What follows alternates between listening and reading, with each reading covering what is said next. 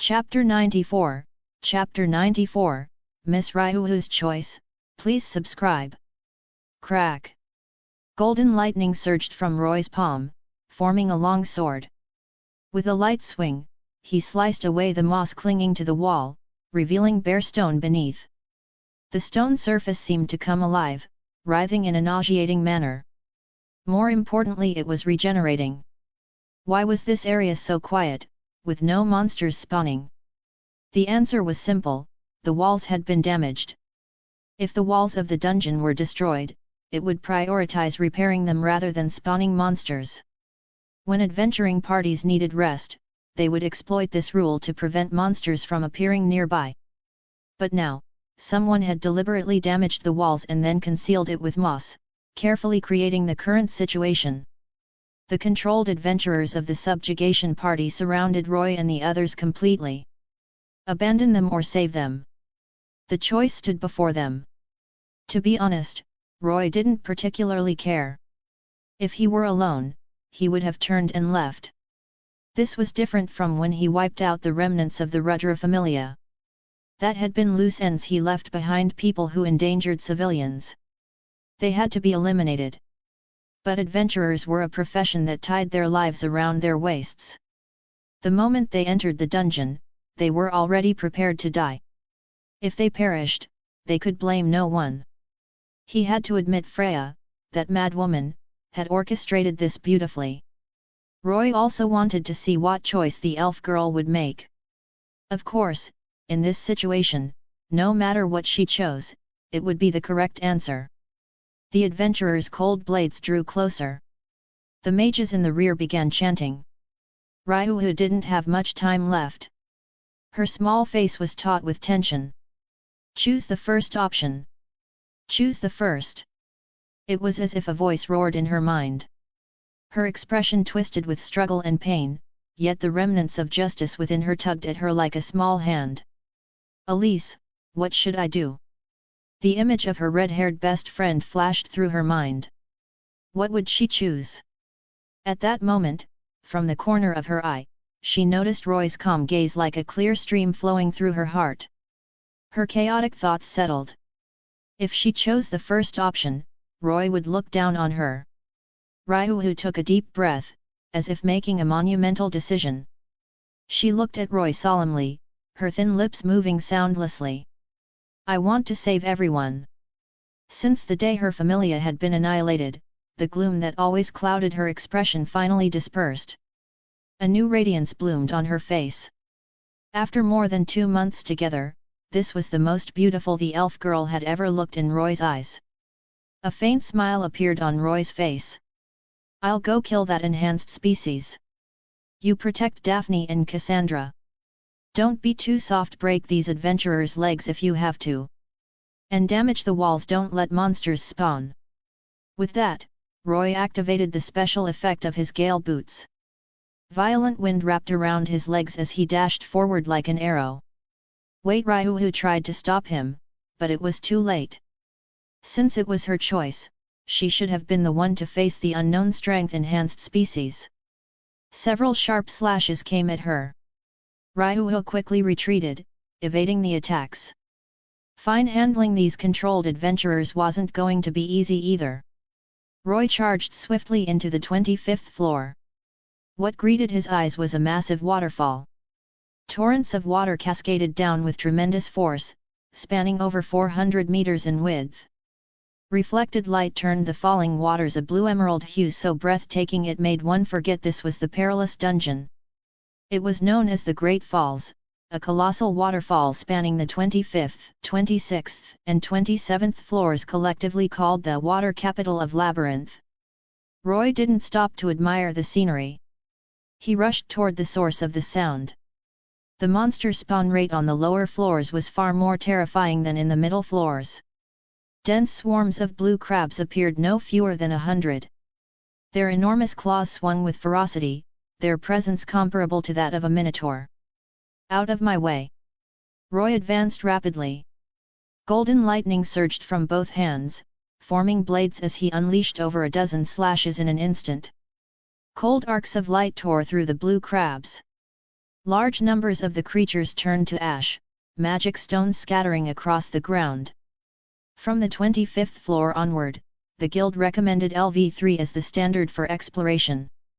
However, that assessment was based on the special terrain of this floor. In truth, it wasn't until the 30th floor that monsters truly required LV3 adventurers to handle. So while Roy's LV3 status carried some risk here, it wasn't significant. That was precisely why he dared to charge in. Boom! With a loud explosion, the nearby river burst open. A massive fish-like monster leapt out, its maw filled with sharp teeth snapping toward Roy. Roy spun aside, flashing to the monster's flank. His weapon shifted form into a spear and pierced into the belly of the ambush fish. The creature instantly turned to ash. Relying on his superior stats for this floor, Roy charged forward relentlessly, smashing through monsters until he reached a cliffside within the water. The sound was coming from there. "Get out here!" Roy rounded the cliff and saw a creature with the upper body of a human and the lower body of a fish. A mermaid unique to this floor. They lured adventurers into traps with their voices before slaughtering them. Their blood could heal wounds, making them top-tier monster materials. La la la la la. The mermaid sat on a rock, her delicate face pitiful and beautiful, tears in her eyes. Though she appeared to be crying, the sound she produced was like singing. Roy's spear shifted into a massive axe, and he swung it down mercilessly at the beautiful mermaid. Clang! As the blade descended, the mermaid's gentle face twisted into something savage. Her teeth sharpened as she opened her mouth wide and bit down on the incoming axe. Compared to ordinary monsters, this enhanced species possessed greater intelligence. Sparks flew from her teeth as her lips curled in a mocking grin. Roy froze briefly. What terrifying bite force, he couldn't even pull the axe back. But touching his weapon was not a good idea. Roy released his grip. The entire axe transformed into golden lightning, crackling violently as electric serpents crawled across the mermaid's body. Ah! The intense shock sent waves of agony through her. The mermaid let out a shrill cry, hatred flashing in her eyes. But survival instinct took over. She dove into the water, her tail thrashing as she fled swiftly. Roy immediately cast another spell. A sphere of lightning formed in his palm and he hurled it into the water. Fishing with electricity. Crack! Crack! Crack! Electric currents surged beneath the water, blasting numerous monsters to the surface, but the mermaid was nowhere to be seen. Roy's face darkened. She actually escaped? In a corner, another mermaid cautiously peeked out from underground, secretly observing Roy. Roy shot her a cold glance. Having slain so many monsters, he reacted instinctively. Golden lightning flared in his palm, ready to strike. The beautiful mermaid burst into tears, flustered and panicked. "Wait! I'm not your enemy." Chapter 95, Chapter 95, The First Battle of the Spirit Holy Sword. Please subscribe. I'm not your enemy. At the sight of Roy activating his magic, the beautiful mermaid monster was so frightened that tears welled up in her eyes. Hearing her broken, stammering voice, Roy was briefly taken aback before quickly understanding. The golden lightning in his palm dissipated. He stepped to the riverbank and asked, "You're in Xenos, aren't you?" "I'm Marie, la la la la." Marie's eyes lit up as she peeked her small head out of the water. Her upper body was human, her lower body a fish's tail. Pale green, silky hair framed her delicate face, and an exquisite seashell ornament covered her chest. As she spoke, she hummed a gentle, melodious tune. Unlike the enhanced species' enchanting, sinister song, Marie's voice was clear and pure, as though it could cleanse evil from one's heart. Especially when she sang, her slightly dazed, innocent expression made her look easy to fool. A trace of kindness appeared on Roy's face. Born within the dungeon, intelligent monsters were rejected by both sides, neither recognized as kin by monsters nor accepted by humans. They were heretics abandoned by two worlds. Roy held a favorable impression of the Xenos. Without comparison, there would be no contrast.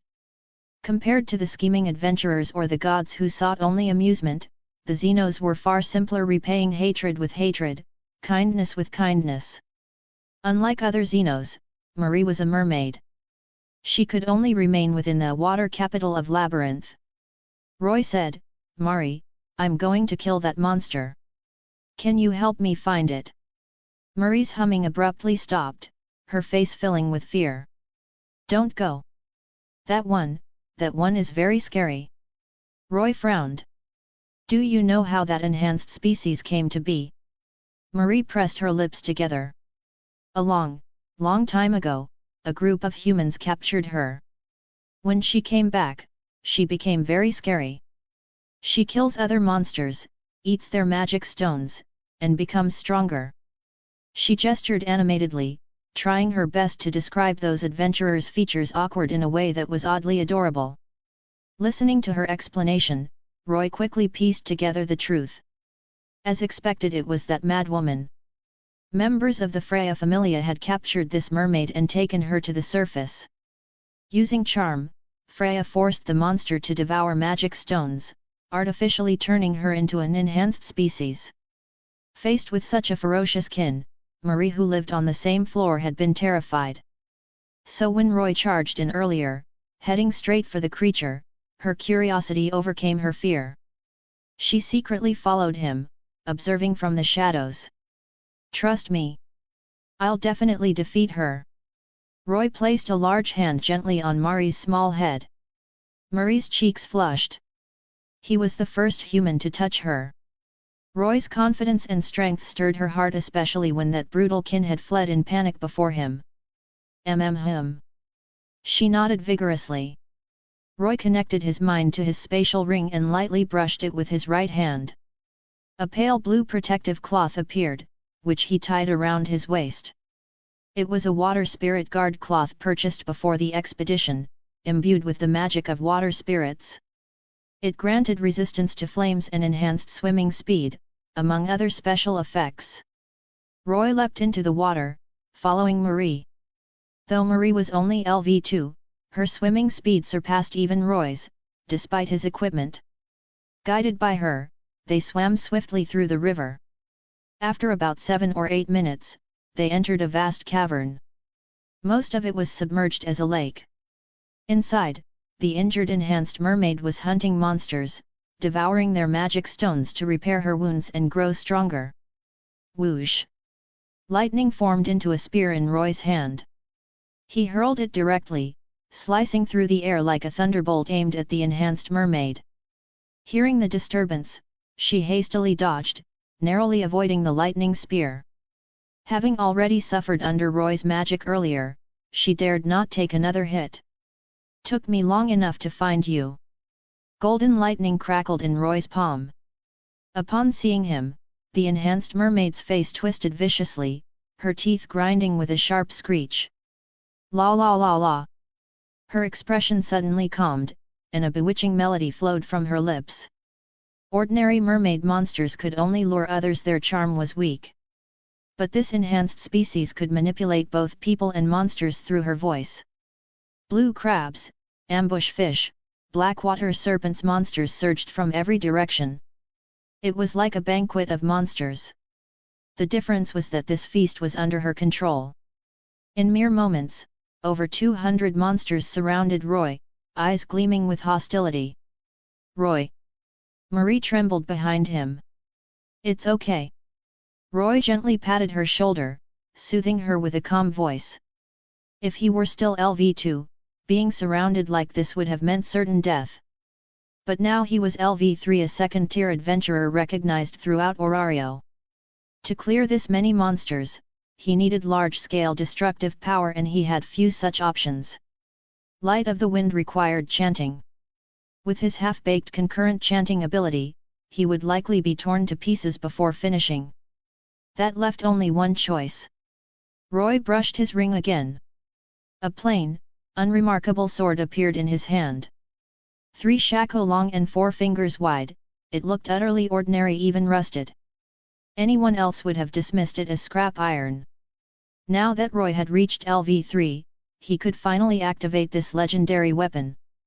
The moment he gripped the hilt, it felt as though their bloodlines were connected. The slender blade trembled softly, releasing a crisp ringing hum. The rust vanished. Brilliant light erupted from the blade, revealing mysterious spirit runes engraved along its length. Its sharp radiance was blinding. Yi!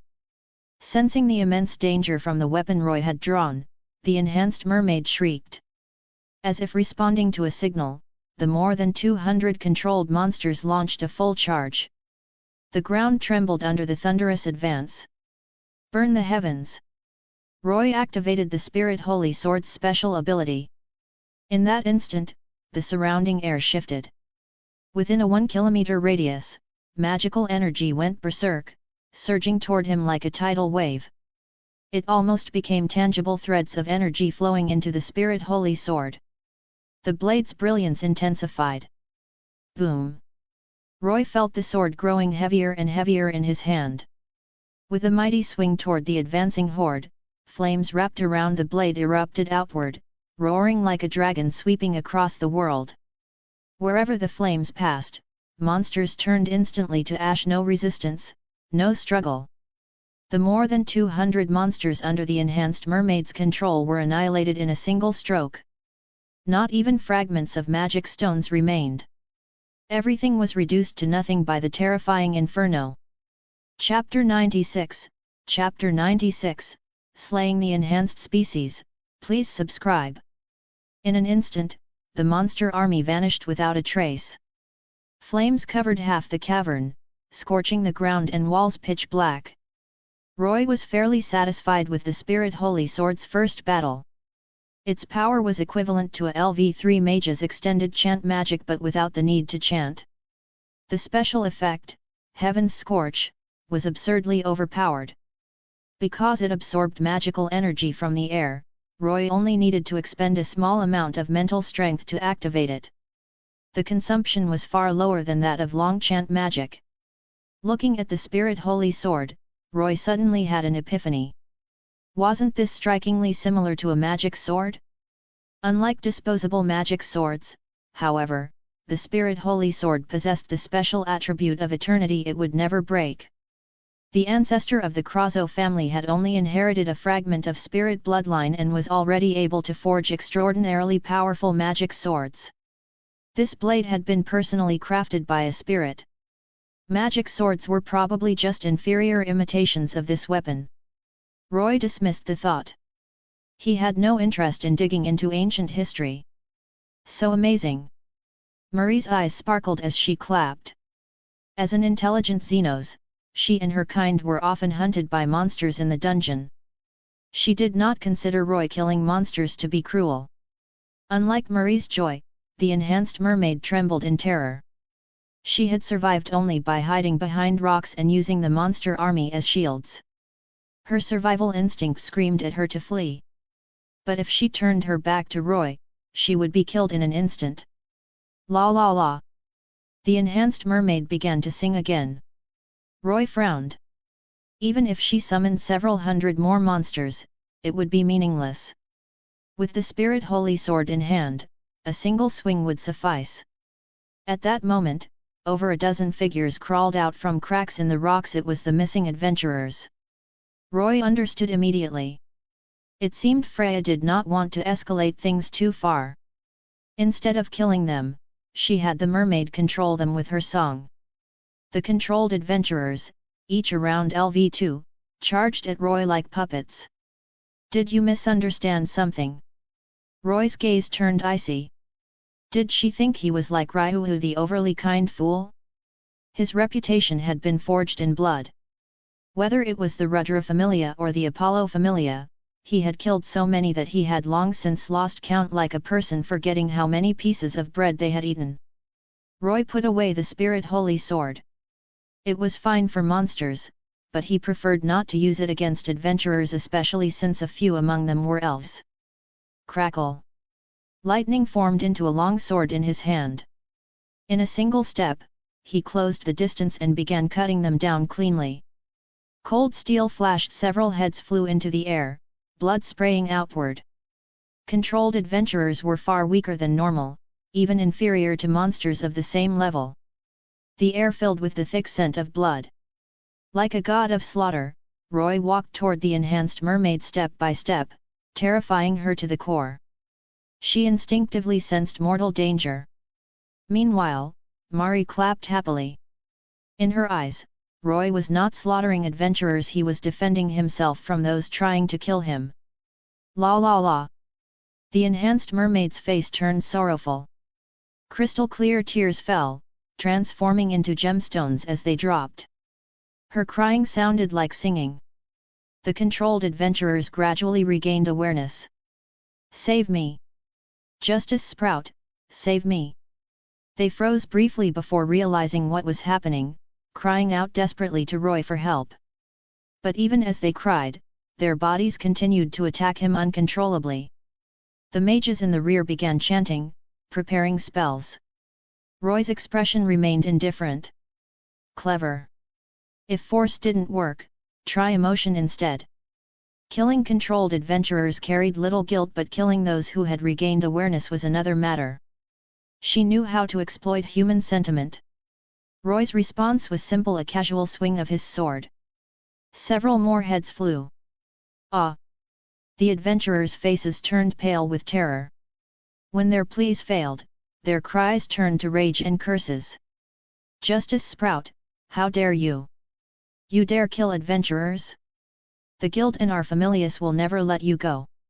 I curse you and your Familia! They screamed, glaring at Roy with hatred. Roy sneered. Go complain to that madwoman Freya. These gods who toyed with the world treated it as their playground. Spells were unleashed, flames and ice surged toward him like twin serpents. Guardian. Roy activated the steel arm guard's special effect. An invisible shield enveloped him as he endured the magic and charged forward. Without hesitation, he cut them down. All controlled adventurers were slain. Corpses littered the ground, and blood dyed the once clear lake crimson. The blood-red surface reflected a horrifying scene. Roy's leg muscles tightened, and he shot forward like a rocket toward the enhanced mermaid. Her face turned deathly pale as she tried to leap back into the water. Boom! The sword in Roy's hand transformed into a lightning spear. Pouring every ounce of strength from his body into the throw, he hurled it. Like a bolt of divine thunder, it pierced through the panicked mermaid's chest, driving her back over 10 meters and pinning her to the wall. Mermaids were not strong in direct combat. Her song and puppets had failed to stop Roy. Her defeat was inevitable. As Bors had judged, this enhanced species was only LV3, with overall abilities around H rank. She could bully a LV2 Xenos like Mari, but trying to challenge Roy was suicide. Roy closed the distance instantly. Sharp claws extended from the mermaid's hands, gleaming coldly as she slashed at him. Clang! Roy raised the steel arm guard to block. Sparks flew as the claws scraped against it, leaving deep marks. Using the opening, Roy stepped in close. Golden lightning enveloped his palm as he thrust it forward, piercing her chest. Inside her abdomen, his hand grasped something hard. He yanked it out violently. Flesh and blood sprayed as a complete, dark purple magic stone emerged in his hand. Bang! The enhanced mermaid's body stiffened. Her mouth hung open as she disintegrated from the bottom up into ash. At the top floor of Babel Tower, Freya swirled a glass of fine red wine gracefully, gazing at the ruby-like liquid within as though she could see everything reflected inside. If that child's justice awakens, yet you still slaughter those adventurers, then you lose the right to stand beside her. Disappear. Chapter 97, Chapter 97, The Floor Boss Amphispina, please subscribe. Roy toyed with the enhanced mermaid's magic stone. It was crystal clear, oval-shaped, and smooth like jade. A magic stone preserved in such perfect condition was worth a fortune. If the guild didn't offer at least 1,000,000 valis, Roy wouldn't even consider selling it. He stored it in his spatial ring. Roy. Seeing him defeat her ferocious kin, Mari excitedly moved to rush over. Roy was about to approach her when he suddenly froze and shouted, "Wait, don't come any closer." Mari stopped at the cave entrance, confusion written on her face. Something was wrong with this cavern. Roy's expression tightened as he scanned his surroundings nervously. At first, he thought the enhanced mermaid had been the only threat. But after killing her, the sense of danger not only remained, it intensified. His skin prickled faintly.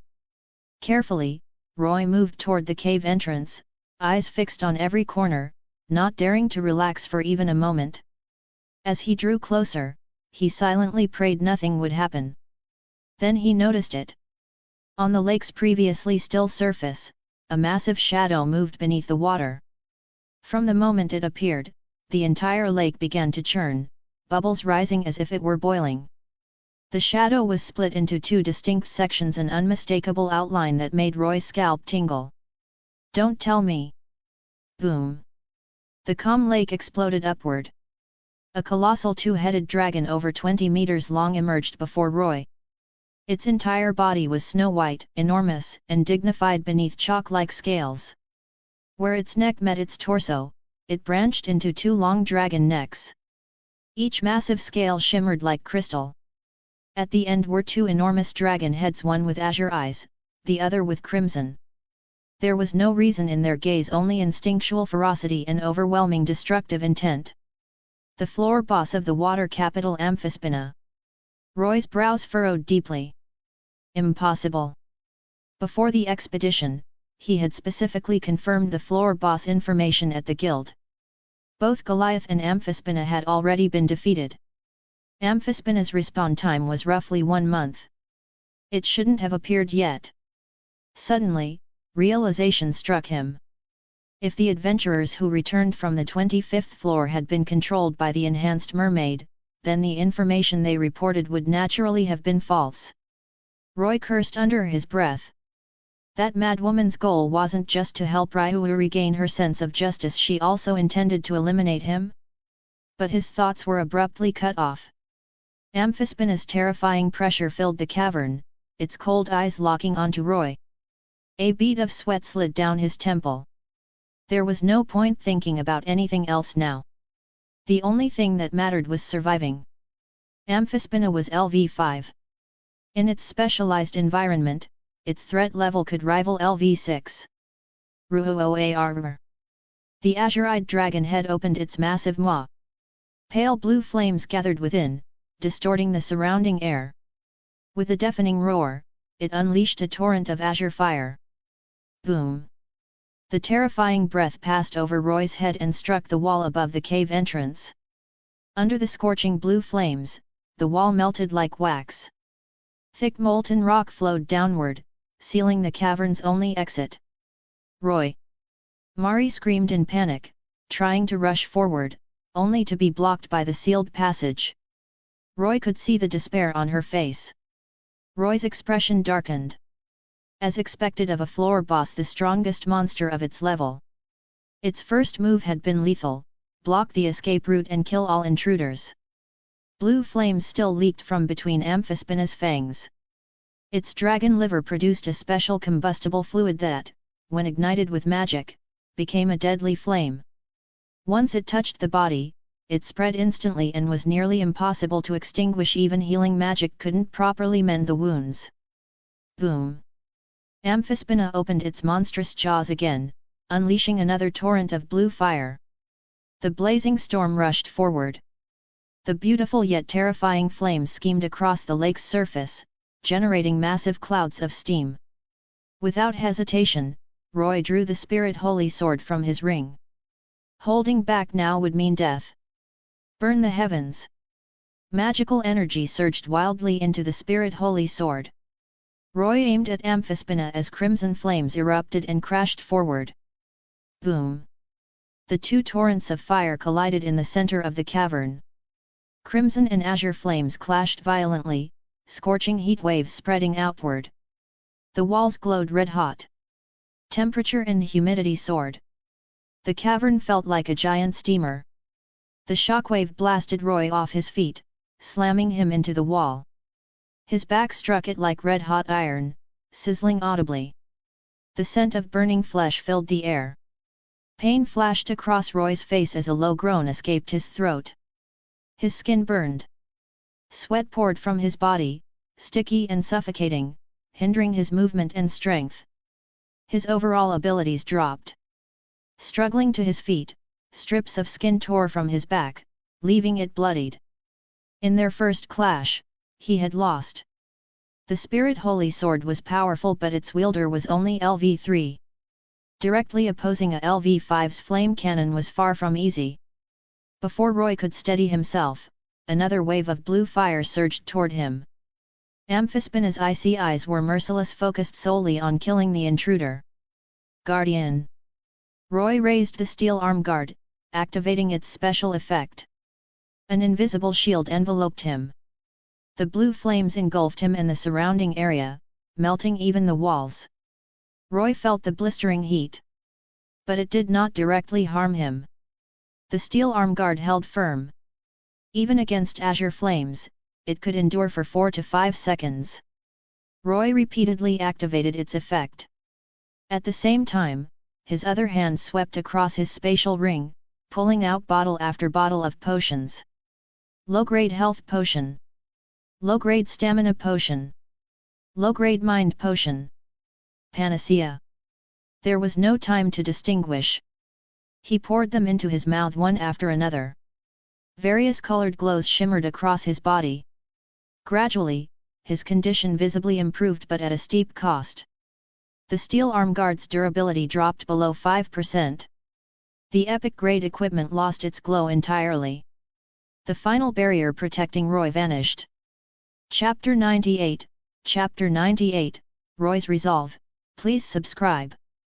Ride the wind.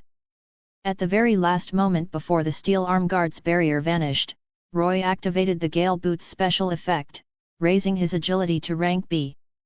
With a sharp burst of wind, his body shot forward like a gale, darting wildly through the cavern. Boom! Boom! Boom! Amphispina's azure flames chased closely behind him. Roy didn't dare slow down. If even a trace of that inextinguishable blue fire touched him, his condition would plummet and death would not be far behind. As expected of a floor boss, Amphispina's combat instincts were no weaker than the enhanced species. Several times, Roy tried to lure its attacks toward the cave entrance so the flames would blast open the blocked passage. But each time he approached that area, Amphispina's breath would instead strike the upper walls. The melting rock only flowed downward, further sealing and thickening the obstruction. 5 minutes later, perhaps because the special fuel produced by its dragon liver had run dry, the azure flames finally ceased. Roy had been running at full speed for just as long. He panted heavily, sweat pouring down like rain. Without stamina potions, he would not even be able to stand now. Ruoar. Both dragon heads roared thunderously, the sound waves reverberating through the cavern. Roy's expression changed. He remembered that Amphispina possessed the ability to summon monsters. Sure enough, the cavern walls shattered as large numbers of monsters poured out. Countless shapes also emerged from the depths of the lake. It was the native monsters of the 25th floor. They filled the area densely, no fewer than those controlled earlier by the enhanced mermaid, and their numbers were still increasing. Gradually surrounded, Roy's face darkened. Was this really where he would die? Wind of light. A crisp, melodious voice rang out. Countless emerald light orbs blasted open the blocked passage. The glowing spheres shot through the cavern and rained down around Roy, annihilating nearby monsters. That precision barely missing him could only belong to one person. Mr. Roy. A golden figure dashed through the cave entrance. Daphne and Cassandra followed closely behind. Roy felt no surprise upon seeing the three of them. If she would extend a hand to strangers, there was no way Ryua would abandon her own teammate. However, none of the subjugation party adventurers were behind them. A faint sneer curled at Roy's lips. If he had been alone, he would never have bothered with such thankless trouble. He would have left without hesitation. Ryua, sharp-eyed as ever, noticed his expression and quickly explained, after you defeated the enhanced species, the controlled adventurers lost consciousness. Mr. Borse escorted them back to the 18th floor. Fine. Roy reluctantly accepted the explanation. Transporting a large group of unconscious people back through floors 23 to 19 where monsters continuously spawned was no easy task. Ruoar. With the passage reopened, and the two of them exchanging words in front of it, Amphispina erupted in furious, hysterical roars, forcing everyone's attention back to the true boss. Amphispina. Ryuu's face paled. The Astraea Familia had defeated Amphispina several times before. But that had been when the Familia was at full strength, 9 LV4 members and 2 LV3s on the verge of ranking up. Back then, defeating it had not been difficult. Now, only she remained alone, LV4 alongside Roy, a LV3, and 2 rookies. Roy, take Daphne and Cassandra and leave. Ryuu made her judgment instantly. Roy frowned. What about you? I've defeated Amphispina before. I know its attack patterns. I can escape it, Ryuu said, forcing herself to appear calm and composed as she once had been. Roy clicked his tongue.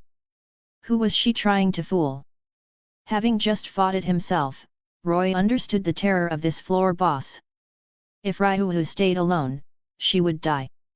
Even as they spoke, the dragon head with azure eyes began emitting blue flames again between its sharp fangs. Its dragon liver had already replenished its special fuel. Seeing this, helplessness flickered through Ryuu's sky-blue eyes. The boy was too perceptive. Please, take them and go, she said, clutching the hem of Roy's clothes. For the first time, a trace of pleading appeared on her usually steadfast face. Anger flashed in Roy's eyes. Are you that eager to die? I told you I'll protect you all. Her eyes dimmed, but her resolve remained firm. Daphne and Cassandra, both LV1, could not possibly return safely from this floor without protection. They were the future of the Astraea Familia. She, an old remnant, should step aside. Throughout this expedition, she had deliberately nurtured Roy's leadership and trained the 2 rookies, helping them grow as quickly as possible. If everything had gone smoothly, she would have continued walking beside Roy. But if disaster struck, she would rather sacrifice herself to preserve the Familia's new generation. Seeing the 2 pillars of the team arguing, Daphne and Cassandra stood frozen, at a loss. With Amphispina's threat looming, Roy did not continue the quarrel. He drew a deep breath and said firmly, No. We're going to defeat Amphispina. Ryuu stared at him in shock. What are you saying? With our strength, defeating Amphispina is impossible. Even when facing the enhanced mermaid controlling dozens of adventurers, she had not panicked like this. The gap between LV4 and LV5 was enormous. Even she would be crushed with ease. That's enough, Miss Ryuu. I am the commander of this expedition. Roy's stern rebuke stunned her. Since they had met, he had never spoken to her in such a harsh tone. If you don't want to fight, you can leave. He pointed toward the cavern exit. He glanced at Daphne and Cassandra as well. The same goes for you. But I will stay. Until Amphispina is defeated. He raised his voice, echoing through the cavern. With this victory, we'll tell the entire world the Astraea Familia still exists. Its justice still exists. His powerful declaration drowned out even Amphispina's heavy breathing. As if sensing Roy's resolve, Amphispina did not attack the passage. It understood. This human would stay and fight it to the death. Come on! Mad excitement blazed in Roy's eyes as he stared at the colossal 2-headed dragon, the floor boss of the water capital, Amphispina. The long-dormant ability Adventure activated. Roy's overall abilities, recovery rate, luck, and various other attributes surged rapidly upward. Chapter 99, Chapter 99, A Desperate Battle in the Cavern. Please subscribe. Adventure. A development ability that only activates when one willingly steps into danger. The conditions were extremely harsh. By choosing to stay, Roy had fulfilled them. The greater the danger, the more terrifying the boost to his abilities and attributes. Facing the floor boss Amphispina, whose base level was at least LV5, Roy's freshly advanced LV3 stats, all at one across the board, began rising at a speed visible to the naked eye.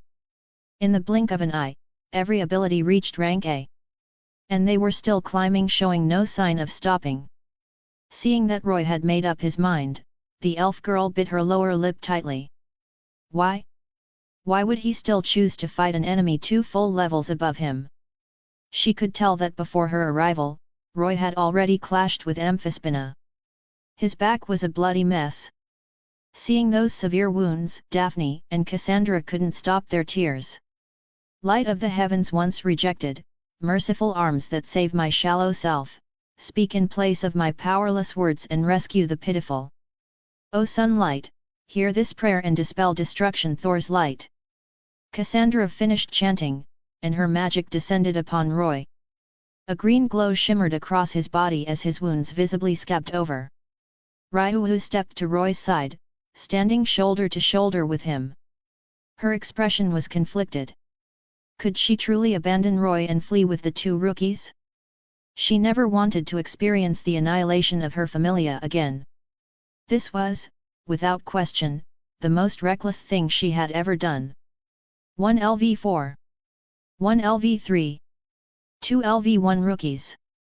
And they were about to challenge the floor boss of the 25th floor Amphispina. Truthfully, even when facing LV7 Althea in the past, Ryuhu had not felt such despair. Back then, the entire Astraea Familia had stood together.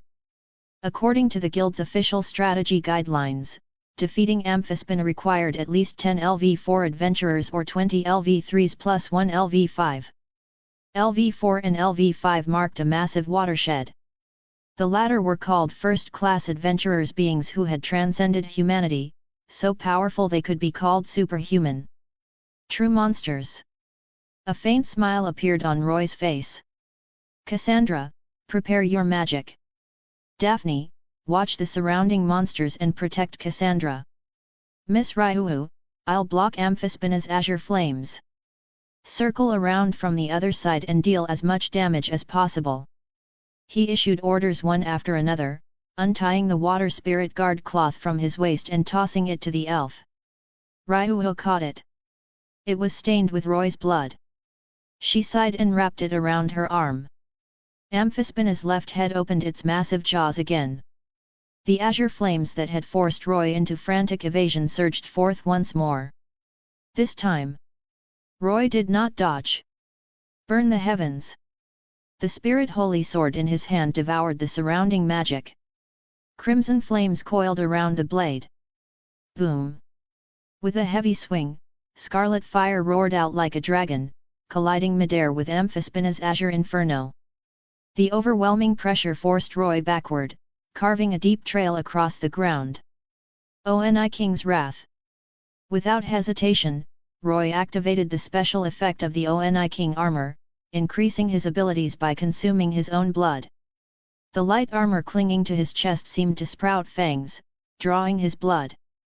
His face paled. But his stats all surged to S999. With the combined boost of adventure and the Oni King armor, Roy's spirit holy sword unleashed a burning heaven flame now powerful enough to contend head-on with Amphispina. Ryuhu, Daphne, and Cassandra stared in disbelief. ALV3 clashing directly with a floor boss? Ryuhu's gaze fixed on the spirit holy sword in Roy's hand, deep in thought. Boom! The 2 infernos battled violently. Waves of fire radiated outward, scorching everything. Ryuhu had the water spirit guard cloth. Daphne and Cassandra wore cloaks crafted from Goliath hide. Roy had nothing left. Stray threads of azure flame landed on his body, burning him with a sizzling sound. The smell of roasted flesh filled the air. Thor's light. Cassandra hurriedly cast her magic again, but the effect was almost non-existent. It won't work. I can't heal burns caused by the azure flames. Tears streamed down her face. The only effective counter to Amphispina's flames was the special fire-extinguishing recovery potion formulated by a Astraea, the saint of the battlefield of the Dian sect Familia. It could extinguish flames and heal severe burns. Roy had anticipated entering the water capital and prepared the water spirit guard cloth. But he had never imagined the guild's report about Amphispina being defeated was false. Naturally, he hadn't purchased the specialized potion. With Roy holding back the azure flames, Ryuhu dashed forward like a gale, charging toward Amphispina. Immediately, the dragon shifted its target. The azure flames spewed toward the elf girl. In its perception, the LV4 Ryuhu posed the greater threat. Ryuhu moved swiftly, dodging the flames. Burn the heavens! As Amphispina redirected its breath, Roy seized the opportunity and swung the spirit holy sword again. Crimson flames swept forward like a tidal wave. A flicker of disdain passed through Amphispina's eyes. Its other head opened wide, exhaling a massive cloud of red mist that blanketed the area. When the spirit holy sword's flames touched the crimson haze, their ferocity slowed and gradually dissipated. Roy's expression darkened. Amphispina's other breath. If the azure flames were its spear, sweeping away prey, then the red mist was its shield, suppressing magic. The red mist breath reduced the power of any magic that entered it. Countless Familias had concluded the same strategy. To defeat Amphispina, one had to close in and cut it down through sheer force. Thus, subjugation parties always chose battlegrounds with stable footing on the 25th, 26th, or 27th floors, luring it into carefully prepared terrain. But Roy's group had no such luxury. This was an unplanned encounter. Half the vast cavern was submerged in water. If Amphispina dove into the lake, the difficulty would effectively jump to LV6. As Ryuhu had said earlier, she knew its attack patterns better than Roy. While evading, she ran along the wall like a gust of wind, appearing above Amphispina's head before plunging downward. Clang! Carrying the weight of her descent, Ryuhu's wooden sword struck Amphispina's head with crushing force. The impact rang like steel against steel. The recoil numbed her hand. When hunting dragons, the greatest trial was always their scales hard as diamonds. Layer upon layer of scales formed an impregnable defense. That was why dragon-type monsters were known among adventurers as the strongest of all. Chapter 100, Chapter 100, Defeating the Floor Boss. Please subscribe. Relying on its dragon scales to block Ryuhu's attacks and the red mist to neutralize Roy's burn the heavens, Amphispina unleashed its azure flames without restraint. Boom! The merciless blue inferno swept across the cavern, engulfing Roy, Ryuhu, Daphne, Cassandra, and even the large number of monsters Amphispina had summoned. The entire cavern erupted into roaring flames. Daphne and Cassandra curled up in a corner, using their Goliath hide cloaks to withstand the azure fire. The Goliath of the 17th floor could not compare to Amphispina, of course, but in terms of defense alone, its hide was only slightly inferior to dragon scales. Roy and Ryuhu struggled to their feet. Their bodies were stained with inextinguishable blue flames that scorched their skin. Their conditions plummeted rapidly. Miss Ryuhu, buy me 20 seconds. Roy tossed 2 panaceas toward her. All right. Ryuhu glanced at him in surprise. In a situation like this, did he still have a plan? She caught the potions, drank them in one gulp, and charged at Amphispina again despite her battered body. The dragon spewed vicious azure flames, forcing the heavily injured elf to evade desperately. Over here! Daphne burst from beneath her Goliath cloak and shouted loudly, drawing Amphispina's attention. A mere LV1 dared to provoke it. The other dragon head crushed chunks of rock and spat the shattered debris toward Daphne. Thor's light! Cassandra sobbed as she continued chanting. Healing magic fell like rain upon the 3 of them. Her lips dried, her voice grew hoarse until she could barely speak. The battle grew increasingly desperate. Under Ryuhu and Daphne's life-risking cover, Roy gained a precious window of time and rapidly opened his dungeon panel. The silver chest he had obtained after killing Muzan Kibutsuji. Inside it an equipment fusion device. He had hesitated for a long time about which two pieces of equipment to fuse. Now, the answer was clear. Even with Adventure activated and the Oni King armor boosting his stats to the extreme, his Spirit Holy Sword's Burn the Heavens could only barely match Amphispina's Azure Flames. The Spirit Holy Sword was already powerful. But Roy would gamble everything and push it to its peak. Spirit Holy Sword and Giant Slayer. He summoned the fusion device. Space rippled as a massive furnace materialized before him. From his spatial ring, he drew out Giant Slayer and tossed it into the furnace along with the Spirit Holy Sword. Taking a breath, Roy pressed activate. Buzz. Buzz. Buzz. The furnace trembled violently. Roy could only pray it wouldn't fail. Fusion successful. Seconds later, the panel appeared before him. Name: Spirit Holy Sword. Quality: Legendary. Description: a weapon forged by Seldia and the Flame Spirits using countless rare materials. Special effect: Giant Slayer. The larger the target, the greater the damage inflicted. The quality remained legendary. Fusing a high-grade weapon would not elevate it to divine status. But Roy's eyes gleamed with exhilaration. 4 special effects. This was not a simple addition, effects stacked upon one another. When activating Burn the Heavens, the resulting flames would also benefit from Giant Slayer. He had previously feared that fusing it might carry over Giant Slayer's drawback, reduced damage against smaller targets. But the negative effect had been removed. If he had known, he would have fused them earlier. It had been a gamble. But for now, he only needed overwhelming damage against a colossal enemy like Amphispina. The fusion device vanished.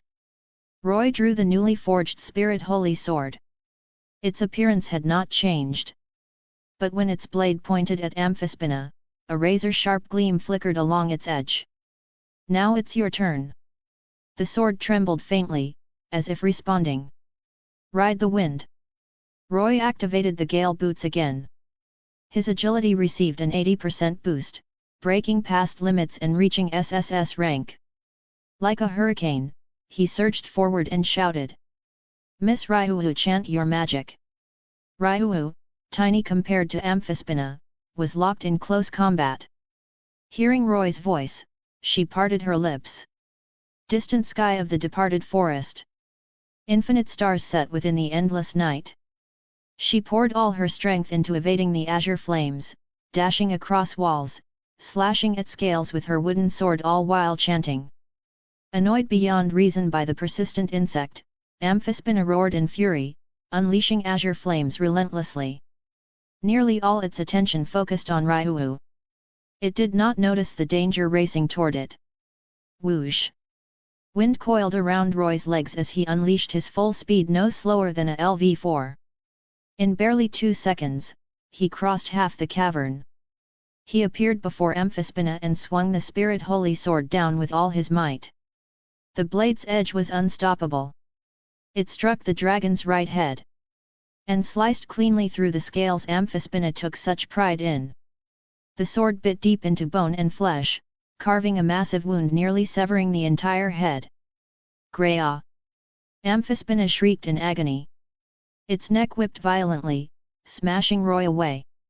He flew backward, crashing into the cavern wall and embedding himself into it. His organs rattled, blood gushed from his mouth. Luminous wind! Ryuhu's hoarse voice rang out. Dozens of emerald light spheres poured into Amphispina's massive wound. Boom! The explosion tore through the injured neck. One of Amphispina's heads was blown clean off and crashed to the ground. Roy forced his broken body upright. His crimson eyes locked onto the dragon as he poured every last drop of his mind into the Spirit Holy Sword. Burn the heavens! Scarlet flames took the shape of a dragon, roaring with a thunderous cry, the final requiem of this deadly battle as they lunged toward Amphispina. With its right head gone, Amphispina could no longer exhale the red mist to suppress magic. Its dragon liver's special fuel had also been exhausted during its assault on Ryuhu. The crimson inferno engulfed its entire body. 7-8 full minutes passed.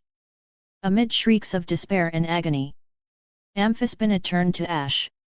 A magic stone nearly 2 meters in size fell to the ground. Specks of light drifted throughout the cavern, like a brilliant star-filled night sky. Floor boss Amphispina defeated. Reward, 1500 attribute points. Silver chest, Amphispina's dragon liver, dragon scales. Chapter 101, Chapter 101, Ryuhu's acknowledgement. Please subscribe.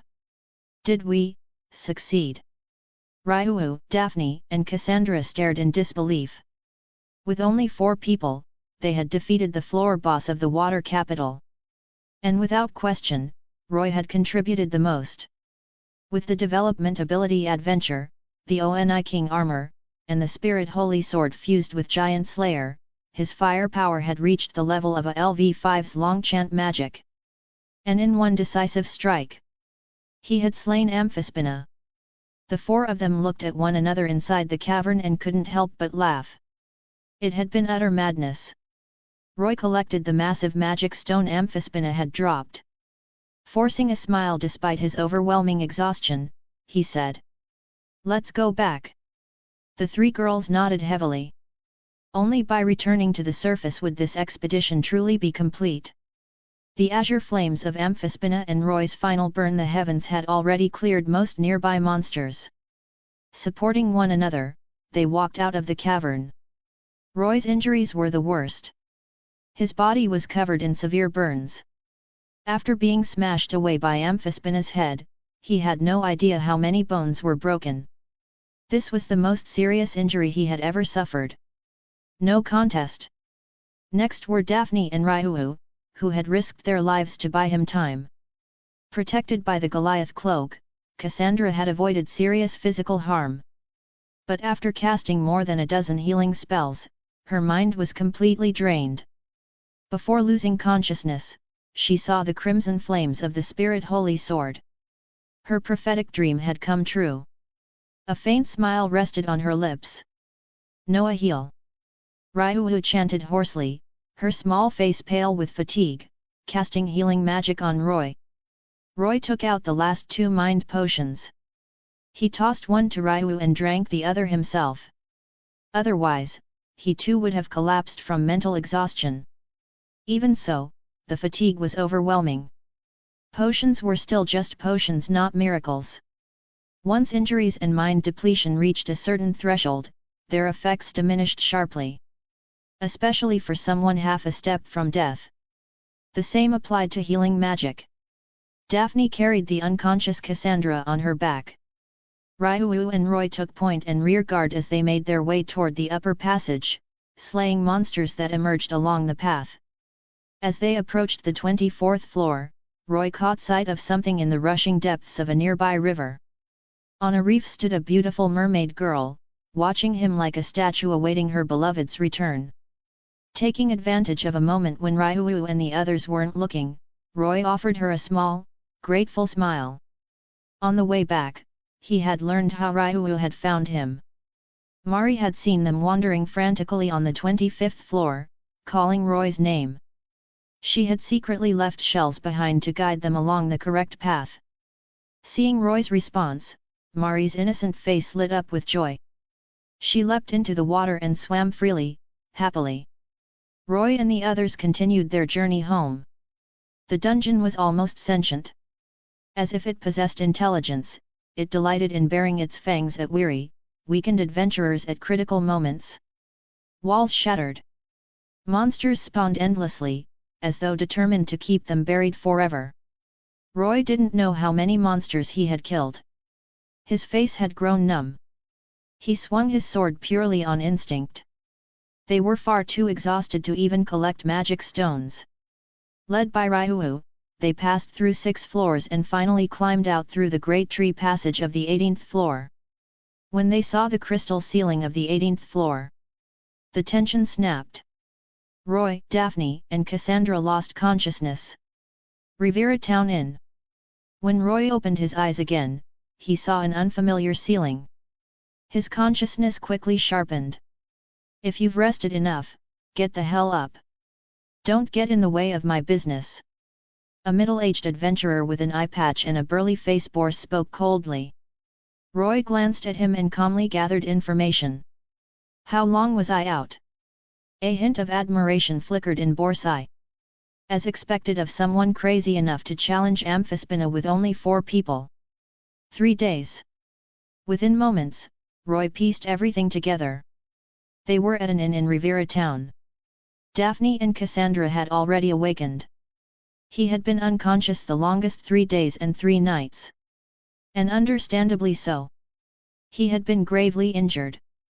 Even moving slightly made his entire body feel as though it were falling apart. He heard that during those 3 days, Ryu and Cassandra had continuously cast healing magic on him. What about the lodging fees? Roy asked. Boris snorted. Consider it my treat. Next time you come, I'll bleed you dry. Roy had killed the enhanced mermaid and saved the entire subjugation party. Boris still had some pride. If he dared overcharge them now, the others would not let it slide. As for the adventurers Roy had killed in the cavern. By the time Ryu and the others arrived, Amphispina's azure flames had already burned the bodies to ashes. It spared Roy the trouble of explaining anything. Kid. You did good. Boris snorted and left the room. Now alone, Roy took the opportunity to check his status. After selecting Update, the results were as expected. Defeating Amphispina had caused his abilities to soar. Several of his stats now surpassed veteran LV3 adventurers who had been stuck at that level for years. And there were the 1500 free attribute points granted by the system. Name, Roy. Level, 3. Strength, 611, C. Endurance, 685, C. Dexterity, 455, E. Agility, 631, C. Magic, 768, B. Development abilities. Adventure, H. Abnormal resistance, I. Roy distributed the free attribute points, mainly increasing the other 4 stats. After his magical aptitude had been enhanced by the Spirit King's blood, he hardly needed to worry about magic. Defeating Amphispina had increased his total stats by 1,650 points. Combined with the system's 1,500 free points. That was a total gain of 3,150 points. A knock sounded. Apparently, Boris had informed her that Roy had awakened. The golden-haired elf girl entered the room. Roy opened his eyes and met her sky-blue, gem-like gaze. Under the dim glow of the magic stone lamp, they stared at one another for a long moment. Ryu spoke first. I'm sorry. Back then, I panicked. It's enough that we survived. Roy shook his head. It hadn't been panic. She had intended to sacrifice herself. He loved adventure, but that didn't mean he didn't value his life. Her attempt to give up fighting had angered him deeply. The image of the boy charging forward against an enemy deemed impossible like a hero was etched firmly into her heart. Ryu pressed her lips together. Her voice trembled. Someday, will you save me? In Roy's eyes, she was no longer the LV4 adventurer known as Gale Wind. She was simply a wounded girl, covered in scars. That day won't be far. Roy's tone was firm. He knew what she meant. The most terrifying nightmare lingering in her heart. The calamity of the dungeon, the juggernaut. One day, they would defeat it. Thank you. A shimmer of tears glistened in Ryu's sky-blue eyes. She extended her small hand toward him. Roy froze for a moment.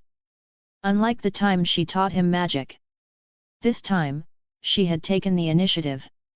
A pure elf only allowed physical contact with someone she truly acknowledged. Her cheeks were flushed red like apples. Without a trace of impure thought, Roy took the hand she had offered in recognition. Chapter 102, Chapter 102, Everyone levels up, Please subscribe. When they heard Roy had awakened, the two rookie girls rushed over and burst into tears at his bedside, clinging to the bed so hard that the injured Roy had to comfort them instead. Other adventurers from the subjugation party also came to thank him, crowding the room. The enhanced mermaid's individual combat ability had not been particularly strong. 5 or 6 experienced LV2 adventurers working together could have taken it down. But its eerie song could control others. One moment of carelessness and you were finished. It was a harsh lesson for everyone. After regaining consciousness, Roy's recovery accelerated. By the third day, he could get out of bed. Though Boris had a foul mouth, he never actually drove him out. Roy took out some of the expedition supplies to thank the adventurers. All of their purchased provisions had been stored on him. During his coma, Ryu, Daphne, and Cassandra had received considerable help from the others. No one suspected anything. They assumed Roy's group had hidden their supplies somewhere in the forest. Inside the dungeon, the value of any resource multiplied several times over. The adventurers celebrated wildly. Several days later, under the effects of healing magic and potions, Roy had mostly recovered. Only a faint pallor remained on his face. The blood drained by the Oni King armor wasn't so easily restored. Roy estimated it had consumed nearly 1,000 milliliters. In his previous life, even donating blood hadn't required that much. After placing flowers at the graves of Elise Laval and the others, Roy's group left the 18th floor and began their journey back to the surface. The regenerated Goliath had already been subjugated. For a battle-hardened team like theirs, the dangers of the middle and upper floors were practically negligible. 4 or 5 hours later, they stepped out of Babel Tower. Warm sunlight poured over them, bringing a sense of healing to the soul. Anyone who had spent too long in the dungeon felt this way upon seeing daylight again. And beyond the sunlight, they saw the breathtaking figure of goddess Astraea. 2 days earlier, an adventurer returning to the surface had delivered a letter informing her of their imminent return. Astraea already knew, in general, what they had endured in the dungeon. She stood waiting in the plaza, gazing at Roy and the others with gentle eyes like a mother welcoming her children home. "Welcome back. You've worked hard." At her greeting, Ryu, Daphne, and Cassandra's eyes grew moist. Roy rubbed his own eyes. Damn it! Something must have gotten in them. Was the wind in Babel Plaza always this strong? Maybe the guild should pay more attention to environmental maintenance. Time flowed strangely in the dungeon. To Roy and the others, it felt like only 10 days had passed. In reality, a full month had gone by on the surface. Everything in the world changed with time. Only the gods remained eternal. That eternity brought comfort. Even 10,000 years later, she would still be the same, speaking to you like a dear friend, never once feeling distant. They returned to the Stardust Garden. Those who needed rest rested. Those who needed baths bathed. They could have rested on the 18th floor, but it was still the dungeon. No one knew when disaster might strike. Only their own home felt truly safe. Astraea had prepared a lavish meal. This was merely an appetizer. Once everyone had stabilized, they would celebrate properly at a restaurant. They devoured the food ravenously, even the two girls. Roy had preserved plenty of delicacies in his spatial ring, but none of it compared to this meal. What they were savoring wasn't just flavor. It was peace of mind. Only Ryu maintained her elven elegance. "You've leveled up," Astraea announced at the table. Roy blinked. "Who?" "Everyone except you." As she said that, Astraea shot Roy a faintly resentful look. "So love fades, does it? Where is my sense of participation?" The pouting goddess looked adorable. Though in Roy's eyes, it was just an ancient being acting cute. His gaze swept over Daphne, Cassandra, and finally stopped on Ryu. "LV2? LV2? And you LV5? Yes." Daphne and Cassandra could barely suppress their excitement. They had become upper-tier adventurers in one leap, surpassing more than half of Orario. Ryu nodded lightly. Even her normally calm expression carried a trace of joy. Nearly half a year after her Familia's destruction, she had reached LV5. A first-class adventurer. Roy wasn't surprised. This expedition had been filled with feats worthy of legend. Clearing the monster party of the 17th floor. Facing an enhanced mermaid while surrounded by dozens of high-level adventurers. And defeating the floor boss, Amphispina. Seeing the entire team level up made Roy itch with anticipation. Though much of the credit for killing Amphispina had come from his equipment. A LV3 slaying a LV5 floor boss was undoubtedly a grand feat. His ability values had already met the standard.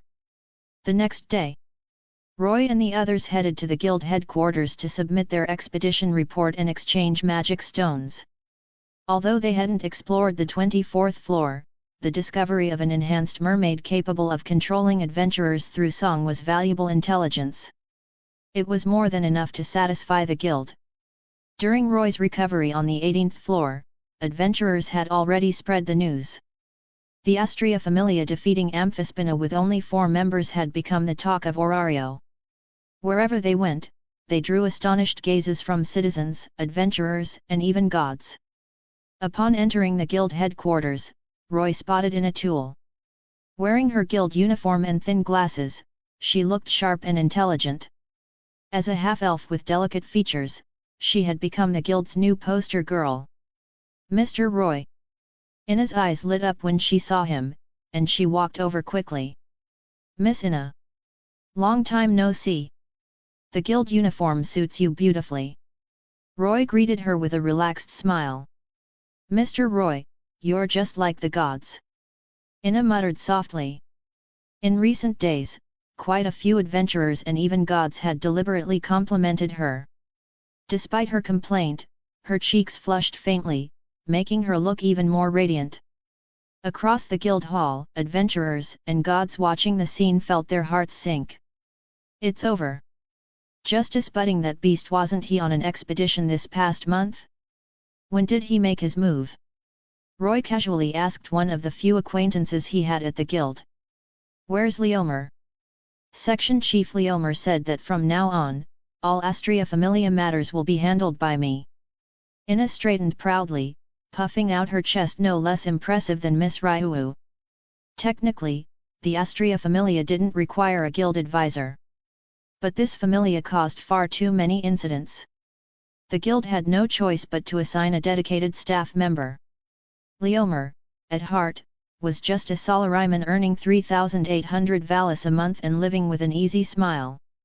How could he handle Roy's constant upheavals? Especially after hearing Roy had killed Amphispina. He could already foresee more trouble coming. So he decisively handed the responsibility to Ina. Roy could only laugh helplessly. Was he really that terrifying? Chapter 103, Chapter 103, Orario in Turmoil. Please subscribe. Miss Ryu and Daphne placed a large sack of magic stones on the ground for the guild staff to appraise. From magic stones alone, this expedition earned nearly 10 million valis. Including monster materials, the total revenue reached around 40 million valis. They had already recovered the full cost of the expedition. Such an enormous sum would make countless people greedy. Yet no one dared make a move. The guild hall gradually fell silent. Adventurers and gods alike watched Roy's group with tense anticipation, waiting for the final confirmation. Everyone leveled up.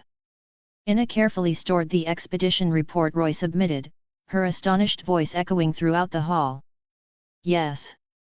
Roy smiled deliberately and raised his voice so the entire hall could hear. I advanced to LV3. Daphne and Cassandra reached LV2. And Galewind Ryuolion has risen to LV5, becoming a first-class adventurer. Although he had already reached LV3 before the expedition, he had only announced it now. The hall plunged into stunned silence. Then, an explosive uproar erupted. Gods leapt straight up from their seats. If they had leveled up, then the story of 4 people defeating Amphispina was likely true.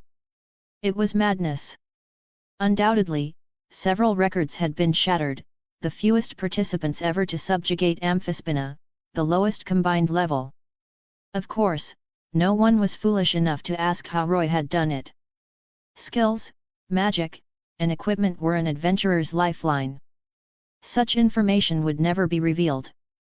They only knew one thing. Roy's group had succeeded. And everyone had leveled up. The news spread like a raging storm, shaking all of Orario. Every person who heard it wore the same expression of disbelief. Some high-level adventurers even rushed into the dungeon to verify it themselves. Though the dungeon had largely repaired the battlefield, faint traces of devastation remained. Enough to suggest how brutal the battle had been. They emerged pale-faced. After a month of silence, the Astraea Familia once again dominated Orario's discussions. On every street corner, people talked about this legendary familia. They seemed like a miracle made manifest. Roy had broken the record for fastest advancement to LV3. Ryua once hailed alongside the Loki familia's sword princess, Ace Wallenstein, LV4, as a rising star had now taken the lead, reaching LV5 first. Daphne and Cassandra had previously belonged to other familias before joining Apollo Familia. Counting everything, they had taken just over a year to reach LV2. Naturally, they couldn't compare to Roy's abnormal growth. But their speed was astonishingly close to the level-up records once set by Ace Wallenstein and Ryuu. Gods swarmed the guild headquarters like madmen, hoping to extract information from the Astraea Familia's exclusive staff member, Ina. Preferably details about skills or magic. They were firmly refused. Beneath her gentle and well-mannered exterior, Ina possessed a professional integrity stronger than most, strong enough to confront gods head-on. Bribes, threats, pestering, shameless tactics. She did not budge. Cowering in a corner, Leomer trembled. Thank the heavens he had handed the Astraea Familia over to Ina. Otherwise, he would be the one surrounded by gods right now. Terrifying. He silently vowed never to approach within 100 meters of Roy again. The Astraea Familia's fame now surpassed even its pre-annihilation days. As the story spread throughout Orario, merchant caravans carried the tale across the world. A fishing village. A pair of Amazon sisters had just slain a monster lurking in a nearby lake. The strength they displayed was on an entirely different level from ordinary adventurers. Tiona grabbed her sister's arm excitedly. Tioni, let's go to Orario. Tioni frowned, unable to understand her eternally cheerful sister. Why all of a sudden? I want to meet this boy. Tiona held up a newspaper given to her by a merchant who had returned from Orario. On the front page was a handsome young man with a confident smile. Who else could it be but Roy? The fastest leveling adventurer in history. The Astraea Familia's rising star. Justice Bud.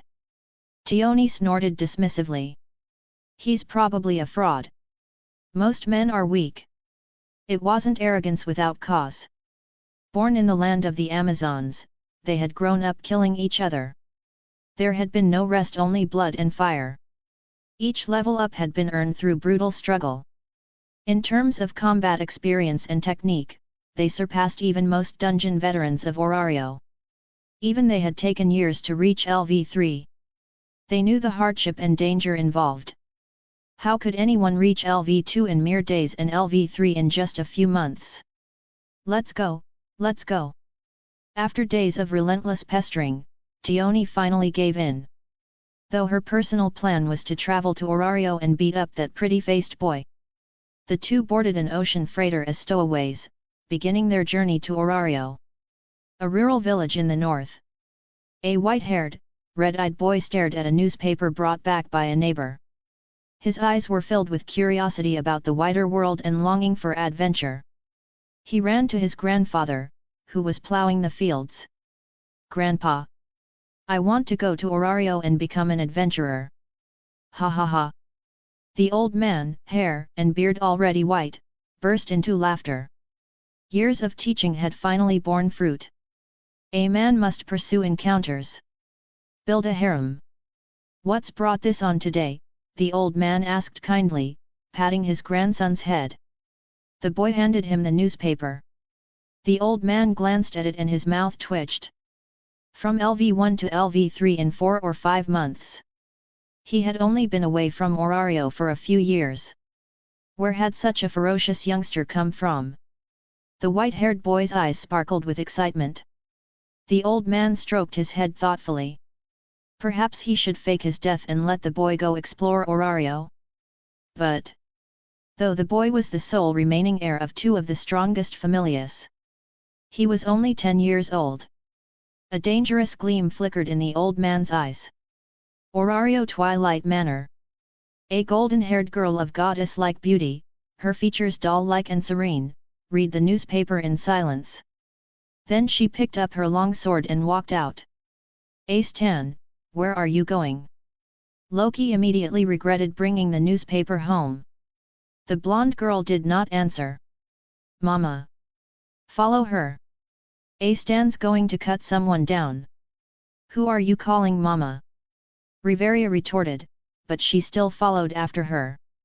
Chapter 104, Chapter 104, Madam, surely you wouldn't want, please subscribe. Orario. After leaving the guild headquarters and receiving nearly 10 million valis from exchanging magic stones, Roy and his group headed to a restaurant to celebrate their successful expedition. Not the hostess of fertility, but the Blazing Bee Pavilion in the southern 5th district.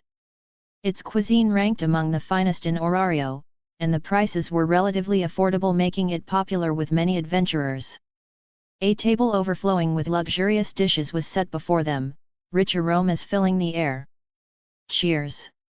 Roy, Ryuhu, Astraea, Daphne, and Cassandra clinked their glasses. Roy poured the chilled ale down his throat and smacked his lips. It was similar to the craft beer from his previous life, not very strong, but flavorful.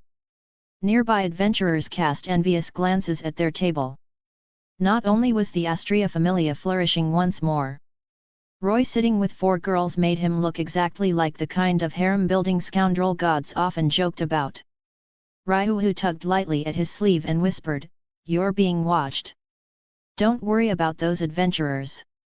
Roy assumed she meant the surrounding patrons. Following her gaze, however, he noticed a golden-haired girl standing across the street outside the tavern, her golden eyes locked onto him. The Sword Princess, Ace Wallenstein. Her appearance immediately drew attention. Not only because of her worldwide fame, but because she was breathtakingly beautiful, her face rivaling that of a goddess, her petite frame delicate and refined, her skin fair and flawless. Her golden eyes were steady and unwavering. A phrase surfaced in Roy's mind. Unyielding steel eventually breaks. If she failed to achieve her goal in the end, she might walk a path of self-destruction. He couldn't help glancing at his own elven companion. Those two were somewhat alike. Seeing the golden-haired beauty walk straight toward him, Roy said calmly, "Sword Princess. What a rare guest." Ryuhu, Daphne, and Cassandra set down their glasses, their eyes turning wary. Adventurers picking fights was nothing new. But if Ace thought they were easy targets, she was mistaken. In fact, during the Great Feud, Ryuhu and Ace had once crossed blades. At the time, both were LV3. They hadn't determined a winner, but if the fight had continued, Ryuhu would likely have prevailed. She had been on the verge of LV4, while Ace had only just advanced to LV3. Now that Ryuhu had reached LV5, the level gap gave her confidence she could easily overwhelm Ace. Ace ignored the others' guarded expressions and stared only at Roy. "How can I level up as fast as you?" Her voice was clear, urgent, almost restless. She had begun paying attention to Roy when he reached LV2. Now that he had advanced to LV3 at an astonishing pace, she could no longer sit still. Roy blinked. "So that's why." His expression turned strange. "I have cheats." "Do you?" "That's a Familia secret," he said lightly. "I can't tell you." Ace pressed her lips together. "Or, are you planning to join the Astraea Familia?" Roy said it casually, like a devil's whisper brushing against a young girl's ear. Ace's delicate brows knitted together. I can't pretend I didn't hear that, Justice Bud. A voice heavy with suppressed anger sounded. Riveria turned from beside the tavern entrance, emerald eyes coldly fixed on Roy like a young mother glaring at a suspicious man trying to lure away her innocent daughter. Good evening, Nine Hell. Roy smiled politely despite being caught red-handed. The royal elf stood tall and breathtakingly beautiful, exuding mature elegance. Her long emerald hair shimmered as it was tied in a low ponytail. Her pointed ears peeked through her hair. Her features were flawless. Even among the naturally beautiful elves, she possessed a transcendent charm surpassing many goddesses and stirring envy in countless women. Her eyes, a purer shade of green than Ina's, were as refined as polished gemstones. Lady Riveria. Ryuhu rose in surprise, her expression respectful. Riveria nodded gently. Gale Wind, congratulations on reaching LV5. I'm pleased to see such an outstanding warrior among the elves. I'm undeserving, Ryuhu replied softly, lowering her head. Reverence for elven royalty was ingrained in every elf, Ryuhu included. Good evening, Lady Astraea. Child of Loki. It has been some time. Riveria greeted the Astraea Familia members one by one. Except Roy, whom she regarded coldly. Roy pursed his lips. The golden-haired girl walked willingly into his jaws. How was that his fault? Ace's eyes burned with intensity. Fight me. No. Roy answered instantly. Was she crazy? He knew exactly what she wanted to probe the secret of his rapid advancement through combat. He had just defeated Amphispina. His injuries weren't fully healed. Why would he bother? At his blunt refusal, Ace's expression fell. She lowered her head, looking pitiful. Even Ryuhu, Daphne, and Cassandra felt Roy was being too heartless. He could at least have declined more gently. Roy snorted inwardly. Just because she's pretty, I have to indulge her? Riveria sighed, her tone softening. I ask you as well, Justice Bud. Roy met her gaze. Suddenly, his eyes lit up. Madam, surely you wouldn't want your daughter. He clasped his hands together. Fine. But I have one condition. Speak. Riveria's eyes sharpened. Roy shook his head. Agree first. I'll state it after the fight. Are you mocking me, Justice Bud? Riveria's expression turned cold.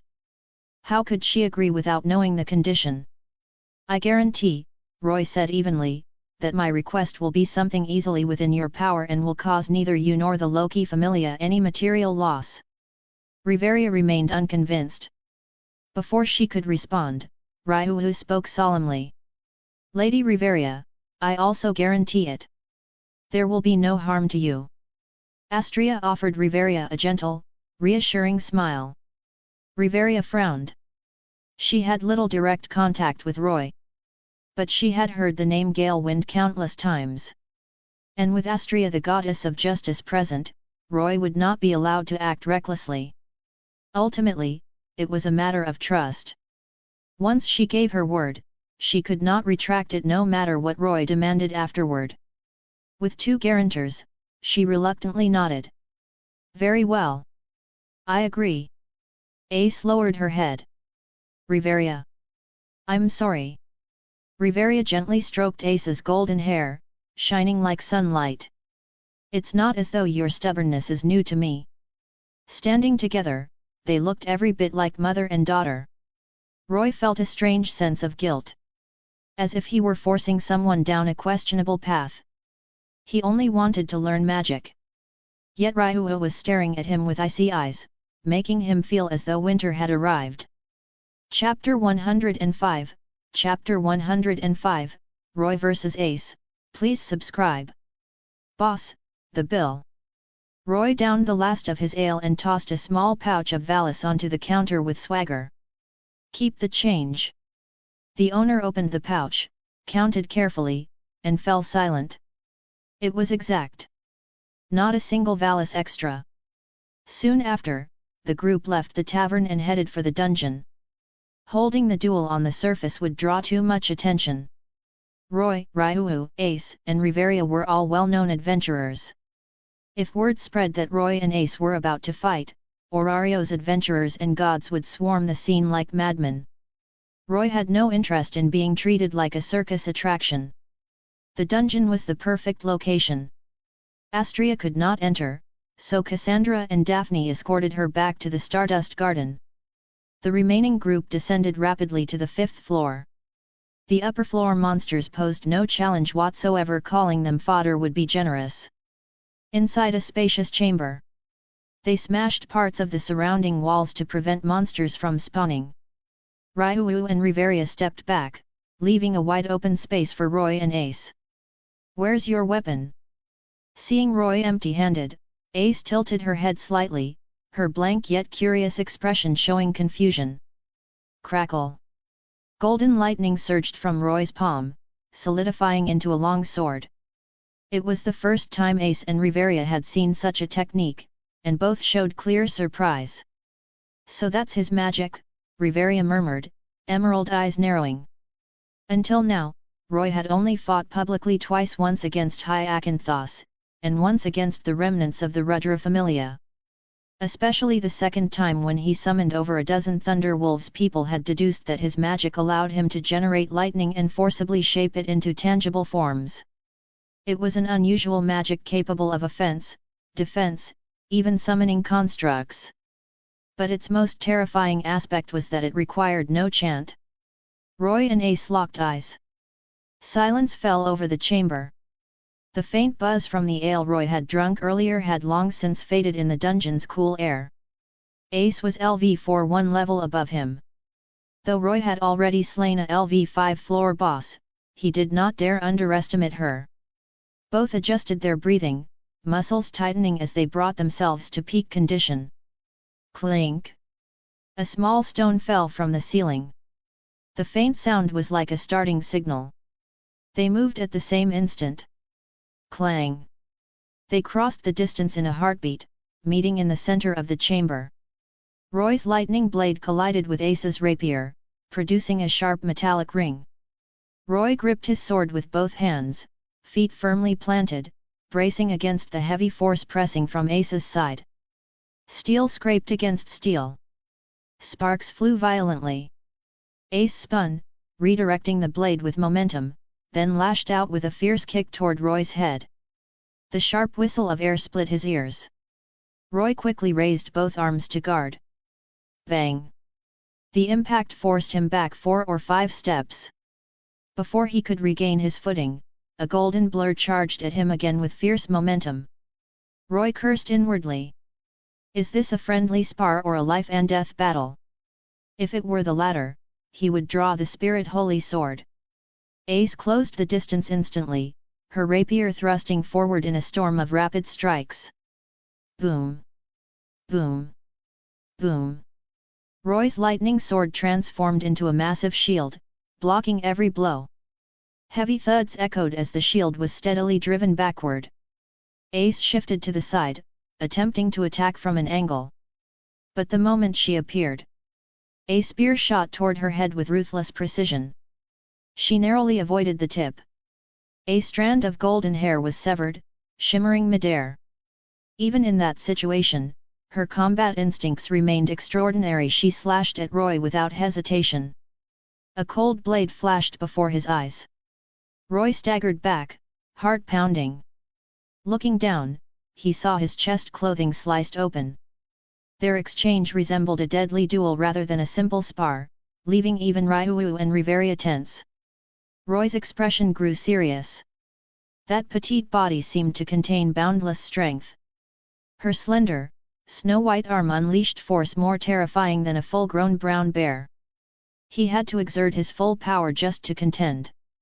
Unbeknownst to him, Ace was even more shocked. Though she had only recently advanced to LV4, she was undeniably a true LV4 adventurer. The gap between levels was no joke. LV3 adventurers or monsters alike could not last 3 moves against her. Yet Roy not only endured.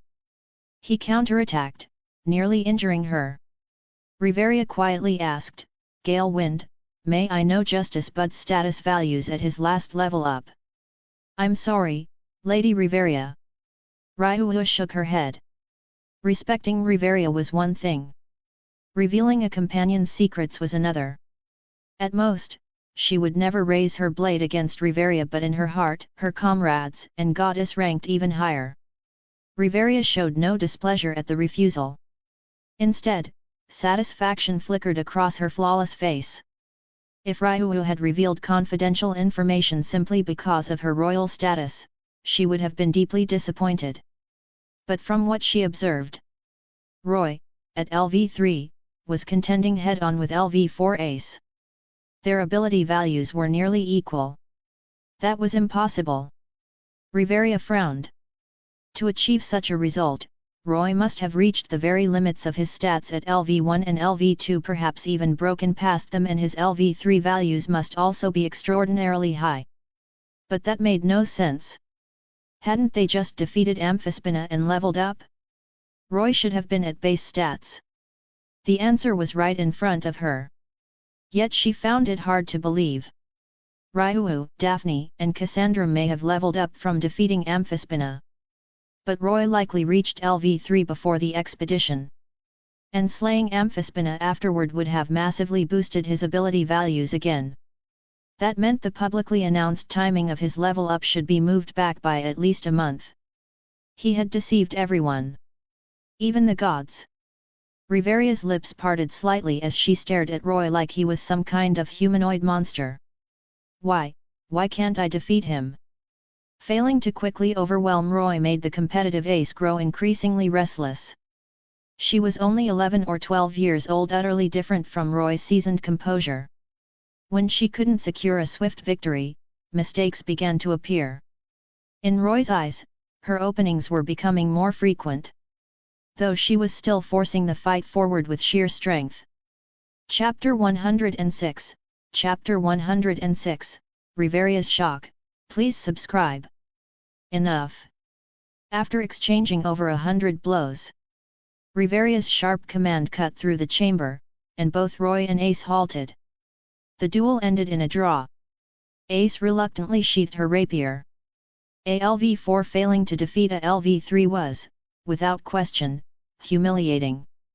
Without relying on external means, Roy also found it difficult to defeat Ace. After all, there was still a full level between them. How can I become like you? Ace asked again, even more impatient this time. Before, she had only thought Roy leveled up quickly. Now she realized it wasn't just his speed of advancement, his actual combat strength was even more outrageous. Join AST. Ahem. Under Riveria's warning gaze, Roy quickly changed his words. A LV6 Archmage was not someone he could afford to provoke. Your anti-personnel combat skills are lacking. Roy shook his head, pointing out her most fatal flaw. All of Ace's training focused on hunting monsters. Against adventurers, she relied mainly on overwhelming stats. But once faced with an opponent of similar numerical strength, victory became difficult. Roy, on the other hand, had undergone Spartan-style training under Ryuhu. Back then, fueled by hatred for the Rudra Familia, she had practically poured every killing technique she knew into him. The way they fought simply didn't favor Ace. She had brought her weakness against Roy's strength. Of course she couldn't win. If the contest were changed to monster hunting instead, Roy would surrender immediately without hesitation. Driven by her hatred for the Black Dragon and monsters, Ace's skill Avenger Princess was hailed as the strongest anti-monster offensive ability in the lower world. Without equal.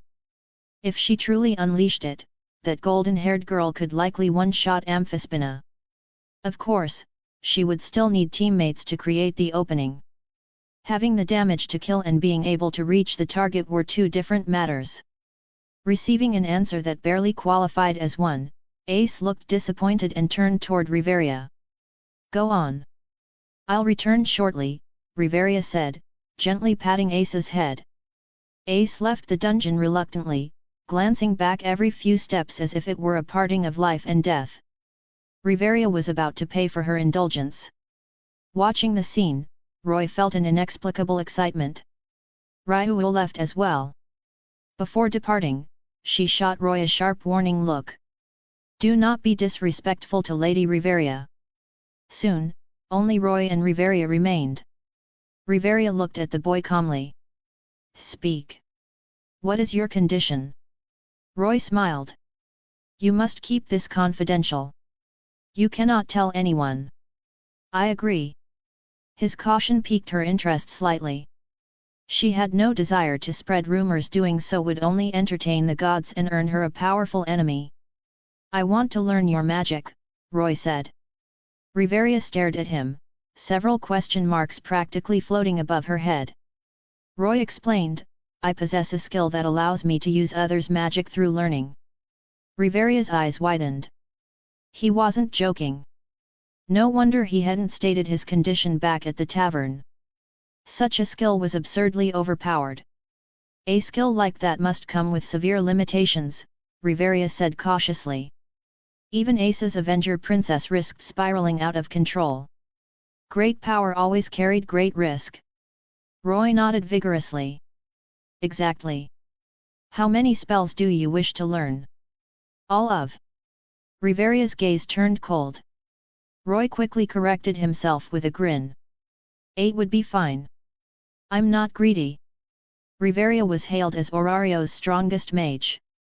She possessed attack, defense, and healing magic, not just categories, but multiple spells within each. As a member of Elven royalty, her magic featured a unique chanting system. By rearranging short, medium, and long chants, she could alter effects and amplify power. Ordinarily, adventurers were limited to 3 spells. Riveria possessed 9. Hence her title 9 Hell. Among those 9 spells, attack, defense, and healing each accounted for 3. Their power scaled from 1st tier to 3rd tier depending on chant length. Her highest tier attack magic could cover most of Orario. 2 casts would be enough to reduce the city at the center of the world to ashes. Strategic class power. Riveria almost laughed in disbelief. There was no way she would teach all her magic to someone from another familia. If you join the Loki Familia, I will teach you all of it, she said, emerald eyes gleaming slyly. Roy glared. He had intended to poach the Sword Princess, yet Riveria was trying to take everything instead. Not happening. I'm very comfortable in the Astraea Familia. That much is obvious. Riveria cast him a sidelong glance. The Astraea Familia clearly revolved around him. He would never come to Loki Familia as a mere officer. 6 spells. 1. 4 spells. 1. 2. That's my absolute limit. Seeing Roy's exaggeratedly tragic expression, Riveria sighed softly. Very well. But I will not teach you attack magic. Power invited murderous intent. She had not yet fully judged Roy's character. Long chant attack spells, especially those of catastrophic scale, were too dangerous. Defense and healing magic, at least, posed less risk. Roy nodded repeatedly. No problem. But seeing the barely concealed curve of his lips, Riveria realized something was wrong. His true expectation had likely been 2 spells all along. He had never planned to learn her attack magic. A spoken promise was like spilled water. She could not take it back now. Riveria shot him a glare. You act well. Aria Laevity, and this is my 1st tier defense magic. It enhances resistance to both physical and magical attacks and forms a protective aura around the target. The effect lasts for a period of time. Roy extended his hand. Riveria frowned. What are you doing? Physical contact is required.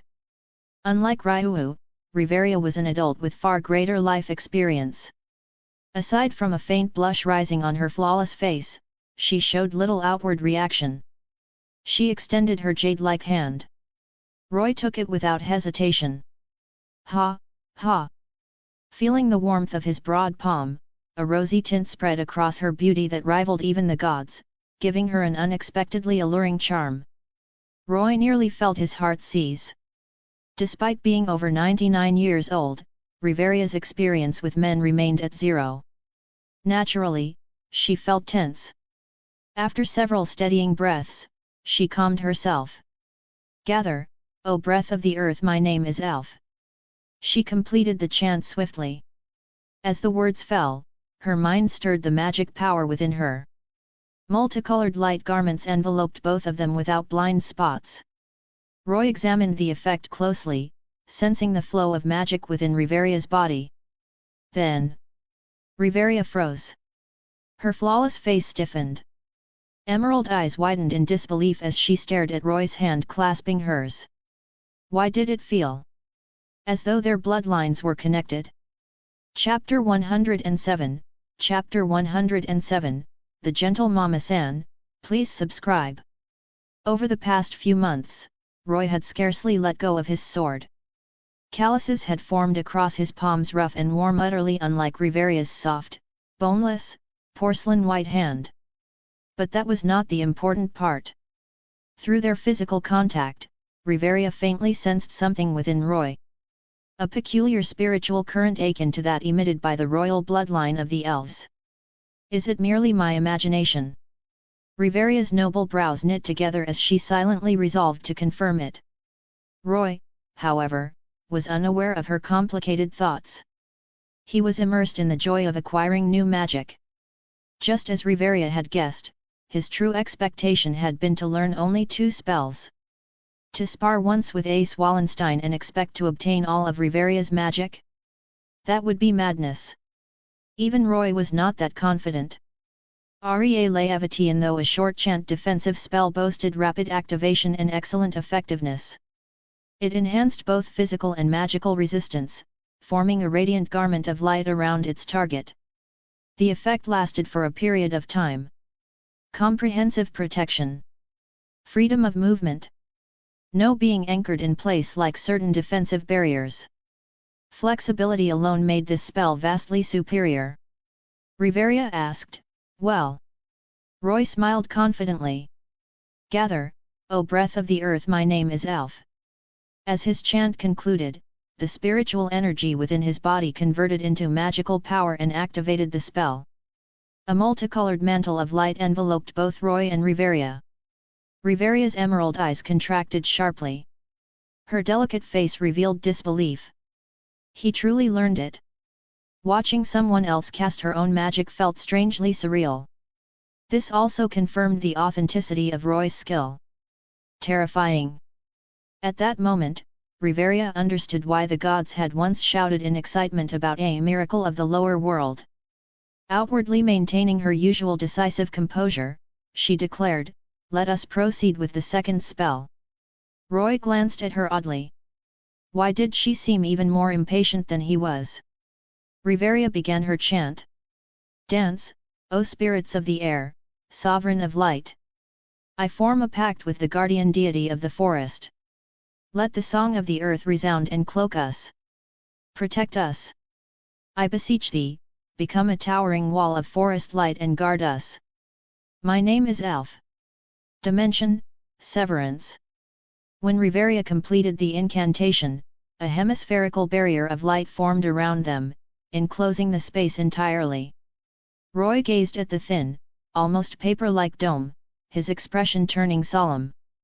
Even if he unleashed the Spirit Holy Sword at full power, he doubted he could break this spell. Riveria's strongest defensive magic. A barrier that resisted both physical and magical attacks, completely isolating the interior from the outside world. Within Orario, only a handful of individuals could shatter such a shield. Still holding her hand, Roy sensed the flow of magic within Riveria's body. The sequence engraved itself deeply into his mind. When he opened his eyes again, confidence shone across his face. Protect us. I beseech thee, become a towering wall of forest light and guard us. My name is Elf. Dimension, Severance. As Roy's chant concluded, a new barrier formed around them. Inferior to Riveria's version, certainly. but still possessing formidable defensive strength. The pinnacle of defensive magic acquired. During this process, Riveria also grew more certain of the peculiar spiritual presence within Roy. The sensation of shared blood grew increasingly distinct. Under his influence, her blood seemed to heat, as though stirred by a hidden resonance. Riveria stared at Roy in astonishment. Could he be a mixed descendant of elven royalty? Yet she had never heard of any elven royal marrying an outsider and bearing a child. If such a scandal had occurred, the entire elven race would have erupted in outrage. There would have been no way to conceal it. Roy displayed none of the visible traits of a half-elf. If royal blood truly ran through him, it must have been diluted across dozens of generations. The sudden appearance of a human carrying elven royal lineage was enough to give even Riveria a headache. What in the world was this situation? But one thing was certain. Other elves must never learn of this.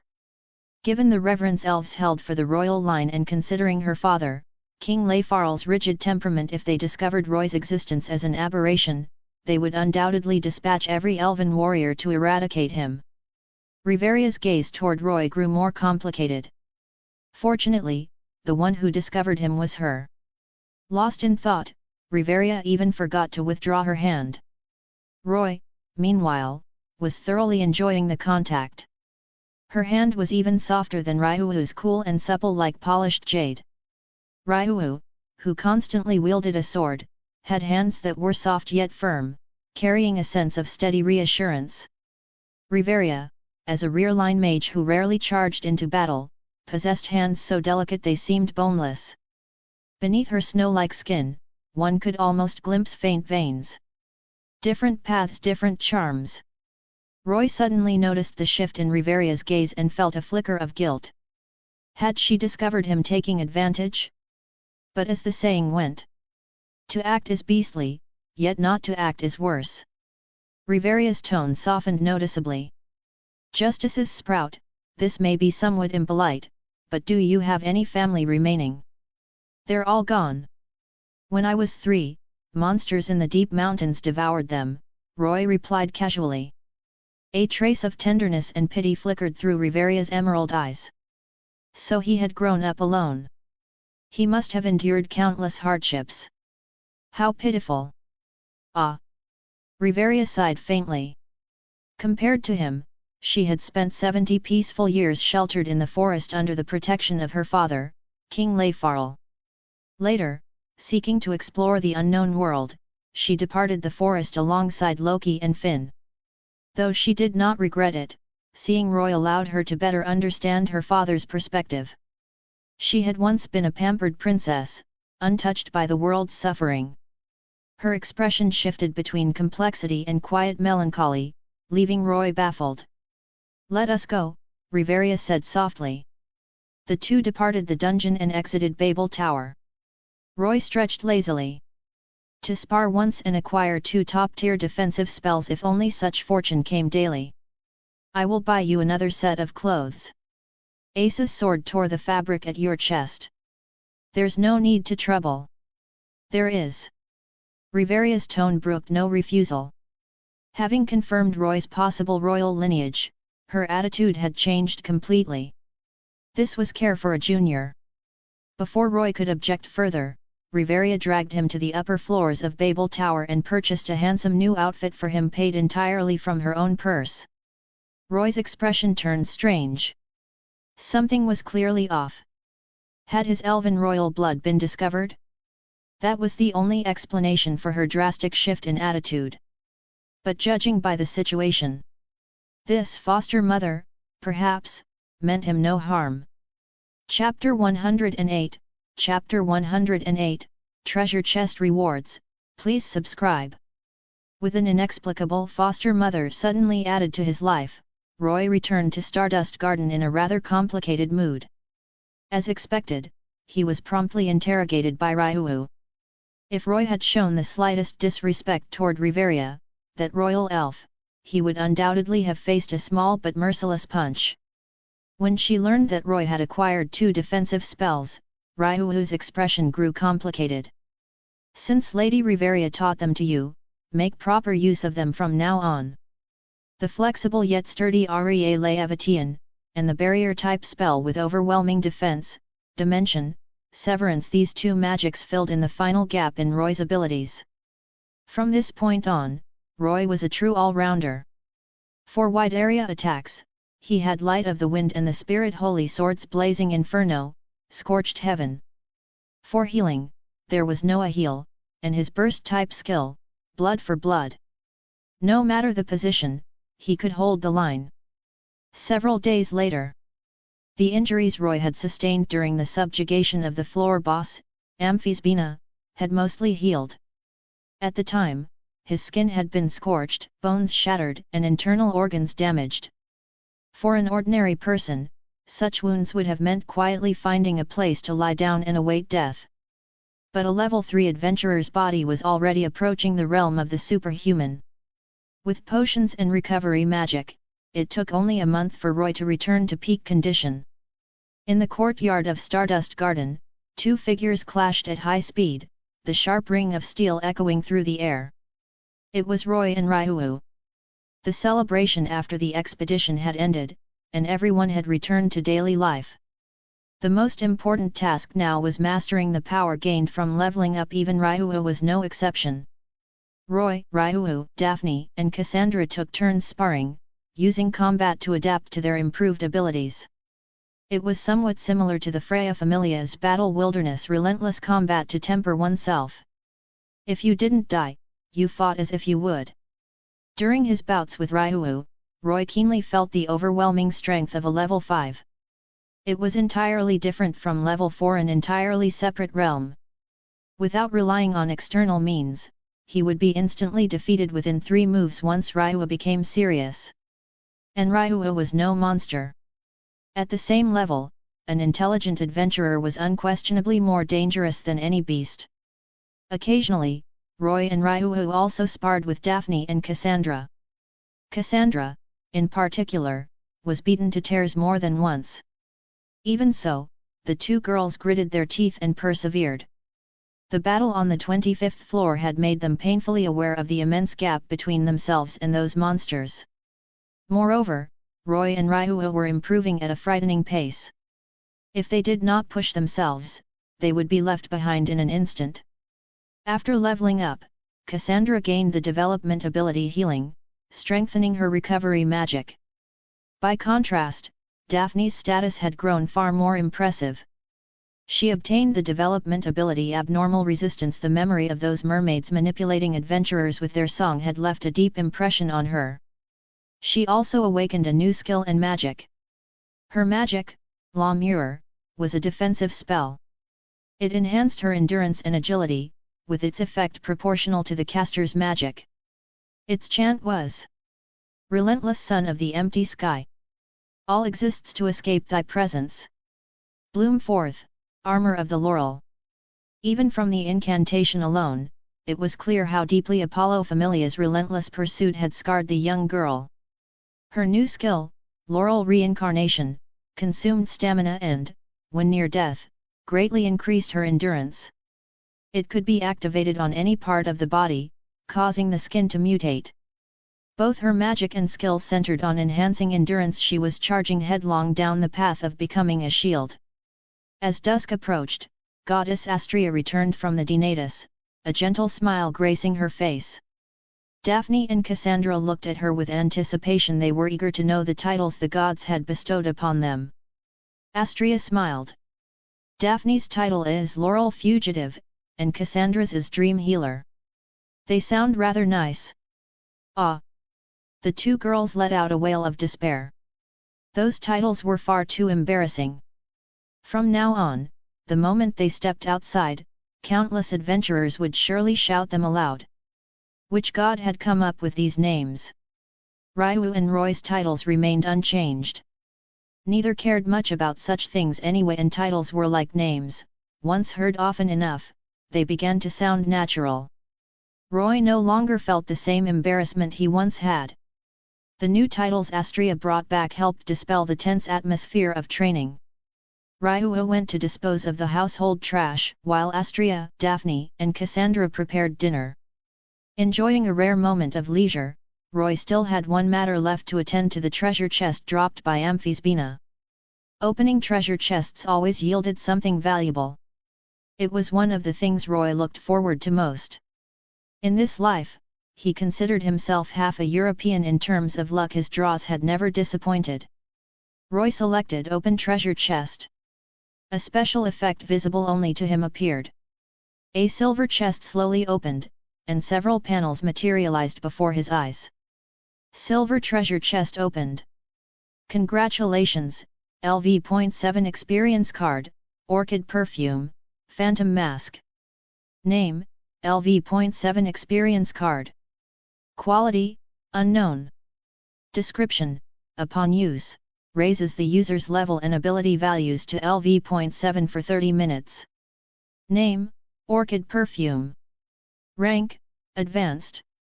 Effect, emits a charming fragrance that restores mental energy and refreshes the spirit. Name, phantom mask. Rank, epic. Effect, when worn, distorts the wearer's existence, preventing others from determining body shape, appearance, and even activated skills and magic. Durability, 99%. Roy froze, his gaze flickering. These three items were excellent, especially the LV.7 experience card. At this stage, it was equivalent to an enhanced version of that lewd fox's magic. As for the phantom mask, in a sense, it was even more formidable than the Hades headgear crafted by Asphi, the Universal. The wearer could alter their form in battle. No, its significance was different. More than 10 minutes passed as countless fragmented thoughts raced through Roy's mind. At last, the chaos in his thoughts converged into a single, straight line. A surge of exhilaration filled him. He knew what he could do with these three items. After being schemed against by that madwoman Freya in the dungeon and nearly dying, it was impossible not to harbor resentment.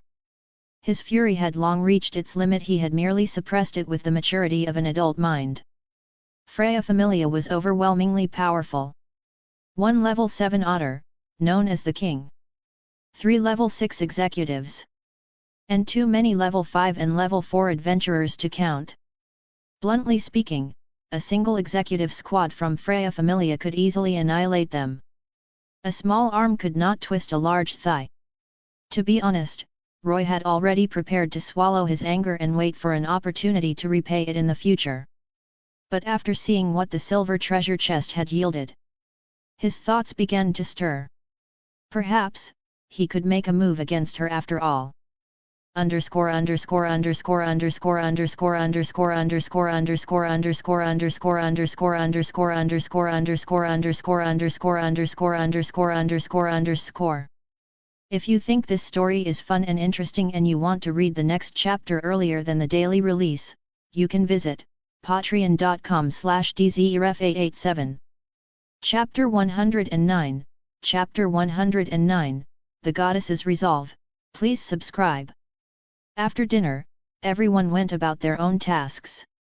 With the expedition over, there was still plenty to handle. Although the magic stone fragments had been sold, there were still monster materials and various resources obtained from the dungeon to process. To repay Roy, the adventurers had gifted them nearly half of the gemstones found beneath the jewel tree. Ryu needed to sort through the materials. Those that looked good but were practically useless would be sold for money, while anything suitable for forging weapons or armor would be kept. For example, the dragon liver of the floor boss, Amphisbena. As long as its vitality was preserved, it could continuously produce a special fuel and invaluable material coveted by blacksmiths. It could fetch at least 10 million valis. Adventurers would need to defeat Amphisbena over a dozen times just for a chance to obtain a dragon liver. Thanks to the development ability adventure, Roy's luck had greatly increased. He managed to obtain one on his first attempt. One could say it was a kind of beginner's protection period. Daphne and Cassandra stayed by Ryu's side, learning foundational knowledge. Opportunities like this were rare. Orario had no formal schools. Knowledge was passed down from senior adventurers generation by generation. Roy handed the dragon liver and dragon scales to Ryu for handling, then went to Goddess Astraea's room and knocked on her door. "Lady Astraea, I have something I'd like to discuss with you." At the sound of his voice, Astraea opened the door. She had just finished bathing and was dressed casually, revealing skin as smooth as polished jade, faintly glistening. Her soft and delicate beauty carried a subtle charm. Her features were exquisite, like something carved from marble, her slender neck elegant and graceful. Her deep blue eyes were clear and pure, without the slightest impurity. A pleasant fragrance drifted toward him. For a brief moment, Roy was stunned. Astraea smiled. "What is it?" Cough. Cough. Roy cleared his throat and regained his composure before following her inside. It wasn't his first time there. The goddess's room leaned toward a mature style, with a hint of soft pink girlish charm. About this expedition, Roy took a deep breath and recounted everything that had happened: the damaged wall, the enhanced mermaids created by Freya Familia, and the concealment of the information that the floor boss, Amphisbena, had not yet been defeated. As she listened, the smile gradually faded from Astraea's face. A faint, icy killing intent surfaced beneath her gentle expression. There was not a single lie in Roy's words. To think her own Familia member had been so thoroughly schemed against, Astraea's mood plummeted. Did they think she was some powerless, fragile goddess? To carry out justice required force. In the heavens, she had been one of the few goddesses who personally took up a sword and cut down other gods.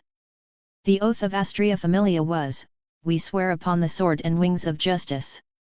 The sword of justice came before the angelic wings, punishment before salvation. When she looked at Roy again, her gaze softened. Even in such peril, he had brought everyone back alive and even defeated the floor boss, far exceeding her expectations. Moreover, he had not acted first and reported later, like when dealing with Apollo Familia in the past. Instead, he had opened his heart to her. That alone filled Astraea with quiet delight. It felt as though she was witnessing Roy's growth firsthand, and her eyes grew increasingly gentle. "What do you intend to do?" "I want to deal with Goddess Freya," Roy answered without hesitation. A trace of helplessness appeared on Astraea's beautiful face. As expected of someone who had awakened the skill blood for blood, he could not tolerate the slightest loss. If struck once, he would strike back. Even if the opponent was the patron deity of Orario's strongest Familia, the gap between them immeasurable.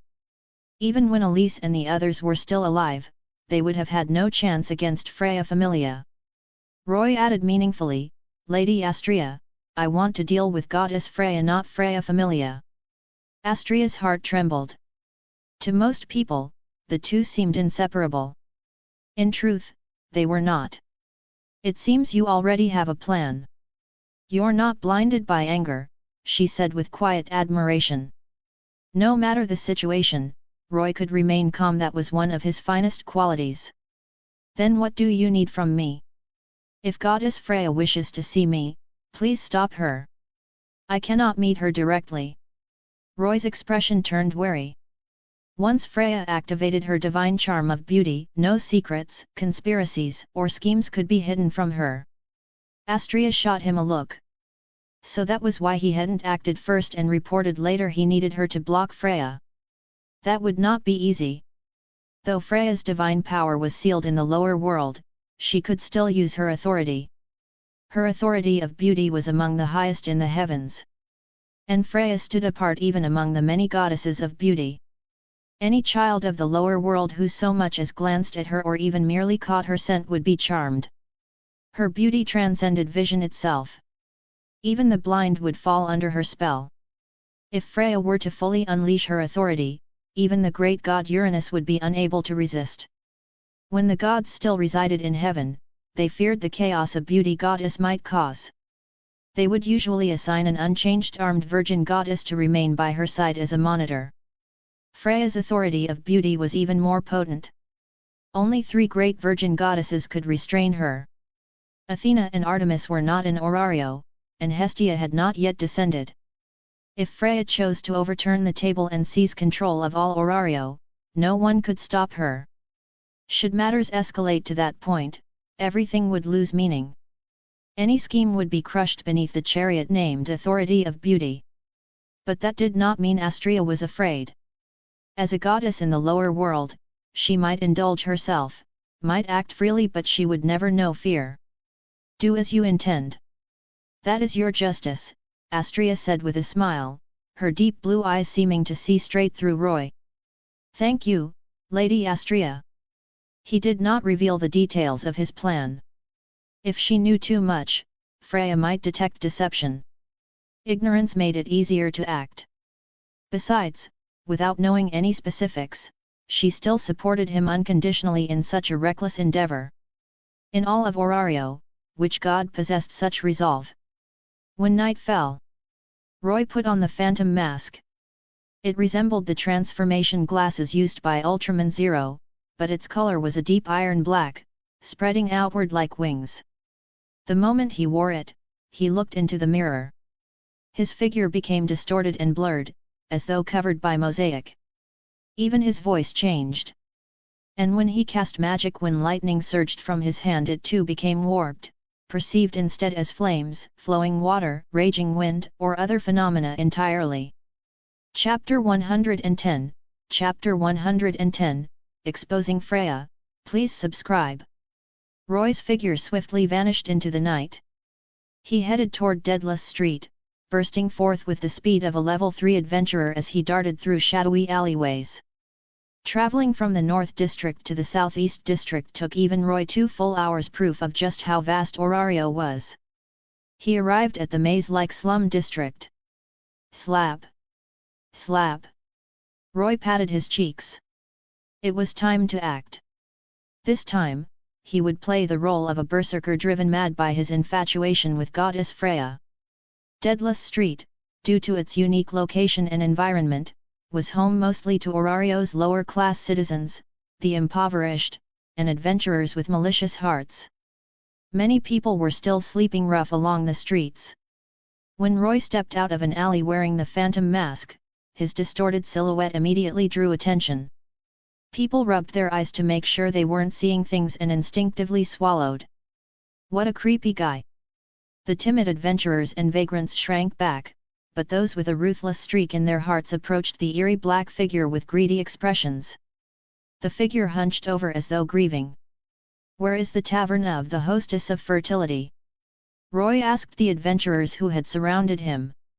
The phantom mask twisted his voice into something rough, savage, and unnaturally deep, like a mentally unstable man muttering to himself.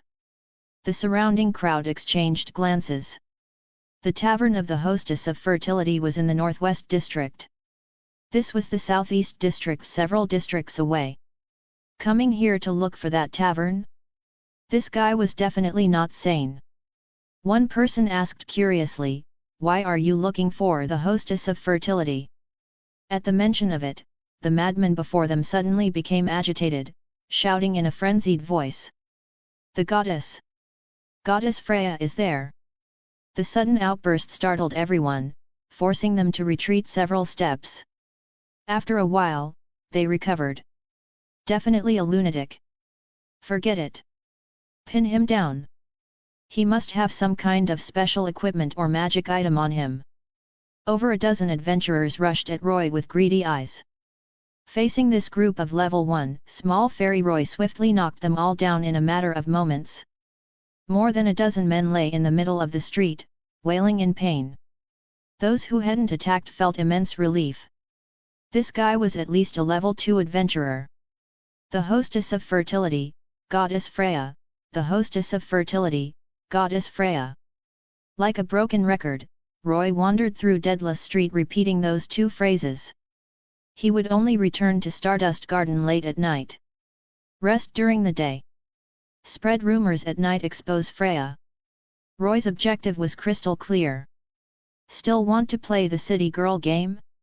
Dream on. After just one day of brewing, word of a berserker appearing on Deadless Street began circulating within small circles, gradually evolving into something like an urban legend. It started spreading throughout Orario. For 3 consecutive days, Roy went to Deadless Street to put on his act. After defeating over 100 level 1 adventurers and even 2 or 3 level 2s, people's attention toward him skyrocketed. By public estimation, this berserker was at least level 3. That was terrifying. Any level 3 adventurer in Orario was well known. For example, Hyacinthos had been able to serve as captain of the Apollo Familia at level 3, commanding over 100 adventurers. That alone showed the weight of such a level. The same words spoken by different people carried entirely different meaning. If a random vagrant said, "Goddess Freya is the hostess of fertility," no one would believe it. But if a level 3 adventurer said it couldn't possibly be baseless. The effects of Roy's rumor campaign gradually began to show. Quite a few vagrants and adventurers rushed to the hostess of fertility, hoping to catch a glimpse of Goddess Freya. The supreme goddess of beauty was normally unattainable. If they could get close to her even once, they would die without regret. Of course, they couldn't even get through the door. The tavern owner, myriad, former captain of Astraea Familia, was a top-tier level 6 adventurer. The staff member Anya, known as Chariot's alter ego, had once been a level 4 adventurer of Astraea Familia. In addition, there were more than a dozen other waitresses, all between level 2 and level 3. The small tavern did not keep useless people. With just these vagrants and level 1 adventurers, they would be beaten half to death and thrown out in minutes. But Roy's true target was not them. It was the gods. Finally, the citywide rumors caught the attention of the deities. The gods began taking notice of this small tavern. More than half of Orario's male gods were Freya's devoted admirers. Yet since descending to the lower world, under various unspoken rules, Freya had appeared publicly only a handful of times each year. She rarely even attended divine meetings or banquets, leaving the gods longing for her obsessively. Forcing their way in was impossible. The overwhelming strength of Astraea Familia made them hesitate. If there were even a chance to see Freya, countless male gods would go mad pursuing it. In the changing room of the hostess of fertility, the waitresses were changing after work. A glance around revealed nothing but young and beautiful girls. This is so ridiculous. They're actually saying Lady Freya works at our shop. How is that even possible? Naya, said the brown-haired cat girl, Anya, recalling the group she had just driven away. She looked like a cat with its fur bristling. Even after leaving Astraea Familia, she still maintained her respect for Goddess Freya. Right, Seer, Naya. Anya looked toward her friend Seer Flava. The grey-haired girl had delicate and cute features, one of the tavern's poster girls. The grey-haired girl, who had been lost in thought, only snapped back after being called several times. Yes, of course. That's impossible. Don't worry, Seer. If those people come again, I'll chase them off, Naya. Anya laughed before energetically leaving the changing room to take a bath. Soon, the other waitresses left as well. Only the grey-haired girl remained, standing quietly while holding her clothes. A towering figure appeared at the doorway. It was the tavern owner, myriad. Mia sighed helplessly. Have you stirred up trouble with someone again? They're clearly targeting you. The grey-haired girl smiled brightly. Mamma mia, I have no idea what you're talking about. They're clearly serious this time. There's no need to keep pretending, Mia said with a sigh. The grey-haired girl's calm smile gradually darkened. A strange purple glint flashed through her grey eyes, and her aura changed completely. I'll have Alan and Hayden handle it. Freya gritted her teeth, an extreme chill radiating from her entire body. Whoever dared try to expose this identity of hers. No matter who that bastard was, she would make sure they died without a burial. Chapter 111, Chapter 111, The Limits of LV.7. Dispatching executives like Hayden, Alan, and Honey showed that Freya was truly enraged. Her attachment to the identity of Seer Flava and to this game of playing a city girl far exceeded what anyone else had imagined. Years ago, in the slums, she had taken in a young girl who would later become a member of her Familia Helun. The girl idolized the gods to an extreme degree, even wishing to become one herself. In the end, she awakened a miraculous spell known as divine transformation. With it, she could transform herself into a genuine god. Aside from lacking divine power, she could perfectly replicate a god's physique, appearance, divine aura, and even authority. In exchange for her true name Seer Flava, she traded identities with Freya. For many years, the real Freya had disguised herself as Seer Flava, working at the tavern. Without releasing her divinity, Freya relied on Helun's magic to become Seer Flava. However, the control remained in Freya's hands. At any time and in any place, Freya's true body could seize control of Helun's transformed body. It was as if she possessed two bodies, though the second was usually left for Helun to use. Helun could transform through her skill into either the goddess, Freya, or the girl, Seer, but Freya rarely allowed her to assume the latter form. Seer Flava, that name and identity had already become an irreplaceable part of Freya's life. So troublesome. Hurry up and send those brats to deal with it. Don't interfere with my business, Mia grumbled irritably. Yet despite her sharp tongue, she had a soft heart. When it truly mattered, she would help her foolish daughter. The reaction of Astraea Familia was swift.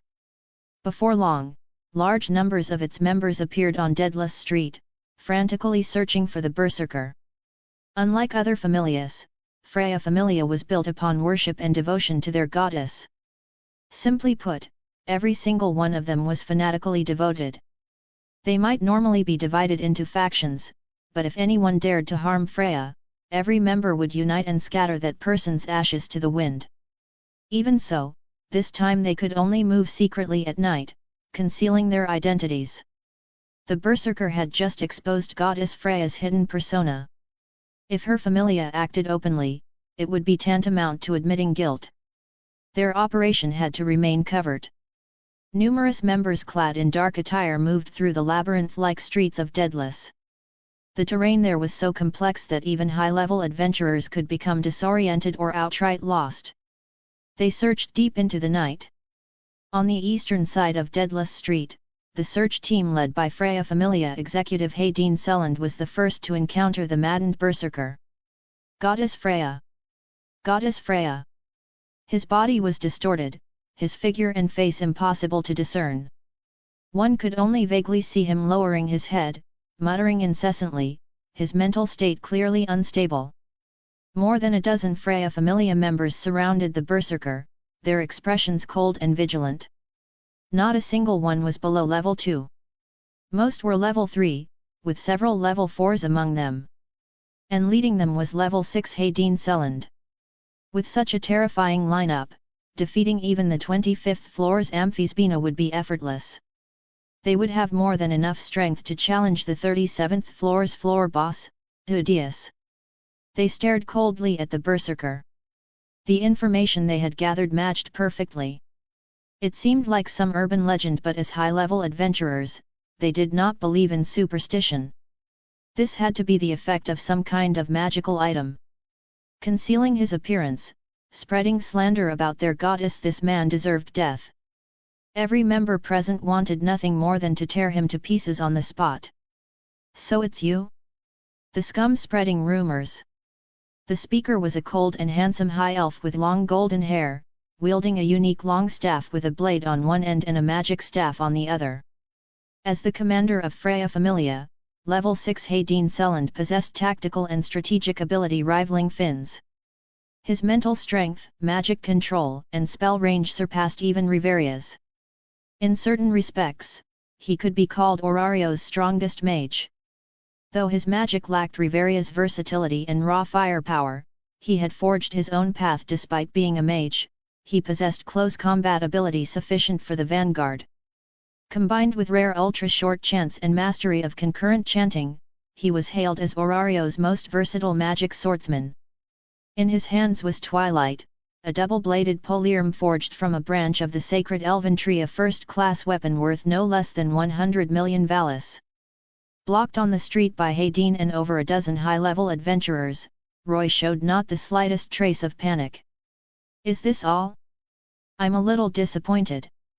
Under the distortion of the phantom mask, Roy's voice sounded hoarse and deep, magnetic, and unrecognizable even to those closest to him. Arrogant. The members of Freya Familia were enraged. How brazen! They were Orario's strongest familia. They had always been the ones to bully others, striding through the streets unchallenged. Who would dare provoke them? Roy's fearless demeanor made Hayden frown slightly. A faint sense of unease crept into his heart. He resolved to end it quickly. Scum! Enough talk! Die! Whoosh! The moment his words fell, Hayden flickered and vanished from afar. In the blink of an eye, he crossed 70 to 80 meters, appearing instantly before Roy. His blade flashed with icy brilliance, slashing toward Roy's neck in a killing strike. As a level 3, Roy could not even perceive Hayden's movements. But in that very instant, he activated the level 7 experience card. His status skyrocketed. Name, Roy. Level, 7. Strength, 1223, SSS. Endurance, 1288, SSS. Dexterity, 1329, SSS. Agility, 1325, SSS. Magic, 1699, SSS.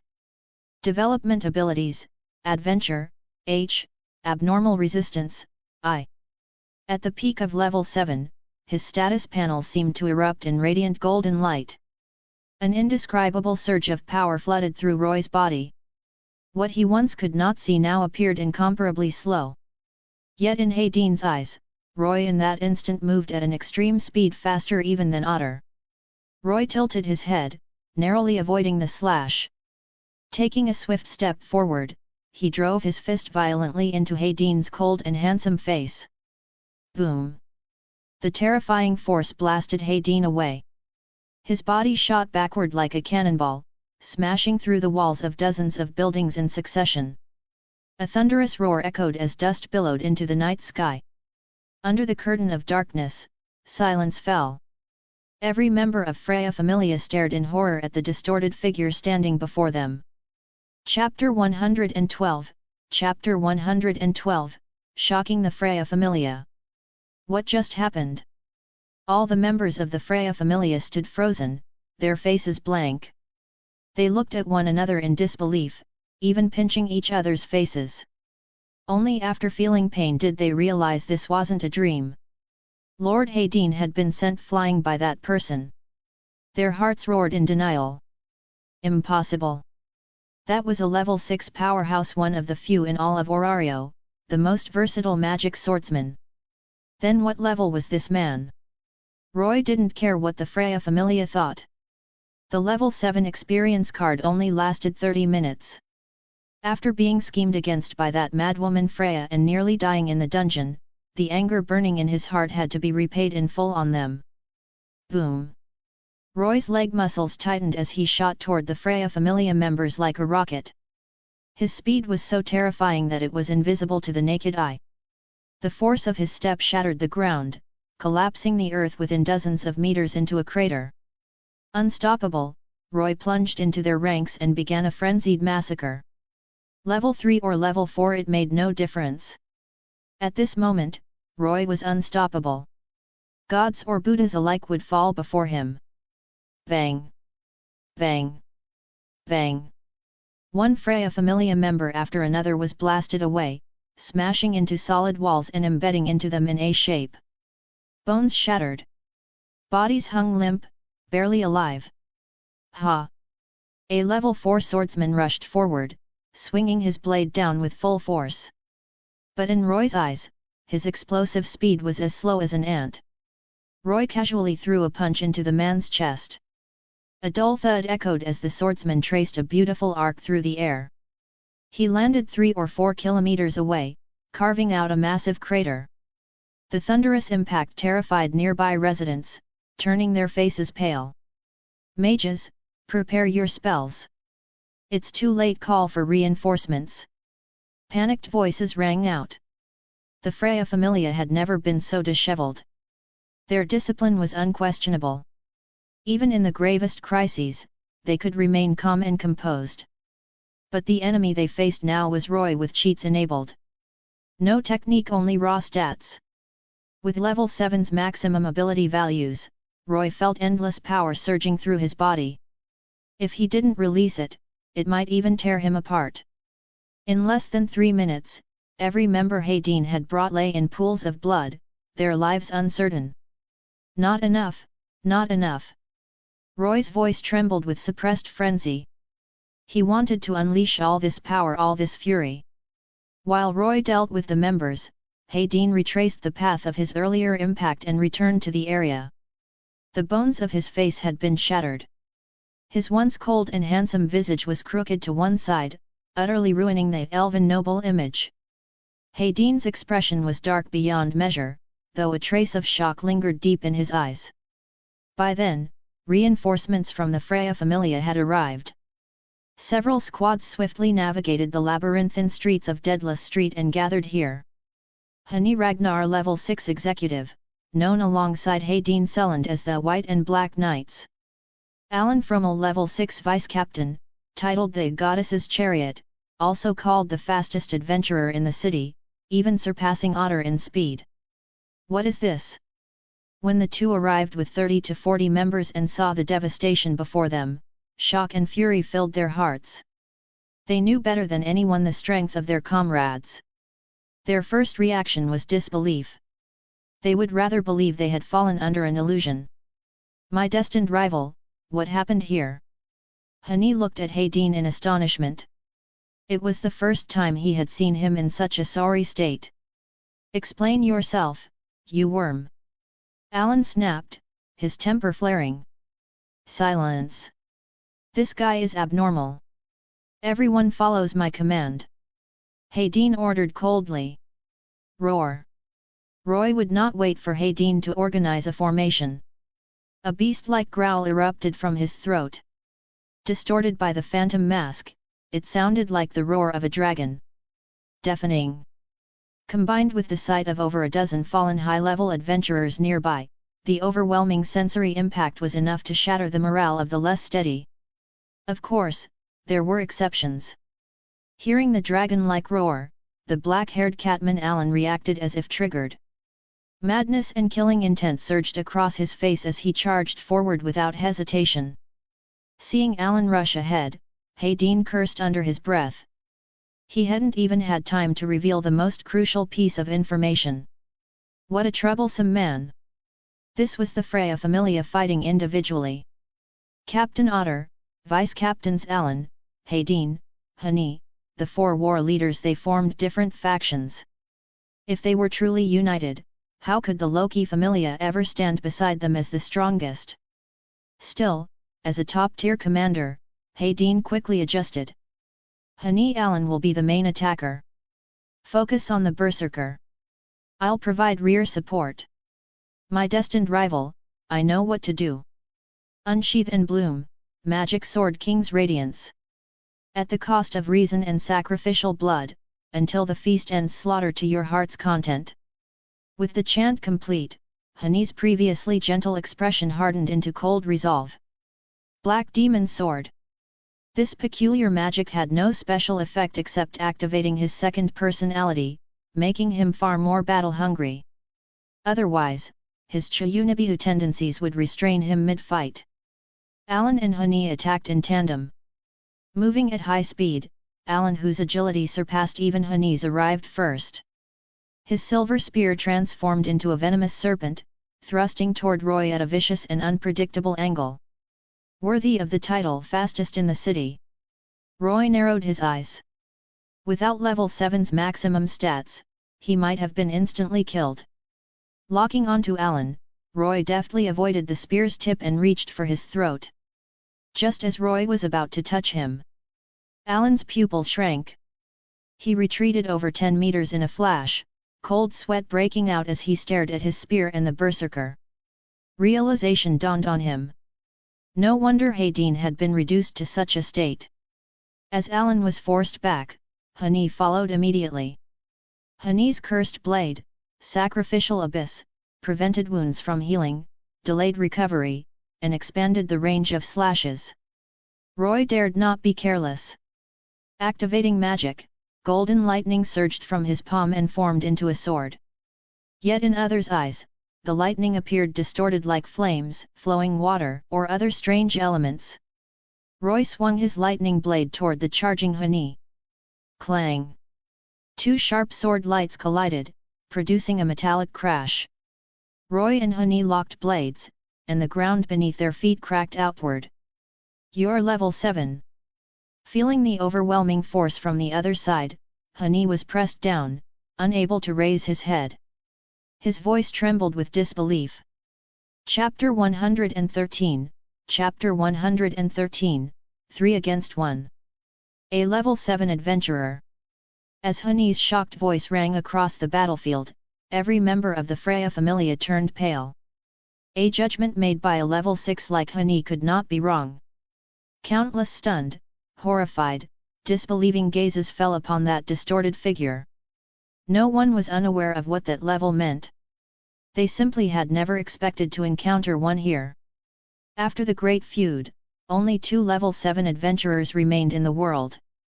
King Otter, and the ultimate knight Leon Vardenberg.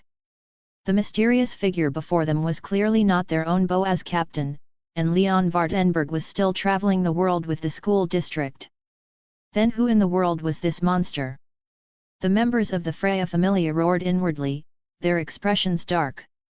Seen in that light, the total annihilation of Hayden and the group he had brought earlier was no longer incomprehensible. Who could have imagined that in a shabby place like Deadless Street, a level 7 powerhouse would suddenly appear? Being caught off guard and wiped out was only natural. Having obtained level 7 tier parameters, Roy activated his magic. The long sword he forged reached epic class quality, perhaps even the finest among them. It was more than enough to contend with Hani's cursed blade. Roy gripped the sword with both hands and forced it downward. Hani was completely suppressed. His knees slammed into the ground, the sheer weight of the force cracking the stone beneath him. "Hear me, Alan!" Hayden shouted. "I know, you pest!" Alan responded coldly as he launched a rear assault. His figure burst forward, crossing the distance between them in an instant.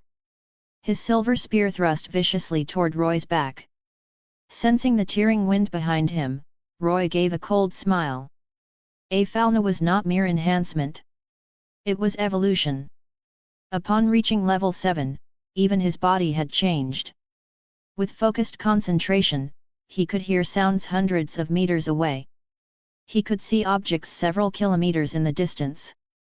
Though temporary, this level 7 state felt incomparably wondrous. As if he had stepped into another dimension. Roy decisively abandoned Hani as his target and spun around. His blade scraped against Alan's silver spear. Effortlessly, he blocked the ambush of the man known as the fastest in the city. Using Alan's own momentum, Roy flipped in midair. A kick and a punch landed simultaneously on Alan and Hani, blasting both of them backward. A faint crack sounded from Alan's shoulder where he had been struck. Bone fractured. His face twisted. What kind of speed and monstrous strength was this? Even more terrifying than that damned boar. Hani fared worse. The punch to his abdomen nearly forced bile from his throat. His internal organs were injured. As Alan and Hani were forced back, Hayden completed his chant.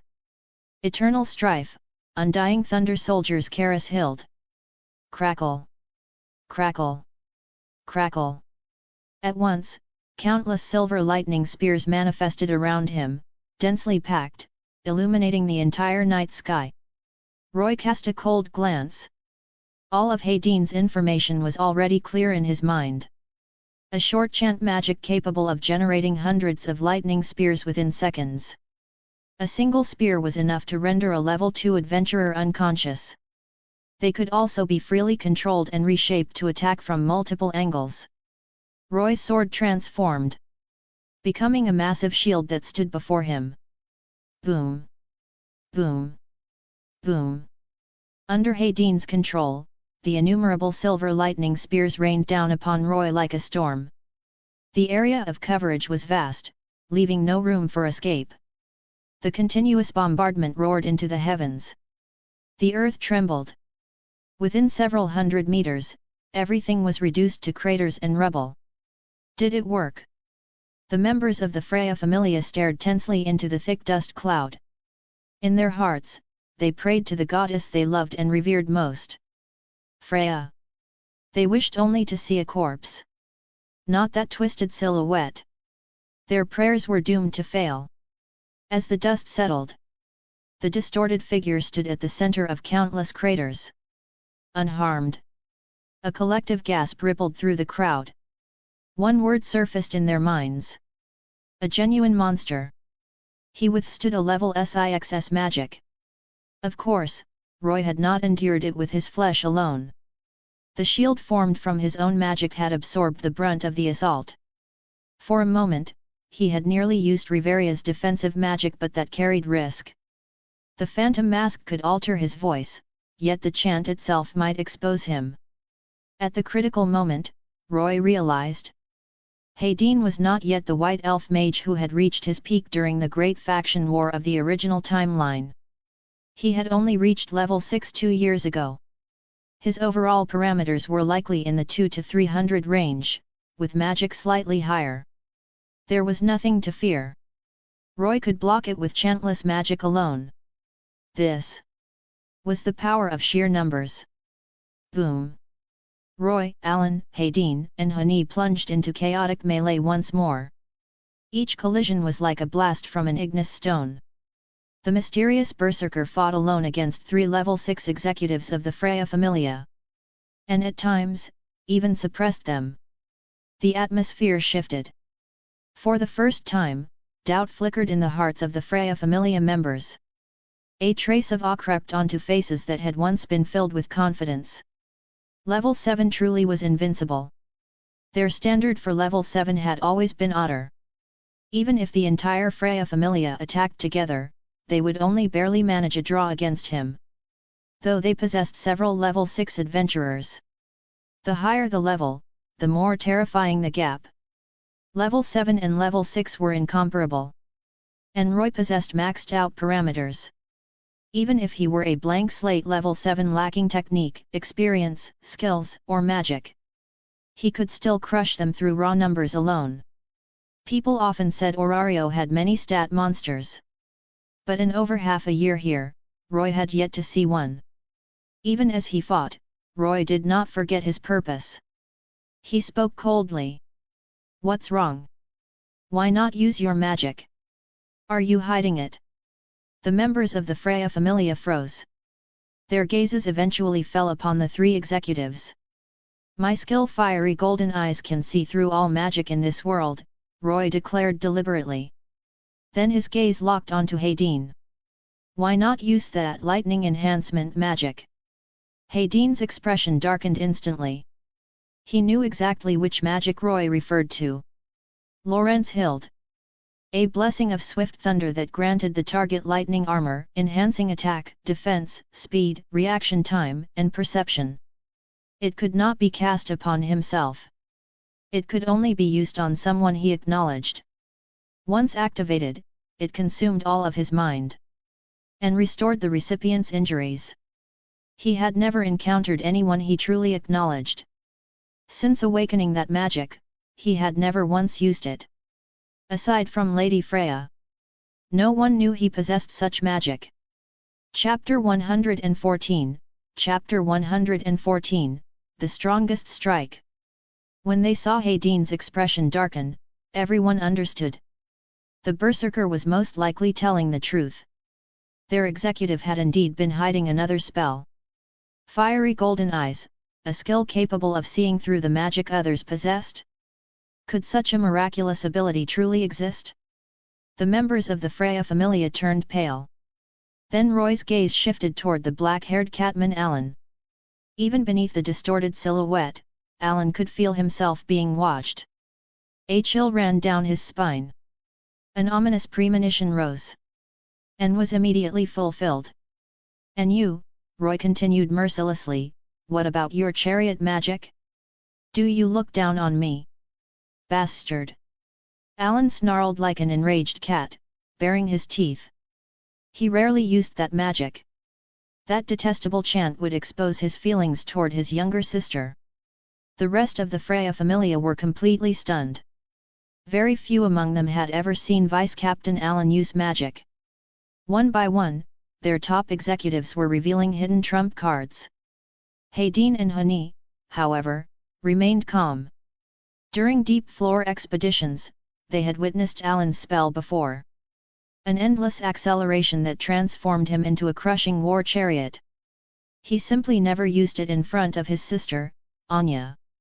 With both Alan's and Hayden's magic exposed, everyone fully believed in the existence of fiery golden eyes. Only then did they realize. No wonder this berserker had seen through Lady Freya's disguise. Even the gods themselves could not perceive the miraculous divine transformation magic.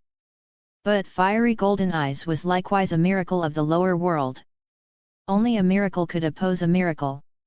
Even without using magic, your fate is sealed, Hayden said quietly, as if sensing something. Thud. Thud. Thud. Heavy footsteps echoed. An overwhelming pressure followed. Every member of the Freya Familia stiffened. They knew that sound all too well. Even prodigies like Alan, Hayden, and Honey could only stand second before this man. A massive Boaz appeared at the end of the street, walking toward them. A broad, heavy great sword rested on his back. Orario's strongest adventurer. Level 7. The overwhelmingly dominant King Otter. TCH bad timing. Hurry and finish him, Alan said coldly. Step by step, Otter approached. His gaze was calm. Only upon seeing the injuries on Alan, Hayden, and Honey and the twisted phantom figure did a flicker of battle intent surface in his eyes.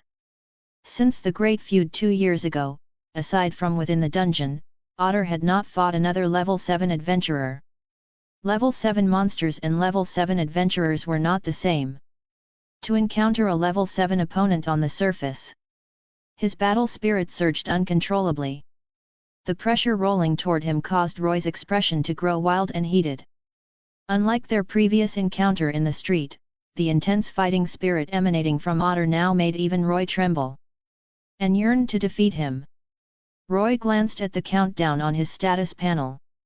5 minutes remained on his temporary level 7 experience. He spoke in a deep voice. 1 strike.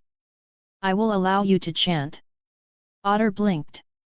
The rest of the Freya Familia including Alan and Hayden were dumbfounded. Was he insane? Did he know who stood before him?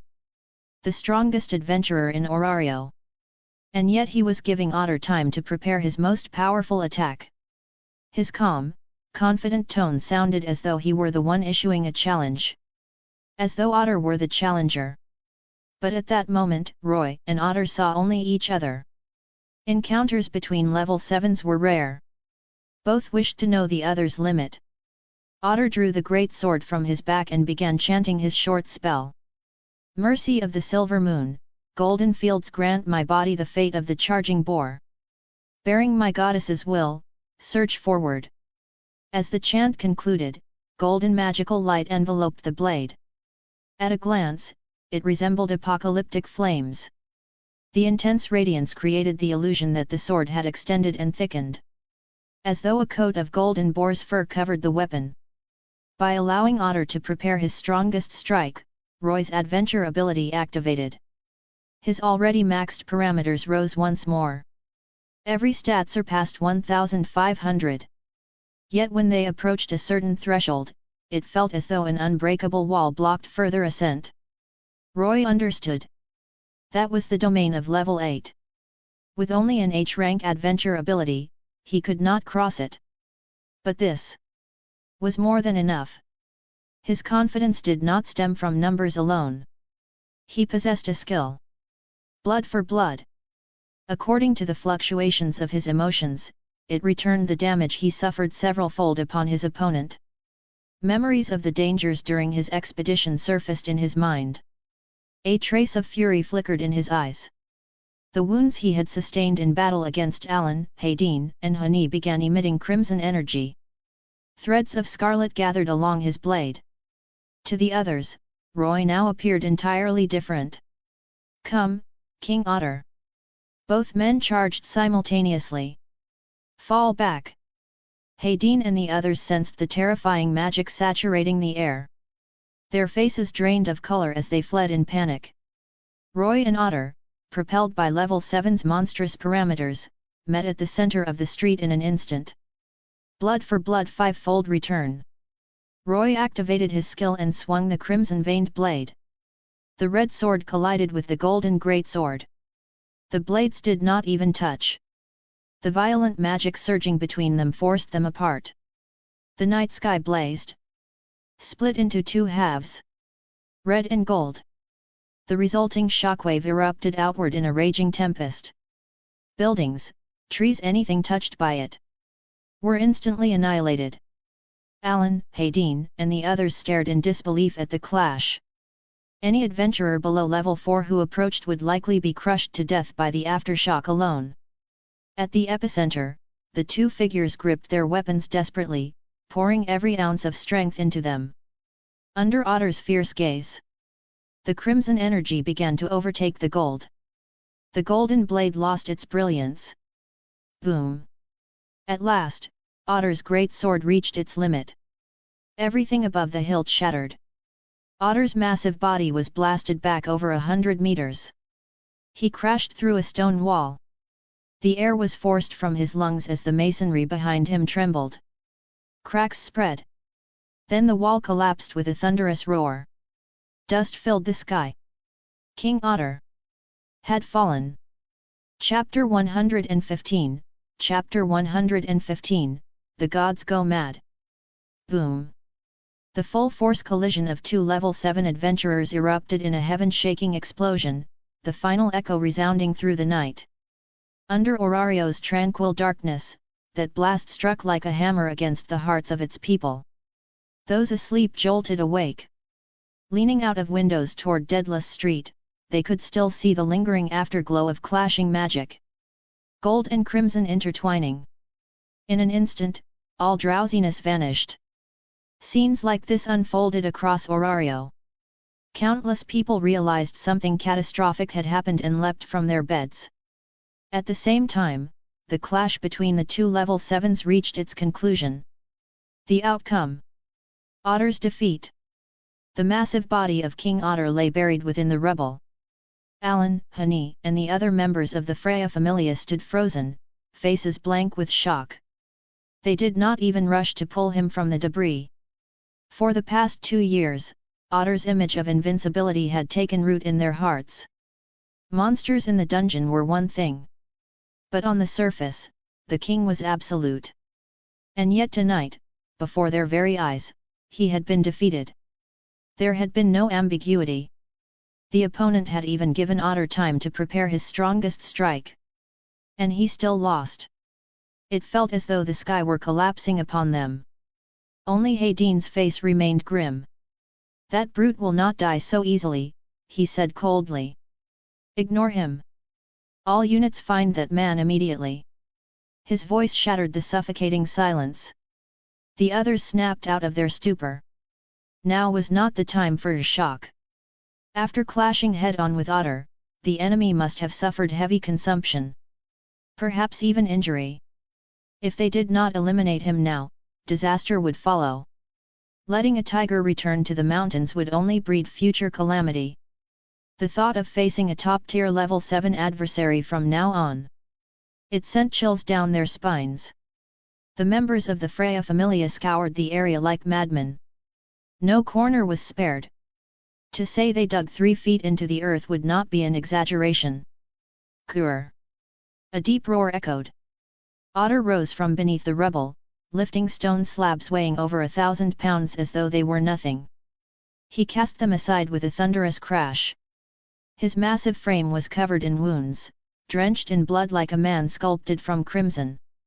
Even when he had soloed the floor boss of the 37th floor, Hideous, he had not suffered injuries this severe. The only one who dared shout at Otter now was Alan, who lived solely to grow stronger through battle. "You damned pig! What were you doing?" Even under such insults, Otter showed no anger. All his emotions were reserved for his beloved goddess. And worthy opponents. "His parameters exceed mine," Otter replied calmly. Silence fell. Even Alan opened his mouth yet found no words. He was furious that Otter had failed to defeat the enemy. And even more resentful of his own weakness. When the first rays of dawn illuminated the earth, they announced the failure of the Freya Familia's encirclement operation. A loss on every front. Their members looked devastated. They had conducted a carpet search across several kilometers. Not a trace. Impossible. They refused to believe the enemy had escaped unscathed. Yet there was nothing. It was as though the man had vanished into thin air. Soon, however, they had no time to dwell on it. Guild officials, gods, and numerous adventurers rushed to the scene at astonishing speed. When they saw the state of Deadless Street, even hardened adventurers and deities felt their scalps go numb. It looked like a localized war had occurred. Crater upon crater scarred the land. Buildings were reduced to rubble. Nearly half of Deadless Street had been obliterated. The primary destruction stemmed from Hadine's bombardment. And the final clash between two level 7s. What in the world happened here? Guild officials nearly collapsed in despair. The gods' eyes burned with ravenous curiosity as they surrounded members of the Freya Familia, bombarding them with questions. The Freya Familia members wore helpless expressions. Running was pointless. Too many residents had witnessed the battle. With such distinctive magic displayed, hiding their identities was impossible. If the guild were to approach their goddess directly, it would be even more humiliating. Their executives had no intention of evading responsibility. To do so would bring shame upon their goddess. A loss was a loss. They could accept defeat. At least, that was Otter's mentality. The world had arbitrarily crowned him the strongest. But having lived through the era of the Zeus and Hera Familias, Otter understood. Strongest was little more than a joke. The real headache fell upon the rank and file. They had never prepared for such a scenario. They had come expecting to capture a mere level 3 thief. Instead, he transformed into a level 7 tiger. And devoured them in turn. Residents who had fled in terror were now returning, demanding compensation. And the casualties? At least 30 dead. Some had been slain directly by the berserker. Others were caught in the final cataclysmic clash and shredded by the magical tempest. Though the Freya Familia boasted over 5,000 members, its true core numbered only slightly above 100. Losing more than 30 high-ranking adventurers. For another familia, it would mean dissolution. For them, it was not crippling. But it hurt deeply. More important was how they would answer to their goddess. Most of the fallen had been personally recruited by Lady Freya. That fact alone weighed heavily. One crisis followed another. The members of the Freya Familia felt as though they might collapse. The information extracted from them spread across Orario with astonishing speed. A collective gasp echoed throughout the city. After all, the Freya Familia had no reason to tarnish their own reputation. An unknown level 7 adventurer had appeared in Deadless Street. Alone, he crushed numerous members of the Freya Familia. Defeated 3 level 6 executives. And even overcame King Otter. Myth shattered. The strongest had fallen. The incident exploded into the hottest topic in Orario overnight. Everyone discussed the mysterious level 7 powerhouse who had single-handedly suppressed the mightiest familia. Before his appearance, no one had imagined such a possibility. The gods, in particular, fell into frenzy. If they could recruit that man into their own familia, would they not ascend instantly to the pinnacle of Orario? A city-wide hunt for the mysterious level 7 adventurer began. Even the black market issued bounties. And as for Freya, her mood was abysmal. Chapter 116, Chapter 116, The True Trump Card. Cold moonlight poured over the earth. In the tranquil forest, frogs croaked and insects chirped. Fireflies drifted through the air, painting a scene of natural harmony. Roy leaned against a large tree. When the effect of the level 7 experience card faded, it felt as though his entire body were falling apart. He cursed under his breath. That damned pig otter was truly tough. No wonder he had grown under the fists of the Zeus and Hera Familias. Just as the Freya Familia had guessed, Roy was not level 8. Though his parameters had exceeded otters, they were still within the same level. Clashing head-on against a fully unleashed otter had dealt him considerable damage. Of course, not as severe as otters. There was no way the Freya Familia could find him. The moment the clash ended, using the dust that blotted out the sky as cover, Roy had already retreated.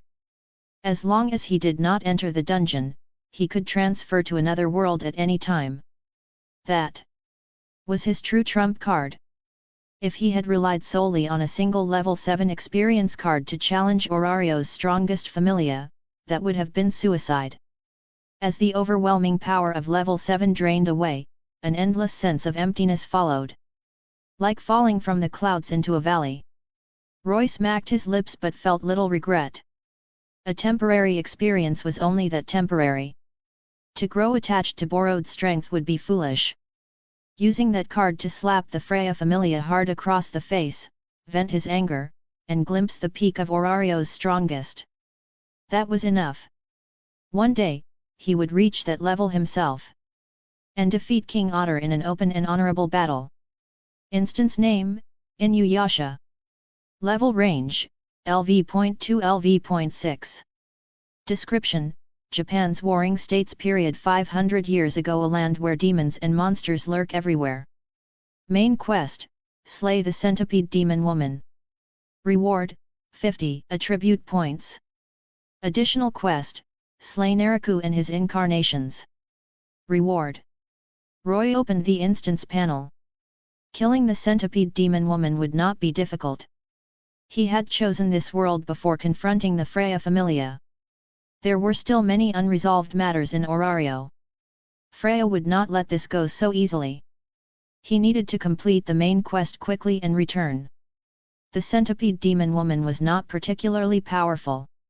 Even exorcists and mages of this world could handle her with ease. Granny Kaed, I really saw a boy lying beneath that tree. Other than demons, who would appear in the forest at night. Several figures pushed through the grass and approached Roy. A few farmers. And an elderly shrine maiden wearing traditional robes, an eye patch covering her right eye. When they saw Roy beneath the tree, they froze, expressions wary. Kaed approached cautiously. She took a pouch and sprinkled coarse salt over him. Seeing no reaction, she nodded. He's human. No need to worry. Roy brushed the salt from his clothes. An old method for distinguishing demons. How did you end up in a place like this? Kaed asked. Got into a fight with a wild boar. They exchanged simple answers. Kaed studied him with a meaningful gaze before sighing. If you have nowhere to stay, you may lodge with me. Thank you. I'll accept your kindness. Roy smiled. After being rammed by that damned pig otter, his entire body ached and his head still spun.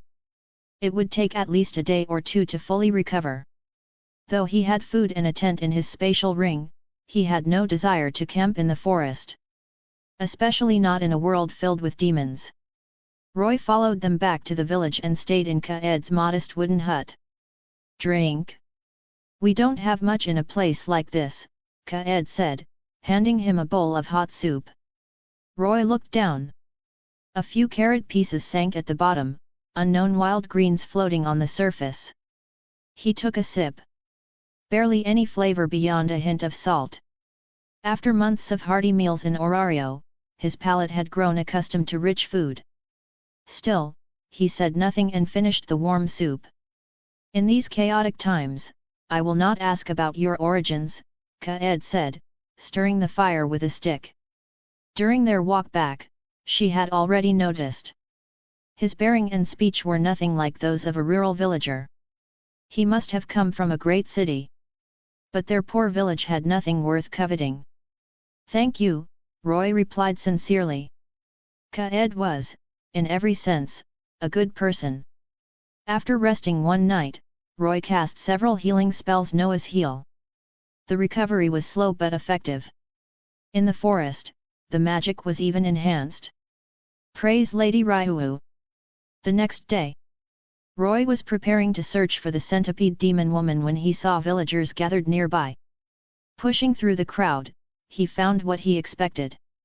A girl in a sailor uniform lay bound on the ground. Her appearance and attire were entirely out of place in this era. Kagome Higurashi. The reincarnation of the shrine maiden Kikyo. Because of the Shiken jewel within her body, she had fallen through the Bone Eater's well and travelled 500 years into the past. Now she had been captured and tied up by the villagers. Roy stepped forward with a smile. "You're from the modern era, right? It might sound strange, but this is 500 years before your time. You came through the well at your family shrine." Kagome's eyes widened. Understanding dawned instantly. "You too?" Roy shook his head lightly. "I'm just someone who arrived a day earlier." He turned to Kaed. "Look carefully. Doesn't her face resemble someone?" Kaed leaned closer. Her expression changed. "Lift your expression, make it more intelligent." Kagome rolled her eyes. She was already intelligent. As her familiar features became clearer, Kaed looked at Roy in disbelief. He smiled. "Yes. Just as you think. She is the reincarnation of the shrine maiden Kikyo." Kaed's eyes grew moist. The misunderstanding was resolved. The villagers dispersed. Roy and Kagome returned to Kaed's hut. "Thank you. Otherwise, I don't know how long they would have kept me tied up," Kagome said, rubbing her sore wrists and ankles. After Roy's explanation, she finally understood what kind of era she had fallen into. Lawless. Chaotic. Bandits abducting and killing people was common. Demons roamed freely. She broke out in a cold sweat. "I'm only temporarily staying here too," Roy said with a smile. His gaze subtly shifted toward Kagome's side abdomen. He could faintly sense a ripple of energy there. The Shiken Jewel. Chapter 117, Chapter 117, The Legendary Equipment, Shiken Jewel. The Shiken Jewel. A miraculous artifact born in this world. It could grant immense demonic power, strengthen its bearer, even revive the dead and overturn the boundary between life and death. Roy had arrived at a very fortunate moment. This miraculous item was currently inside a weak, helpless middle school girl. Of course, Roy would not simply snatch it by force. He was not some irredeemable villain. But neither would he go out of his way to protect her for free. "Why did I come to this world? Is it because I'm Kikyo's reincarnation?" Kagome looked at Roy. Compared to these unfamiliar people of the past, she clearly trusted this so-called fellow modern person more. Roy glanced toward her side abdomen. "No. It's because you carry the Shiken Jewel." "What? The Shiken Jewel?" Kaed practically jolted upright, her expression turning grave and startling Kagome. After Kaed's explanation, Kagome roughly understood what the Shiken Jewel was. A sacred jewel once guarded by the shrine maiden Kikyo. An object that attracted demons. And now, it was inside her. Kaed's gaze shifted between Roy and Kagome, increasingly confused by the situation. When night fell, panicked screams echoed through the village. Roy knew. The centipede demon woman had arrived. He and Kagome stepped outside. Before them stood a monstrous creature 30 to 40 meters long. Its lower body resembled a massive centipede. Its upper body was that of a woman. "It's that demon." Kagome's face paled. This was the very monster that had dragged her into the well. Fire! The farmers defending the village loosed arrows. Over a dozen arrows shot toward the demon. Roy shook his head at the sight. Too weak. The centipede demon woman spun like a top, deflecting every arrow with ease. Pathetic humans, she sneered. Her tail swept sideways, about to smash several fragile wooden houses. Roy frowned.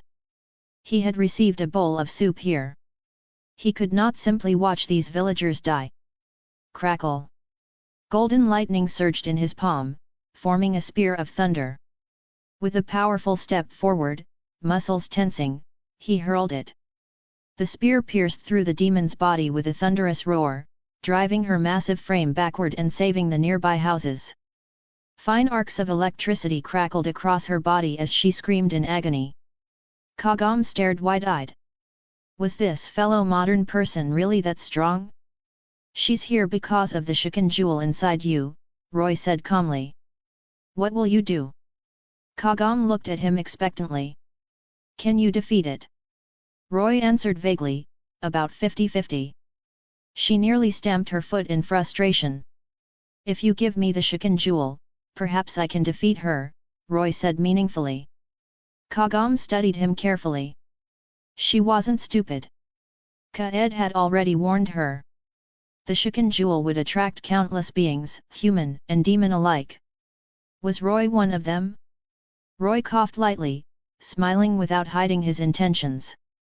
At least he still had basic moral standards. He would not rob her outright. This was a transaction. He would protect the village. But not her. And the demon had come for her. Kagam touched her abdomen, glanced at the ferocious demon, and clenched her teeth. Fine. Take it. I don't even know what it's for anyway. Wise choice. Golden lightning formed into a sharp surgical blade in Roy's hand. Kagam swallowed nervously. Was it even sterilized? In this era, infections were deadly. Roy made a small incision. A flash of violet light appeared. With a gentle flick, a blood-stained purple jewel flew out. Kagam gasped in pain. Noah's heel. Roy did not immediately pick up the jewel. It was valuable but not enough to make him lose composure. Green life-filled light gathered in his palm and fell upon her wound. The cut healed rapidly. Kagam stared in shock. Lightning manipulation. Healing magic. This fellow modern person was anything but ordinary. Only then did Roy step forward and pick up the Shikan jewel. It was about the size of an adult's thumb. It shimmered with strange light and energy. As it touched his hand, the system automatically analyzed it. A panel appeared. Name, Shikan jewel. Quality, legendary. Description, a sacred jewel formed from the fusion of the shrine maiden Midoriko's soul and countless demons. Special effect, when attached to a body or weapon, greatly enhances strength and vitality. Grants a demon-like immortal body with limitless regeneration. Special effect, when placed upon a corpse with intact remains, can restore life but the revived depends on the jewel to sustain existence. Special effect, can grant wishes through causal manipulation. However, wishes are twisted by an evil will. The soul of the wisher becomes bound to the jewel until a successor makes the one correct wish to release it. Note, negative emotions will corrupt the jewel and gradually influence and manipulate its wielder.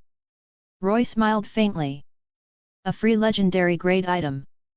Far easier than obtaining the Spirit Holy Sword before. Though it carried side effects. Great power always came with risks. Shikan jewel. The centipede demon woman sensed its aura and charged madly toward Roy. For demons, its allure was irresistible.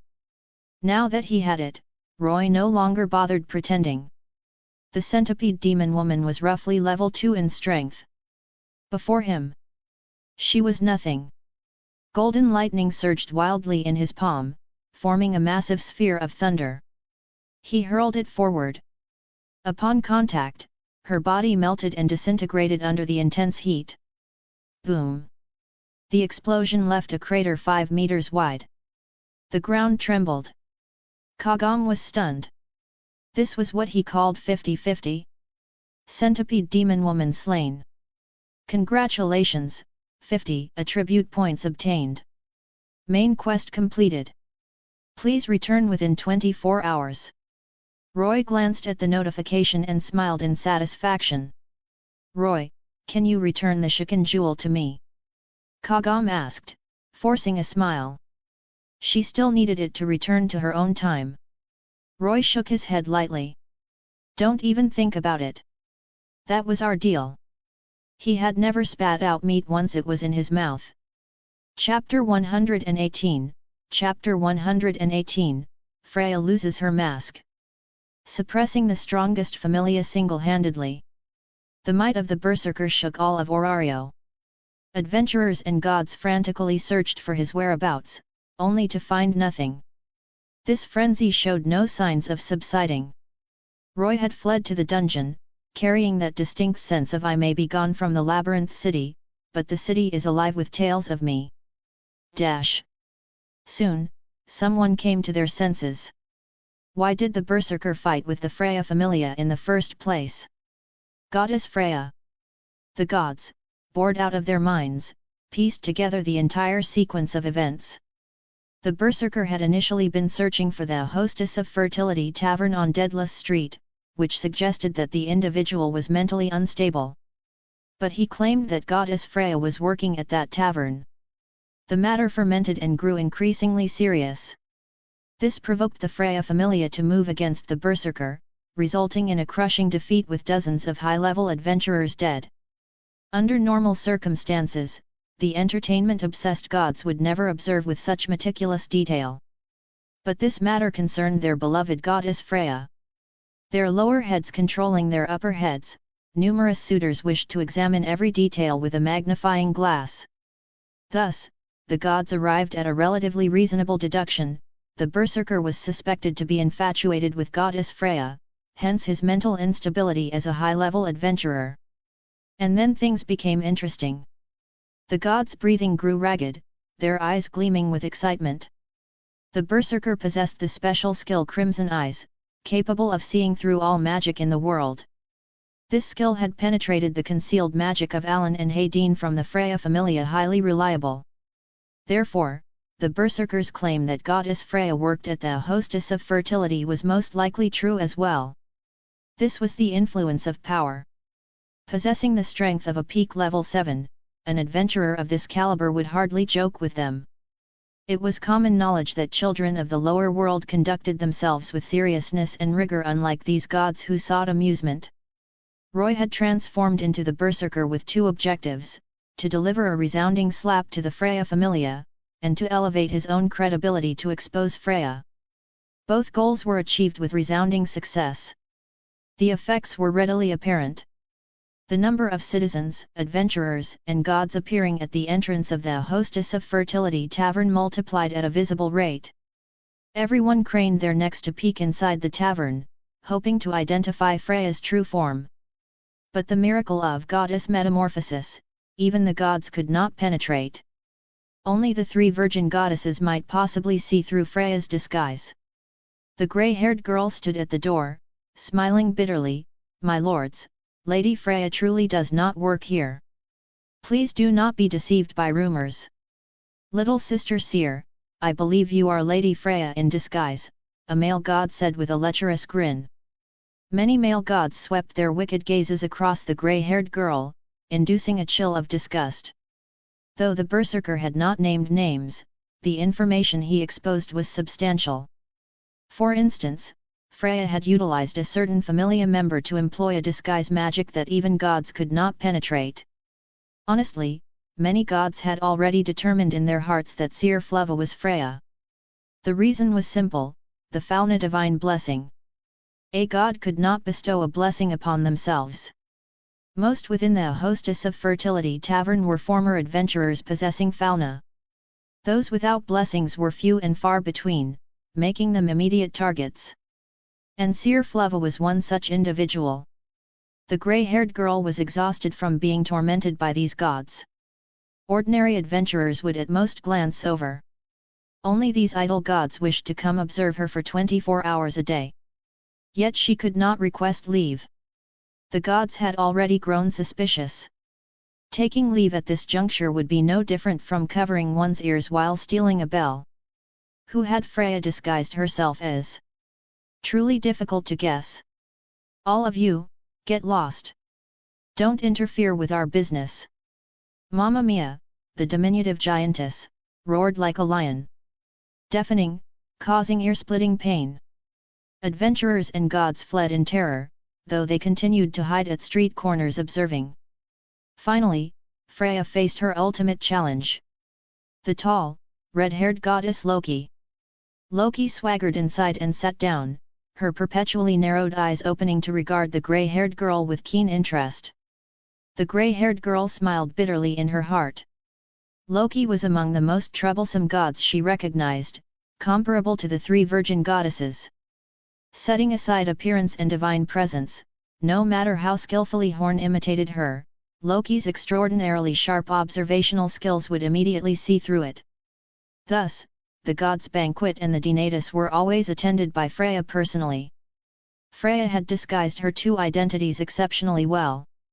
Her true self, noble, elegant, lustful, and wanton. The grey-haired girl, sunny, cheerful, lively, and generous. Loki frequently visited this tavern with her Familia members. Originally, she harbored no suspicion toward the grey-haired girl.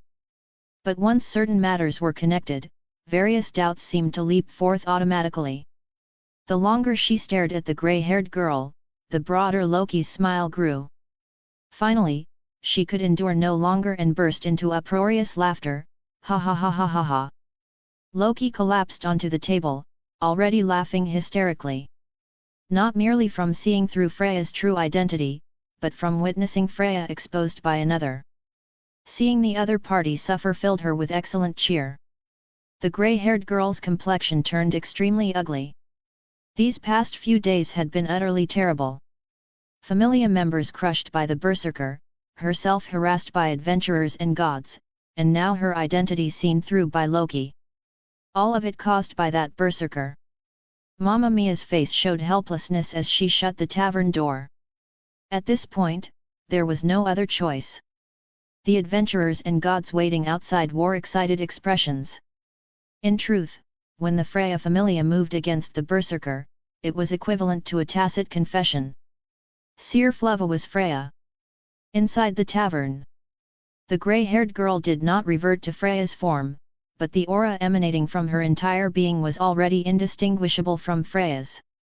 Her crystalline index finger twirled the hair beneath her earlobe, playing with it. Goddess metamorphosis only allowed her to exchange appearances with Horn. It was not something that could transform into anything desired. The moment she was exposed, the game was over. Seeing that the grey-haired girl did not even bother to act anymore, Loki wore a sour expression. She had failed to notice before, which meant she too had been fooled by Freya. But considering that Freya was the party suffering the greatest loss in this incident, Loki's mood was like drinking cool, refreshing wine on a scorching summer day, utterly comfortable. Freya's mood was the complete opposite. She wished to drag out that berserker and tear him to pieces. Had they not been in the tavern, Freya would already be cursing violently, so furious her vision darkened. The sharp perception of a god also made her sense something amiss. Throughout thousands of years, level 7 adventurers were exceedingly rare. Suddenly appearing was a peak level 7 suppressing all others, and he was her crazed fan? Who could believe such a matter? Someone was scheming against her. Loki also noticed this, asking with a smile, "Who have you been causing trouble with recently?" Loki was exceedingly curious who could make the arrogant Freya suffer. Freya lowered her head in thought. After a long while, too many, somewhat difficult to count. You're quite the slut yourself, staring at other people's children all day. Loki snapped. She thought of a certain idiom too numerous to be recorded.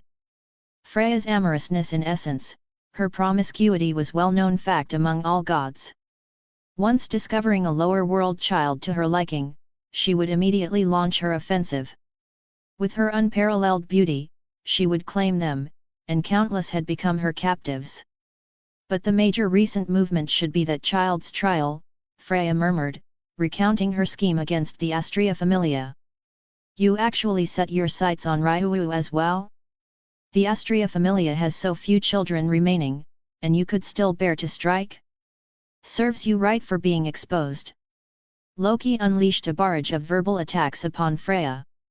This isn't something I can control, Freya said like a willful, spoiled little girl. Desire and possessiveness accompanied the emergence of the authority of beauty, equivalent to a symbiotic relationship. Freya's beautiful eyes gazed seriously at the red-haired goddess. Loki, I have a request for you. Loki wore a disgusted expression. Say it first, don't bring me trouble. Freya said, go test the sprout of justice of the Astraea Familia. Loki furrowed her brows. You believe the one scheming against you is a child of the Astraea Familia? Freya shook her head. No, I will investigate one by one. Only Astraea is somewhat troublesome. So you're pushing the trouble onto me? I trust you. Your observational skills surpass all gods, even I cannot avoid them. The two goddesses conversed within the tavern. Fine, I will go to Astraea's side to inquire, but not for you. Loki finally agreed, rushing out with great excitement. You little brat, I've finally caught you. Loki emitted an excited voice. Her ace had suffered at Roy's hands, hiding at home in dejection for several days. Riveria's condition these past few days had also seemed strange, her mind wandering while attending to matters. Everything had occurred after becoming involved with Roy. Having finally caught Roy once, Loki would strip him bare down to his undergarments. A strange glint flashed through Freya's beautiful eyes. She could see the color of lower world children's souls. Roy's soul color, how to describe it? Murky, dark, brutal, cunning, sly, and flickering with bloodlust filled with killing intent, as if the aggregation of all sins in the mortal world. Not a trace of the clarity and purity of lower world children could be seen. This was her primary reason for harboring malice toward Roy. That youth was utterly unworthy to stand beside that fairy maiden with such resplendent soul light. From Roy's soul color, it could also be seen that the party possessed an extremely strong vengeful spirit. Thus she could not help but suspect him. But he should not know of her scheme. No, how could that be called a scheme? She was clearly helping Ryu restore her beliefs and ideals of justice. Chapter 119, Chapter 119, Loki's interrogation. Having accepted Freya's investigation request, Loki did not act immediately. Instead, she returned to her own twilight manor and brought along the golden-haired beauty, Ace. The two arrived at the Stardust Garden, travel-worn and dusty. Loki stood outside the courtyard, shouting loudly, Astraea, I've come to play. Hearing the voice, Goddess Astraea opened the gates, a hint of surprise appearing on her face. Loki, how rare of you to come visit me. Loki laughed and brushed it off. My little Ace has been out of sorts these past few days. I had to bring her out to clear her mind, and after thinking it over, this was the only place. So this is the Sword Princess renowned throughout the world. Astraea's gaze shifted to the naturally airhead golden-haired beauty, clicking her tongue in admiration. A visage comparable to a goddess's, adorable and dazed, evoking tender affection. Lady Astraea, I was far too rude to Mr. Roy the other day. I've come to apologize. Ace lowered her head. Under Mama Riveria's guidance, she had come to recognize her mistake. An adventurer's information was top secret to their familia. Her unauthorized probing into another's secret to rapid growth was undoubtedly dancing on the blade's edge. Mainly because she had never encountered such a situation before. It's fine. Those children don't mind much either. Astraea comforted the dejected girl. Ace gazed at the gentle and considerate goddess Astraea, as if seeing Mama Riveria's phantom upon her a kind mother figure. Come in and have some tea first. With that, Astraea brought Loki and Ace inside. Hee, Astraea, your justice is still as grand as ever. Loki stared at a certain part of Astraea, a lecherous grin spreading across her face. What was blocking her vision? Too magnificent. Loki, you haven't changed much either. Goddess Astraea smiled faintly. Loki looked down. Flat enough to see the floor. It was as if she had been struck by several arrows, her heart deeply wounded. Loki seriously suspected Astraea possessed the attributes of a black-hearted little devil, but she could find no evidence. Where are your children? Loki changed the subject, blood and tears streaming down her face. Astraea answered, Ryu is replacing the magic stones in the mansion's equipment. Daphne and Cassandra are training in the dungeon. Loki fell silent, speaking faintly, it must be hard, after all, encountering such a thing. The annihilation of a familia. Even Loki could not joke about such a matter. Putting herself in those shoes, Loki estimated she would spend her days drowning in alcohol, or simply return to heaven. Astraea spoke with pride, barely managing to hold on, but those children are all strong. No matter how many times they fall, they will stand again. Yes, the children of the lower world far surpass us in this regard. Loki understood deeply. Gods were eternal and immortal, yet their personalities held all manner of flaws. Some gods would even commit suicide when in a bad mood. After all, they would reincarnate after tens of thousands of years. To them, it was merely the blink of an eye. By the way, where is that sprout of justice lad? Loki's gaze swept across the empty hall. Astraea remained composed. You know, that child has also reached that age. Loki stared at Astraea for several seconds, immediately understanding something, a mischievous little expression appearing on her face. An adolescent boy understood. After nearly half an hour passed, laughter had not ceased in the mansion. Loki, nicknamed the Fool, naturally amused Astraea until her mood was cheerful and relaxed. Astraea covered her mouth, giggling without stop. In truth, invisible sharpness clashed between the two goddesses, sparks flying intensely. Ace could even sense something amiss. Faced with Astraea's watertight defense, Loki also found it extremely thorny. Verbal inducements yielded not a single useful piece of information. But compared to Loki, whose skin was thick as a city wall, goddess Astraea still fell into disadvantage. Without giving an explanation, it seemed the other party would not leave. Astraea made it clear, Loki, no need for further probing. What have you come here for? Having reached this point, there was no need for concealment. Loki grinned, actually, it's nothing much. Astraea, you know what happened the day before yesterday, right? The Freya Familia got beaten up. I know. Astraea nodded. How could she not know? Even if it wasn't her own Familia's doing, they could not be entirely uninvolved. She had been frightened that day. Going to confront Orario's strongest Familia single-handedly, that child truly dared to play dangerously. Freya was furious and pushed the troublesome matter onto me to investigate suspicious personnel. Despicable. So you suspect us? No. Just came to play, and incidentally going through the motions. Loki smiled. Astraea's phoenix eyes turned cold. Pretty words, but an investigation was an investigation. However, the strength of their respective familias was unequal.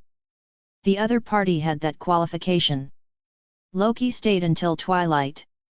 Every member of the Astraea Familia past Ryu, Daphne, and Cassandra had nothing to do with the incident the day before yesterday. That left only one person, Roy. Lady Loki, Miss Ace, good evening. Roy appeared weary, yawning as he emerged from his room, greeting the two. The naturally airhead golden-haired girl nodded lightly, a trace of blazing fighting spirit flashing in the depths of her eyes. Roy avoided this at all costs. He was not one to rise early without profit. Last time, he wanted to learn Riveria's magic, so accompanying her for a fight was acceptable. This time, without benefits, then the farther the better. Don't think that just because you're pretty, he wouldn't dare to strike. Loki examined Roy with his two panda eyes, her expression troubled. Young man, you must practice moderation. At your young age, you can't ruin your body. Thank you for your concern. Roy found it inexplicable, yet still had to express thanks. How fragrant! Is that orchid perfume? Loki sniffed the scent on Roy. Roy answered, perfume I prepared as a gift for goddess Astraea. Testing it on myself first. Loki nodded. Astraea's gentle temperament paired with orchid perfume was indeed most fitting. You've got quite the eye. Are you interested in Astraea? I can share some private information with you. The playful Loki immediately changed the topic, even forgetting her original purpose. Roy's eyes lit up. Come, let's focus on that private information part. Ahem. Ahem. Astraea's voice turned unfriendly with 2 coughs. The surrounding air seemed to grow cold. Roy and Loki were like startled hamsters, shuddering all over, their gazes becoming clear and pure. Loki put on a jokingly serious expression, little brother Roy, what have you been doing these past few days? Roy furrowed his brows. You can't dodge the question or lie, you know. Gods can see through it at a glance. Loki spoke with a smile, her perpetually narrowed eyes opening slightly. Her crimson pupils gazed at Roy, as if capable of seeing through this youth's heart. Chapter 120, Chapter 120, The Goddess's Shock. For anyone, having a god ask so directly was an extremely troublesome matter. Lies would be seen through. Even trying to brush it off with jokes wouldn't work. If it truly had nothing to do with you, a straightforward denial would suffice. Evasiveness only proved you had something to hide. Loki's seemingly joking tone actually concealed killing intent, like a sharp blade pressed against Roy's neck. Based on his answer, it would determine whether the Freya Familia would move against the Astraea Familia. Once suspicion was aroused, they would be crushed by the war machine that was the Freya Familia. The hall grew quiet. Astraea, Ryu, and Ace watched Roy. Daphne and Cassandra sensed the strange atmosphere around them, exchanging glances with fearful hearts. Under everyone's gaze, Roy spoke, I just reached level 3. These past few days, I've been in the dungeon familiarizing myself with my strength. What is it, Lady Loki? As his words fell, the hall fell into brief silence. Loki's brows rose vertically, not lying. She pressed further, did you go to Deadless Street? Roy shook his head, no. Still no trace of lying. Loki's brows furrowed tightly. Could it really have nothing to do with this brat? Then why did Freya have her investigate, specifically naming the Sprout of Justice? That damned slut was toying with her. Lady Loki, what do you mean? At this point, Roy seemed to react as well, his expression displeased. Loki's heart skipped a beat, immediately changing her face. Just joking, little brother Roy. Don't mind it. Loki apologized repeatedly, pulling Roy to a corner and secretly slipping him several small secrets about Astraea, only then calming Roy's anger. The Astraea Familia's suspicion was completely cleared. Loki left with her tail between her legs, taking Ace with her. Astraea looked at Roy with astonishment. How did he do it? To say that matter had nothing to do with Roy, she wouldn't believe it even if beaten to death. But even she couldn't detect Roy lying. Those words were truer than pure gold. Astraea addressed the girls in the hall, all right, everyone, back to your own business. Daphne and Cassandra breathed a sigh of relief, finally able to escape this terrifying atmosphere. The fairy maiden's sky-blue eyes looked deeply at Roy, while detecting something strange. Today's Roy seemed unusually obedient. Astraea came to Roy's side, her small mouth slightly open. How exactly did you do it? Loki's terrifying insight, let alone children of the lower world, even gods could hide no secrets from her. Yet Roy had successfully deceived Loki. This act could already be called a feat surpassing the gods. My lady, what are you talking about? Roy furrowed his brows, his eyes clear and transparent to the depths. Astraea grew anxious. Still pretending? At that moment, Roy's weary eyelids slowly closed, his head falling into the goddess's all-encompassing bosom, snoring sounds. Dash. That was something that happened a day ago. While the grey-haired girl was being driven dizzy by the gods, Roy had already returned to Orario. Roy left all the supplies in his spatial ring with old Lady Kaed, thanking her for her care these past 2 days. As for whether Kagam could return to the modern era, he wasn't worried. Traveling between 2 worlds relied on her power of longing, the Shikan jewel was merely a medium. Having taken a legendary piece of equipment from her through semi-forceful means, Roy felt somewhat embarrassed. When she fought Naraku, he would definitely have to go help out, mainly because the rewards were quite enticing. Back to the main topic. Roy hid in an alley, concentrating, able to hear the discussions on the surrounding streets. The mysterious level 7 adventurer. The defeat of the strongest Familia. Shocking, tavern waitress Seer Fleva was actually goddess Freya in disguise. People throughout the streets were discussing these recent events. A storm of public opinion swept across all of Orario. Even in this city that never lacked entertainment, the impact of these incidents was explosive. The first 2 needed no elaboration. The third drove countless people mad. Who could have imagined that Freya, the pinnacle of the goddess of beauty, had for years disguised herself as a tavern waitress, integrating into their daily lives?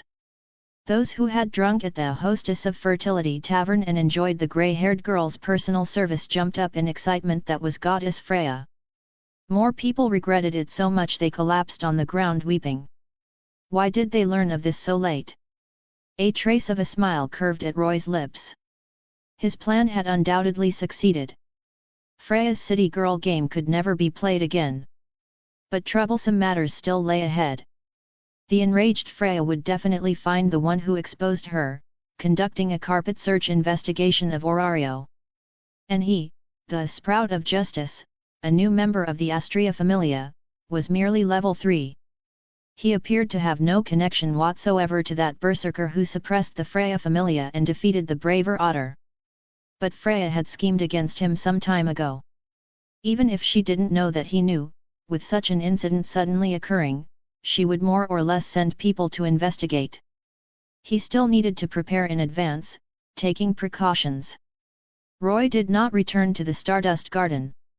Instead, he took out a black cloak from his spatial ring, draping it over himself, completely concealing his body. Traversing through dark alleys, Roy headed toward the Soma Familia's territory, only a few kilometers from the previous battlefield Deadless Street. Thus he had to be cautious. Fortunately, with so many forces investigating the level 7 berserker these past few days, even the Evilus faction and merchant guilds colluding with them had joined the fray. In the dark alleys, Roy encountered several groups of people, but like him, they were wrapped up tightly from head to toe, not daring to let their identities be detected. And they naturally assumed he was a fellow traveler. The 2 sides passed each other, each busy with their own affairs, not interfering with one another. You have your KPIs, I have my OKRs. Everyone has a bright future ahead. Roy smoothly arrived at the Soma Familia's territory. The security around it was weaker than he had anticipated. These old drunkards truly lived in a stupor. Relying on his level 3 skills, Roy avoided the attention of those level 1 small fairy and slipped Indiana with ease. The entire Soma Familia didn't have a single level 3 adventurer, relying on 2 or 3 level 2s and a large number of level 1 members to keep up appearances unbelievably weak. The level 3 Roy entered like no man's land, smoothly infiltrating the private bedroom of the Soma Familia's captain. Roy studied the effects of the Shikan jewel while waiting for the other party to return to the room. He didn't have to wait long. Only half an hour later. A middle-aged man wearing glasses, refined yet with a hint of, pushed through the door. Precisely the captain of the Soma Familia, Xanis Lustra, level 2 adventurer, title Guardian of the Wine. Chapter 121, Chapter 121, Scheme to Deceive the Gods. Xanis wore a smile as he placed the large amount of Valis received today into his personal treasure chest. Separated by 4 or 5 meters, Roy hid in the dark corner, yet the other party failed to notice him entirely. This level of alertness left Roy speechless, utterly disgracing the face of a level 2 adventurer. The other party controlled Familia authority and earned a fortune simply by selling wine, likely not having entered the dungeon for several years. Ahem! Roy coughed lightly. The sudden sound nearly scared Xanis half to death. Who? Xanis whipped his head around, looking toward the dark corner, instinctively about to call for help. Roy's legs exploded with power, instantly crossing the distance between them. Moving like lightning, his large hand clamped around the other's throat, preventing any sound from escaping.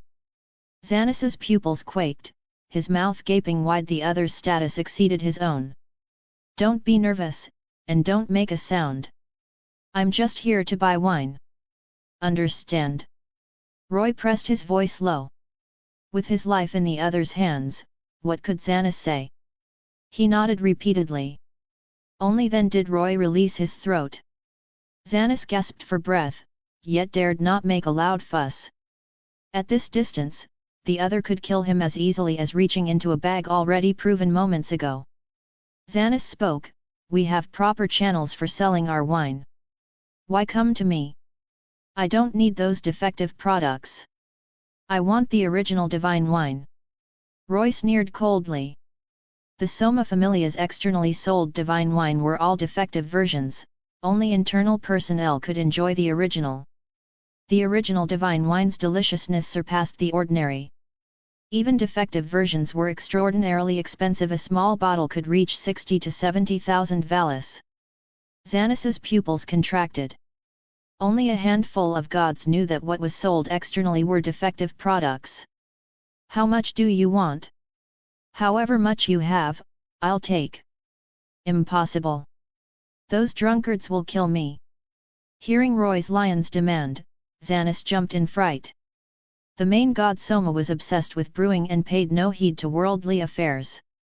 These years, he had ruled the Familia with an iron grip, consolidating his position by controlling the distribution of divine wine.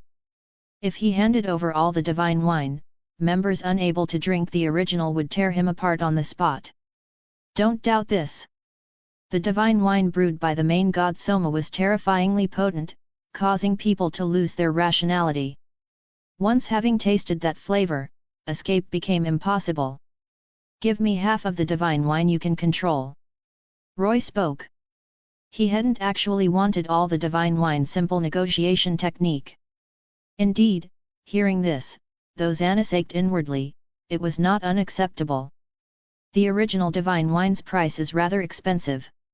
Knowing this person came to purchase divine wine, Xanis immediately reverted to his greedy nature. Rest assured, I won't short you on the money. Roy pulled out a large bag from the shadows, in truth, taking it from his spatial ring while Xanis wasn't paying attention. Opening it revealed gold coins, at least 1,000,000 valis, the dim room illuminated by glittering golden light. Xanis's eyes were firmly captivated by this large bag of gold coins, flashing with greed and desire. Xanis led Roy to a wine cellar containing over a dozen jars of original divine wine. The defective products sold externally were all diluted from this original. Roy glanced at Xanis. The divine wine here was definitely not half of what the other controlled, but for him it was sufficient. Too lazy to haggle? Xanis asked, how will you carry it? That's none of your concern. Roy spoke coldly, appearing behind the other like a ghost, delivering a hand chop to the back of his neck. Xanis completely failed to react, collapsing to the ground. When he abruptly awoke over 10 minutes later, the dozen jars of divine wine in the cellar had vanished. Xanis's face was ashen, his eyes wide staring at the empty cellar, inwardly screaming impossibility. And when he rushed back to his room and saw that large bag of gold coins still there, he couldn't help but breathe a sigh of relief. Meanwhile, on the other side, Roy used his spatial ring to pocket the dozen jars of divine wine, leaving the Soma Familia's territory and returning to the Stardust Garden. Regarding Roy's frequent disappearances, the Astraea Familia members had long grown accustomed, showing little reaction. The only one who knew the truth, Goddess Astraea, looked at Roy, wanting to speak yet stopping. But Roy gave her no opportunity. Time was tight, the mission heavy. Roy greeted everyone briefly, then swiftly returned to his room, taking out the divine wine brewed by Soma. The moment he lifted the lid, an intense wine aroma burst forth. Simply smelling this fragrance, Roy felt a sense of dizziness, various wonderful things floating through his mind, as if placed above heaven itself, incomparably satisfied. Roy raised the divine wine, taking a small sip. The instant the liquid touched his tongue, it was as if faint electric currents spread throughout his body, an indescribable pleasure flooding his entire brain, dopamine secreting madly. Unlike ordinary wine, divine wine did not blur one's consciousness. Instead, it made the brain clearer, but all sensory perception would focus upon the divine wine's deliciousness, ignoring everything else around. Roy gritted his teeth.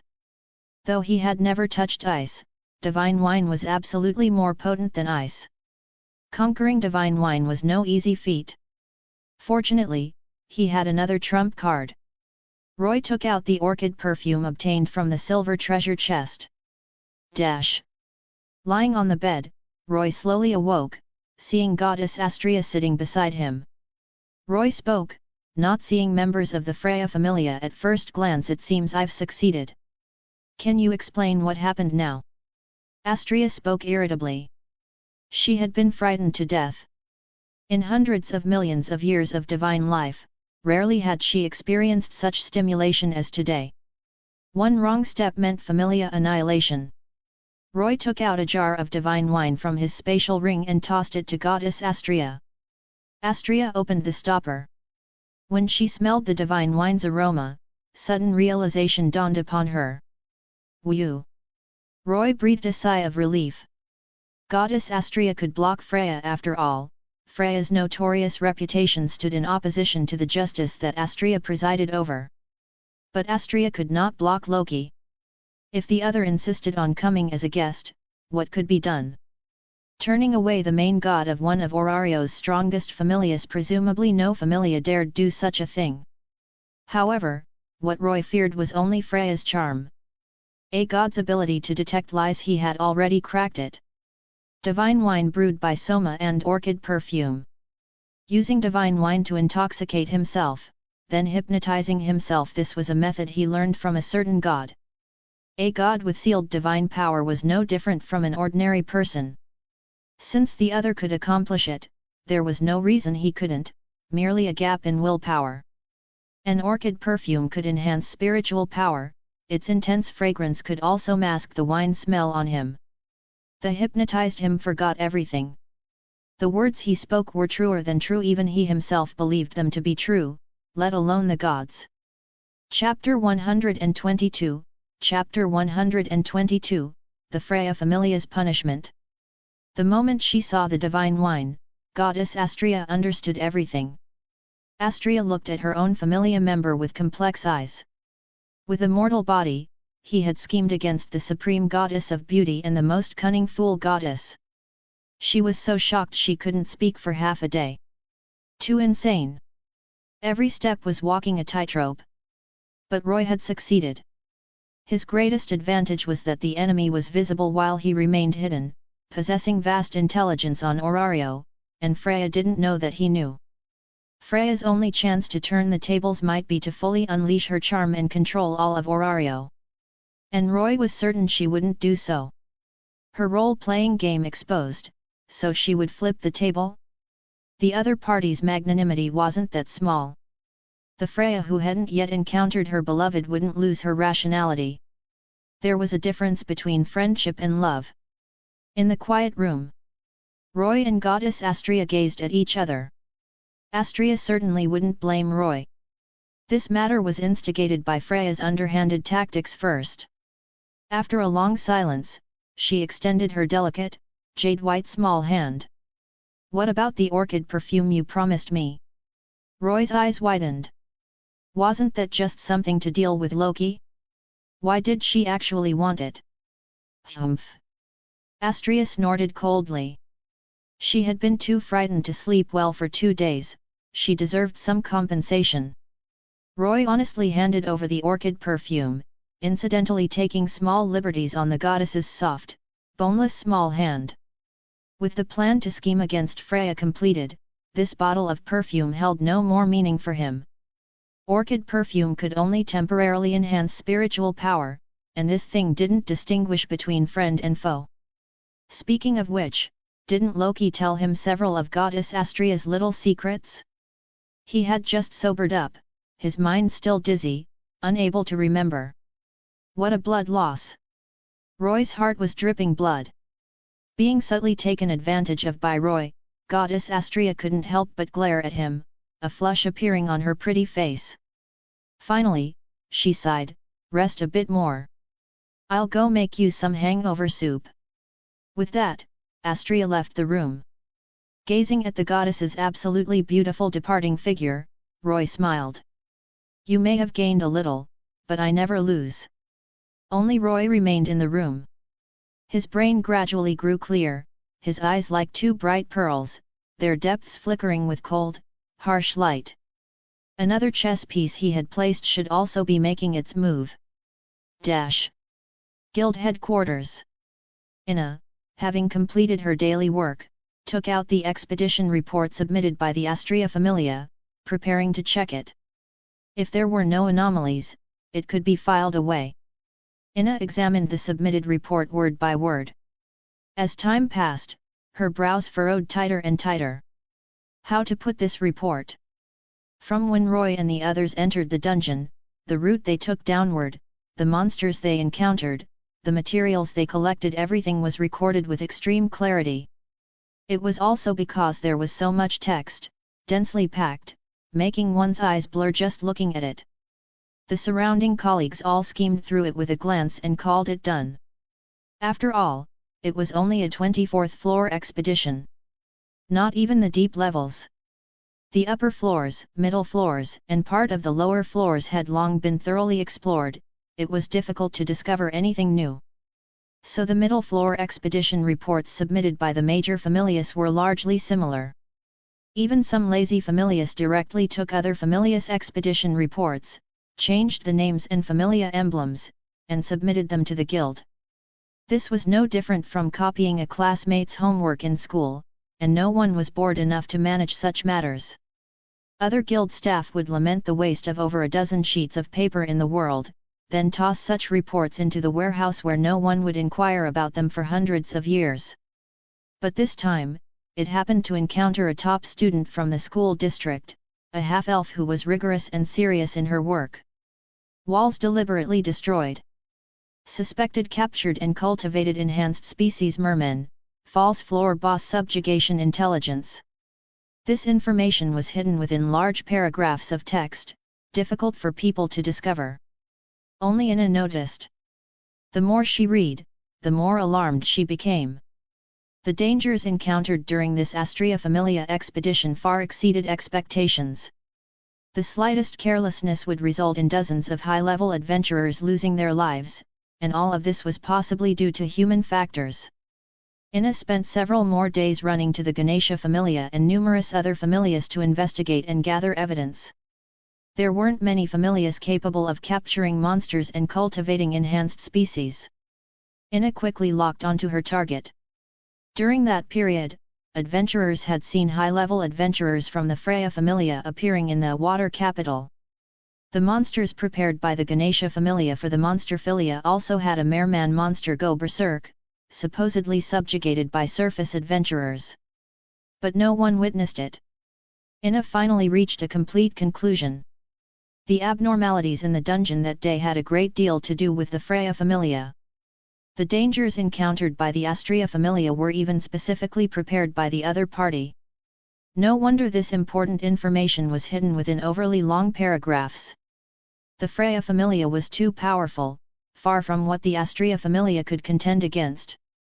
Mr. Roy must have discovered something, but realizing the enemy was unbeatable, could only hide this information within super long passages. Inna stroked the words on the expedition report, thinking of how Mr. Roy stood tall and unyielding when dealing with the Rudra Familia remnants that day. Now, he was forced to submit to the Freya Familia's darkness. Every word seemed to reveal Roy's helplessness and unwillingness. Ina's small tears couldn't stop falling. The Freya Familia too excessive. Ina angrily rushed up to the second floor of the guild headquarters. The first floor staff looked at Ina's departing figure in surprise. The guild also had a strict hierarchy. Only guild executives could enter the second floor. Ordinary staff like them could only stay in the first floor office area. Going to the second floor required a report. Ina came to Guild Master Royman Marvel's office, slamming the Astraea Familia expedition report onto the desk with a loud bang, frightening the fat on Royman's body into trembling. "Guild Master, please look at this expedition report." Ina suppressed her fury. Royman was dumbfounded. "You tell me to look, so I have to look? Just who is the Guild Master here?" Seeing as Ina was a new employee who hadn't yet familiarized herself with the guild's hierarchical order, Royman patiently asked, "Ina, what happened?"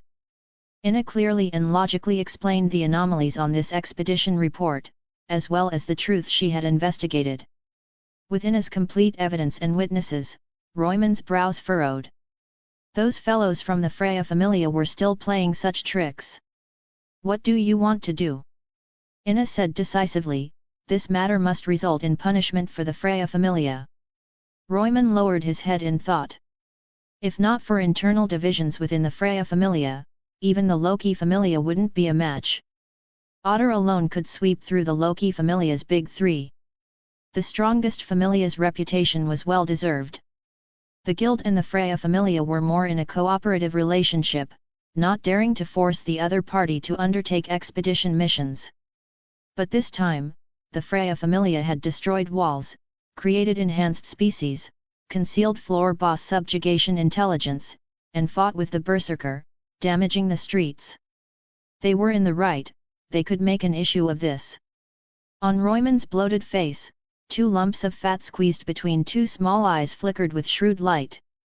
The exploration of unknown territories, which had nearly stagnated due to the fall of the Zeus and Hera Familias, should also be restarted. The punishment for the Freya Familia came down quickly. Destroying Daedalus Street and the dungeon, placing adventurers and citizens in danger. Explore the dungeon's 60th floor. Chapter 123, Chapter 123, Oscar winner Roy. Several days after driving Loki away, Roy brought Daphne and Cassandra out of the Stardust Garden, arriving at the guild headquarters. As for Miss Raihu, the moment she heard that members of the Evilus faction and merchant guilds colluding with them had appeared on Daedalus Street, she grabbed her wooden sword and ran off excitedly.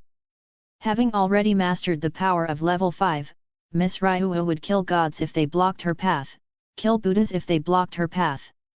Roy didn't think those Evilus scum could do anything to her.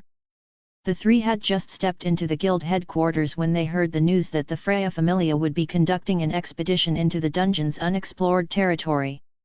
The hall was abuzz with heated discussion. A barely noticeable arc curved at the corner of Roy's mouth. The Freya Familia and the guild hadn't torn each other apart, at least not openly. The punishment for the Freya Familia was disguised as an expedition mission. Although the 60th floor was called the unexplored territory, this wasn't actually the case. The Zeus and Hera Familias had already explored the dungeon to the 71st floor. But as far as Roy knew, even if not truly unexplored, the 60th floor had plenty of good things that could entertain the Freya Familia to their heart's content. At least for 4 or 5 months, the Freya Familia would have no time to trouble him.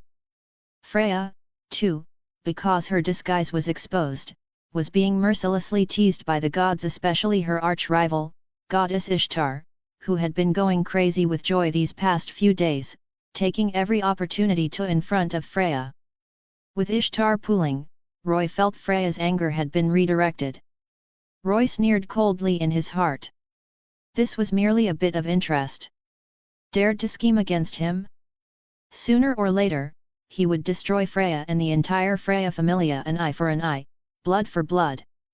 Arriving at the guild counter, Roy saw the brown-haired half-elf guild advisor surrounded by a crowd.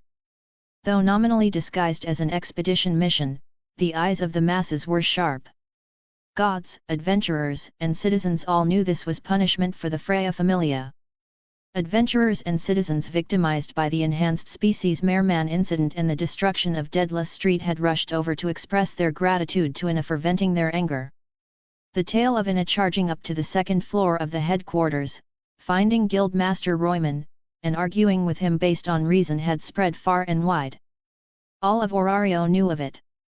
At this moment, Ina was the messenger of justice in people's eyes, unyielding to power and darkness. But Roy watched with furrowed brows. Beneath the glamorous exterior often hid countless dangers. Ina was being used as a gun by Guildmaster Royman. Now, the Astraea Familia's resentment and firepower toward the guild would all be aimed at Ina. Sending just one level 2 member could result in Ina being found with several knives in her back, ruled a suicide. Of course, he wouldn't fare much better either. Knowing full well that Ina was rigorous and serious in her work, he had deliberately embedded various hints within the expedition report. But there was a difference between the two. If something really happened, that dead pig Royman would immediately abandon Ina to preserve the so-called greater good. How could an ordinary guild employee compare in value to Orario's strongest familia? While Roy would step in to help Ina. After all, it wouldn't be the first time going head-to-head with the Astraea Familia. Seeing Roy's group enter the hall, Ina's emerald green eyes lit up. She squeezed through the crowd, coming before Roy. "Mr. Roy, good morning." Roy smiled. "Good morning." After looking left and right, Ina pulled Roy to a corner, speaking solemnly, "Mr. Roy, you must be careful of the Astraea Familia from now on." Roy's eyes were clear. "What do you mean?" Ina sighed. Mr. Roy was truly too pure and kind, unaware even when being schemed against. She had to warn him. According to her guess, the Astraea Familia creating the enhanced species monster was specifically targeting the Astraea Familia. What? When learning the truth from Ina's mouth, Roy controlled every muscle on his face. Shock, confusion, bewilderment, disbelief, grief, and anger intertwined. As if completely unaware of the inside story. The dangers he had encountered in the dungeon were actually from the Astraea Familia. He played the role of a youth who had just learned such news to perfection. Why would the strongest familia target a weak familia like us? Roy feigned anger. If others heard these words, they would probably cough up blood in anger. 4 familia members, level 5 plus peak level 3 plus 2 level 2s. Though the Astraea Familia was small in number, their quality was absurdly high. What weak familia possessed such strength? I don't know. But you must be careful from now on, Mr. Roy. I don't want to see you. Ina spoke. Goddess Freya's promiscuous reputation was widely known. It was likely that a member of the Astraea Familia had been targeted. The final word didn't come out. Ina bit her thin, rosy lower lip, her eyes reflecting Roy's handsome face. Roy spoke with genuine sincerity, "Thank you, Miss Ina. I'll be careful from now on." Ina smiled satisfactorily. Then, seeing Roy fully equipped, she couldn't help asking, "Mr. Roy, are you going to the dungeon?" "Yes." Roy nodded. He wanted to test the Astraea Familia. If Freya still suspected him, then there was an 80% chance she would send people to watch him, or even act directly. Seeing this, Ina hesitated to speak, a trace of embarrassment appearing on her small face. Roy asked kindly, "Is there somewhere I can help? This sort of thing shouldn't trouble Mr. Roy." Ina's face showed conflict. Roy smiled, "It's fine. Just as the guild takes care of new adventurers by assigning advisors, as a high-level adventurer, taking care of the guild's new employees is also proper. We should help each other." Ina was stunned. Since coming to Orario, this was the first time she had heard such heartwarming words. Her eyes grew moist with emotion. "Mr. Roy, really, saying such nice things. Who knows how many girls will be deceived by your sweet talk in the future." Roy was speechless. He truly hadn't flirted with many girls. At most, he couldn't help teasing the elf maiden who matched his preferences. "Mr. Roy, that girl is the first new adventurer I've taken under my wing. Could you help take care of her?" Ina indicated for Roy to look toward a corner of the hall, where a human girl with a constrained expression stood. Around the same age as Ina, 14 or 15 years old, wearing equipment issued to new adventurers by the guild. "Sure," Roy agreed. It didn't matter. Today was just to pass time and test the Astraea Familia anyway. "Thank you," Ina said gratefully. The guild's rough statistics showed that new adventurers' survival rate for their first dungeon entry was around 50%. She truly didn't want to see the first newcomer she took under her wing die immediately inside. With a high-level adventurer's care, the survival rate would greatly increase. As an advisor, no matter how much theoretical knowledge she taught newcomers, she had never entered the dungeon after all. Her understanding of monsters was far inferior to Roy's. Chapter 124, Chapter 124, Shocking the Newcomer. At Ina's call, the human girl standing in the corner ran over. "I'm Maris Haikud, Sir Sprout of Justice." "Hello." The human girl's eyes were fervent and worshipful. Continuously breaking historical level-up records, Roy's fame was in no way inferior to those level 5 and level 6 adventurers. She hadn't expected her advisor to have such connections. Roy spoke, "Today we'll accompany you to the dungeon. Hopefully we can teach you something." Maris nodded heavily. The group left the guild headquarters. Roy, Daphne, and Cassandra occasionally taught Maris some basic knowledge, walking slowly. In truth, this was deliberately done by Roy. Roy divided his attention, chatting with the newcomer with a smile on his face, while secretly raising his perception to its maximum, searching for anyone tracking or monitoring him. With his status, even level 5 adventurers might not be able to avoid his keen senses. With the expedition imminent, the Astraea Familia was busy as could be. Even if someone was watching him, it wouldn't be a level 6 executive purely overkill. Level 6 monitoring level 3, word of that would invite ridicule. Roy led the 3 girls, wandering through the city, openly purchasing supplies and equipment. Until noon, after having lunch, they finally arrived at the Babel Plaza at a leisurely pace. By now, Roy was completely certain no one was tracking him. In Freya's eyes, he had shed suspicion. They entered the dungeon. Because they were bringing a newcomer, their progress wasn't fast, teaching her how to dodge monster attacks, counterattack, and strike at magic stones. Daphne and Cassandra fully displayed their senior status, carefully instructing the newcomer, gaining satisfaction. 2 hours later, the group rested in a room on the 5th floor. Mainly because Maris's stamina was exhausted. When exploring the dungeon, unless encountering unexpected circumstances, one must maintain their stamina above 60%. In conversation about ideals in life, Maris said confidently, "I'll definitely become a first-class adventurer and break the Sword Princess's level-up record." Roy's level-up record was too extraordinary, considered a unique miracle. In thousands of years, there was only this one case. Basically no one would take him as their target. Hearing this, Daphne and Cassandra exchanged glances. The arrogance of new adventurers wasn't something they couldn't understand, but the reality was the gap between people was sometimes greater than the gap between people and dogs. If Roy hadn't carried them through dungeons, the two would have needed at least another 2 or 3 years to level up. Especially Cassandra the healer, who normally could only scrape together leftover experience. They didn't know how to advise Maris either. No matter what was done in this situation, it would be awkward. Indulging her would only make her die faster. Dissuading her, but those self-important newcomers would often think others were jealous of them. Daphne and Cassandra looked at Roy.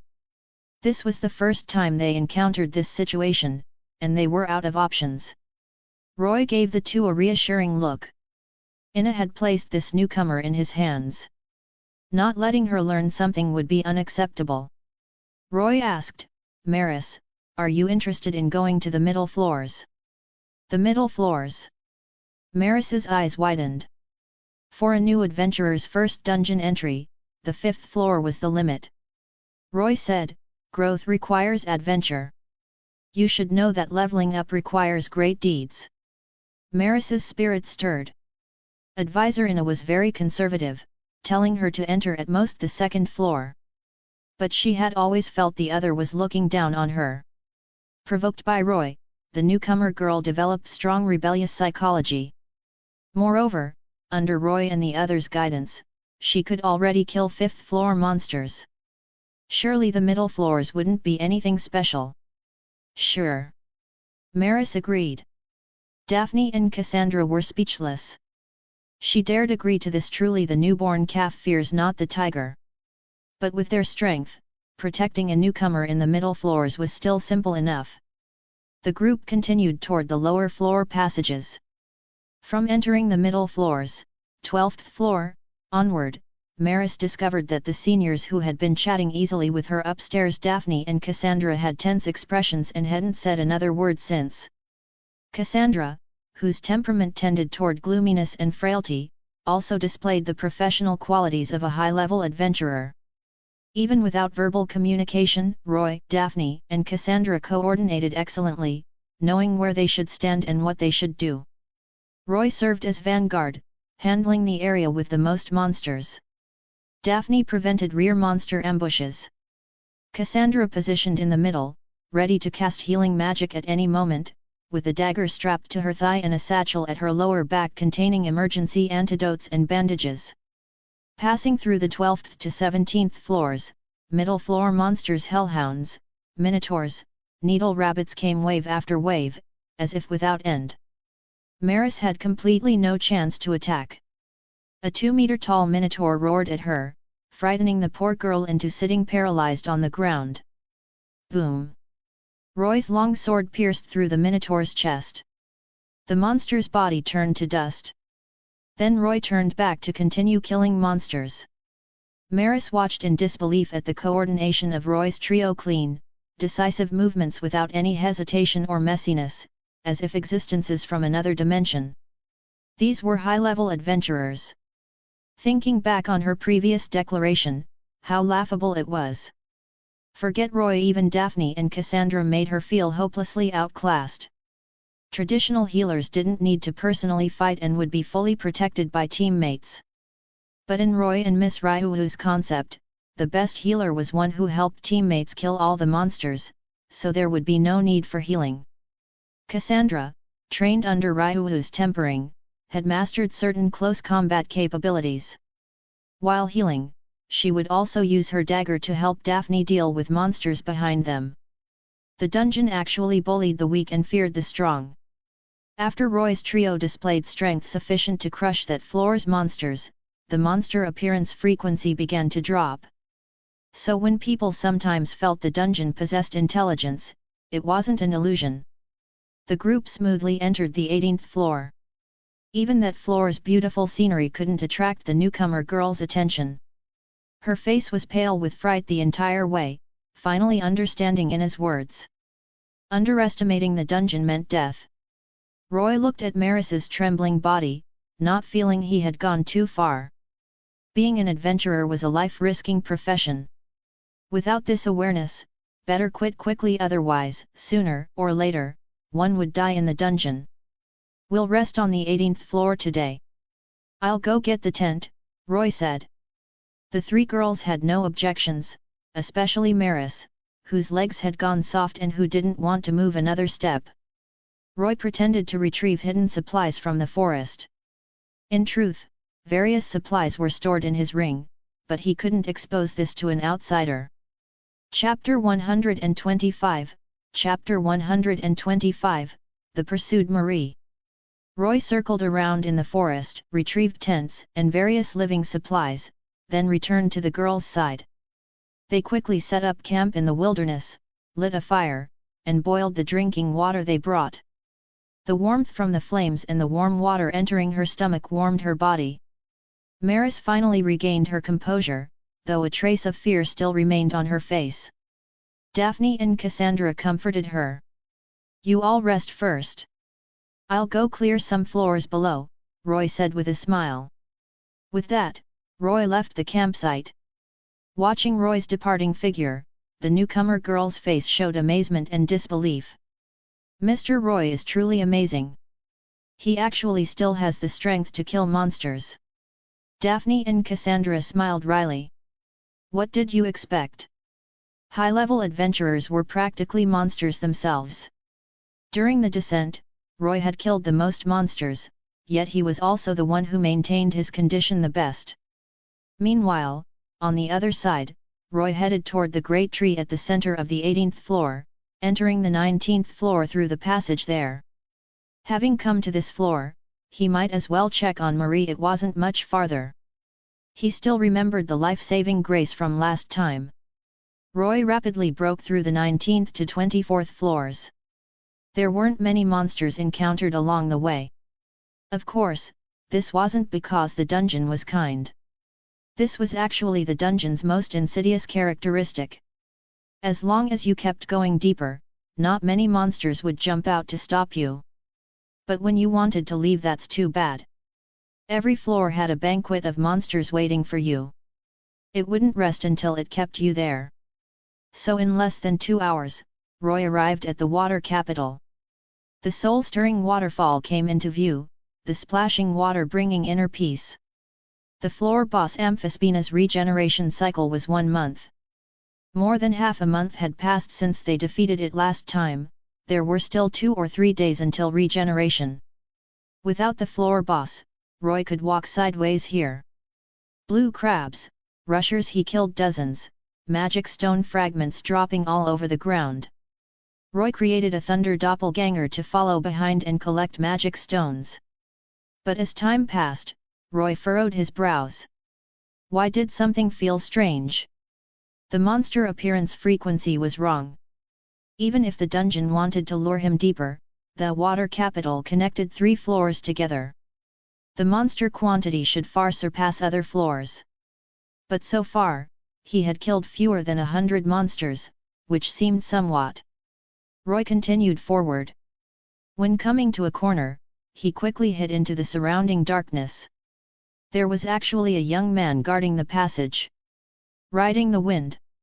Roy suppressed his presence, silently approaching the other. At 30 meters, he activated the wind-chasing boots special effect, his agility attribute explosively rising to SS rank. His legs wrapped in fierce wind, Roy crossed the distance between them like a phantom, pressing the other against the wall and tightly locking his throat. The level 2 youth's full ability values were merely H rank, completely unable to react. Sensing fatal danger, the youth trembled all over. "Don't kill me." Roy pressed his voice low, asking, "Speak. Which familia are you from?" The youth answered, "Iclos Familia." Roy's pupils contracted, beyond his expectations. Iclos Familia. This familia's overt rank was B, their dungeon exploration stopping at the 37th floor, unmoving for several years, extremely low-key. Basically no one knew what this familia was actually doing. "What are you doing here?" Roy's tone turned cold. He faintly realized something. The youth quavered, "Catching a monster." A trace of icy cold light appeared in Roy's eyes. Of course he knew the Iclos Familia's background. Their stronghold was located in the man-made labyrinth Daedalus, earning massive profits by capturing and selling Xenos. He seemed to understand everything. This floor had been cleared by Iclos Familia members, which was why he hadn't encountered many monsters. "How did you discover this monster?" Roy spoke coldly. The water capital was vast, Marie hid underwater, theoretically quite safe. About a month ago, someone saw this monster arranging shells on the shore. We guessed she might be an intelligent monster. Hearing this, how could Roy not understand what happened? Marie had arranged shells to guide Ryu and the others to the room where he and Amphisbaena were. As a result, some adventurers saw it. The Iclos Familia heard of this peculiar matter and guessed it was an undiscovered Xenos. The Iclos Familia came to capture her. To prevent the Xenos matter from being exposed, they set up sentries at various passages. This youth was one of them. Crack! Roy's eyes were indifferent, mercilessly crushing this youth's larynx and cervical vertebrae, ending his life. Discarding the corpse, Roy advanced silently, passing through the passage. Ahead was an open area where over a dozen Iclos Familia adventurers appeared. Didn't expect there was one in the water capital too. Not easy. Over a dozen people pursuing for half a month, finally caught her. Going to make another fortune. These adventurers emitted excited voices.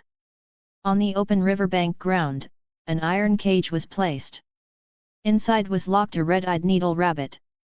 Unlike ordinary monsters' savagery, its eyes were very spiritual, revealing humanized expressions. Its limbs were bound by special iron chains, pain appearing on its face. Hey hey, if you don't come out, your companion will die. A male adventurer of the Iclos Familia viciously kicked the iron cage. This needle rabbit possessed intelligence but hadn't yet learned to speak, only able to emit pain sounds. Truly cruel, actually abandoning your own companion. Look at its tears. Iclos Familia members continuously used words to stimulate Marie in the water. Even level 4 adventurers didn't dare easily enter the water capital's waters to fight. They could only use this method to lure the other party. Any rational adventurer's attitude would definitely be, as long as the Green Mountains remain, there's no fear of lacking firewood. Develop strength in the future, then take crazy revenge. Going out now would just mean one more corpse. Only against those Xenos who valued loyalty and righteousness would such despicable methods succeed. Hearing her companion's painful groans, that mermaid girl who had once helped Roy appeared in the deep water area, her small face filled with conflict, pain, and despair. Seeing Marie appear, the Iclos Familia members' eyes lit up. Mermaid Xenos were too rare, elegant appearance, graceful figure, and sang beautifully. Those wealthy nobles outside Orario would flock like ducks. Could sell for at least tens of millions of valis, even hundreds of millions. Know that, setting aside intelligence and appearance value, mermaid blood was one of the world's top-tier healing materials, allowing injuries to rapidly recover. As long as you come over, we'll immediately release your companion. We are adventurers with credibility. The Iclos Familia members still didn't dare enter the water, continuing to use words to induce Marie. Chapter 126, Chapter 126, Thunderous Methods. The simple-hearted Marie showed signs of movement on her face. Trading herself for her companion's life was not unacceptable. Listening from the shadows, Roy burned with rage at the Iclos Familia's inducement. He knew that if Marie came ashore, it would merely mean one more death. If they were capturing other Xenos, he might have been too lazy to care. But Marie, whoever touched her would die. The forest canopy now distant. The infinite stars embedded in the endless night sky. Roy began chanting in a suppressed voice. Adventurers were different from monsters. Cunning adventurers would immediately turn and flee the moment they sensed something wrong. He had to eliminate a large group simultaneously. And magic was the best choice. Seeing Marie's intention to come ashore, the Iclos Familia members were overjoyed. Over 10 days of effort finally had reward. Under the impact of exhaustion and surprise, their vigilance dropped to its lowest in this instant. Light wind. When the chant ended, large numbers of emerald green light spheres appeared around Roy, illuminating the entire cavern. Boom! Boom! Boom! By the time the Iclos Familia members noticed, it was too late. The overwhelming emerald green light spheres crashed down upon them. Instantly engulfing over a dozen Iclos Familia members, continuous explosions rang out. 7 or 8 low-level small fry died on the spot. The rest carried injuries of varying degrees. The sudden turn of events also left the Iclos Familia members stunned, their brains frozen like crashed machines.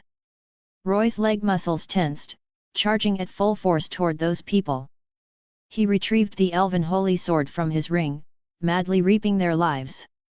Sharp sword flashes past, even shields forged from refined iron would be easily sliced through.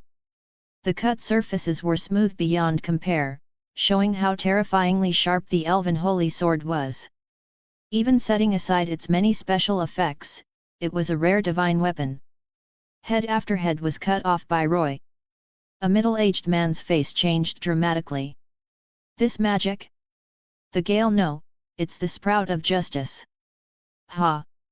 Seeing Roy slaughtering Familia members, the middle-aged man exploded with fury, wielding his great sword and fiercely chopping at Roy.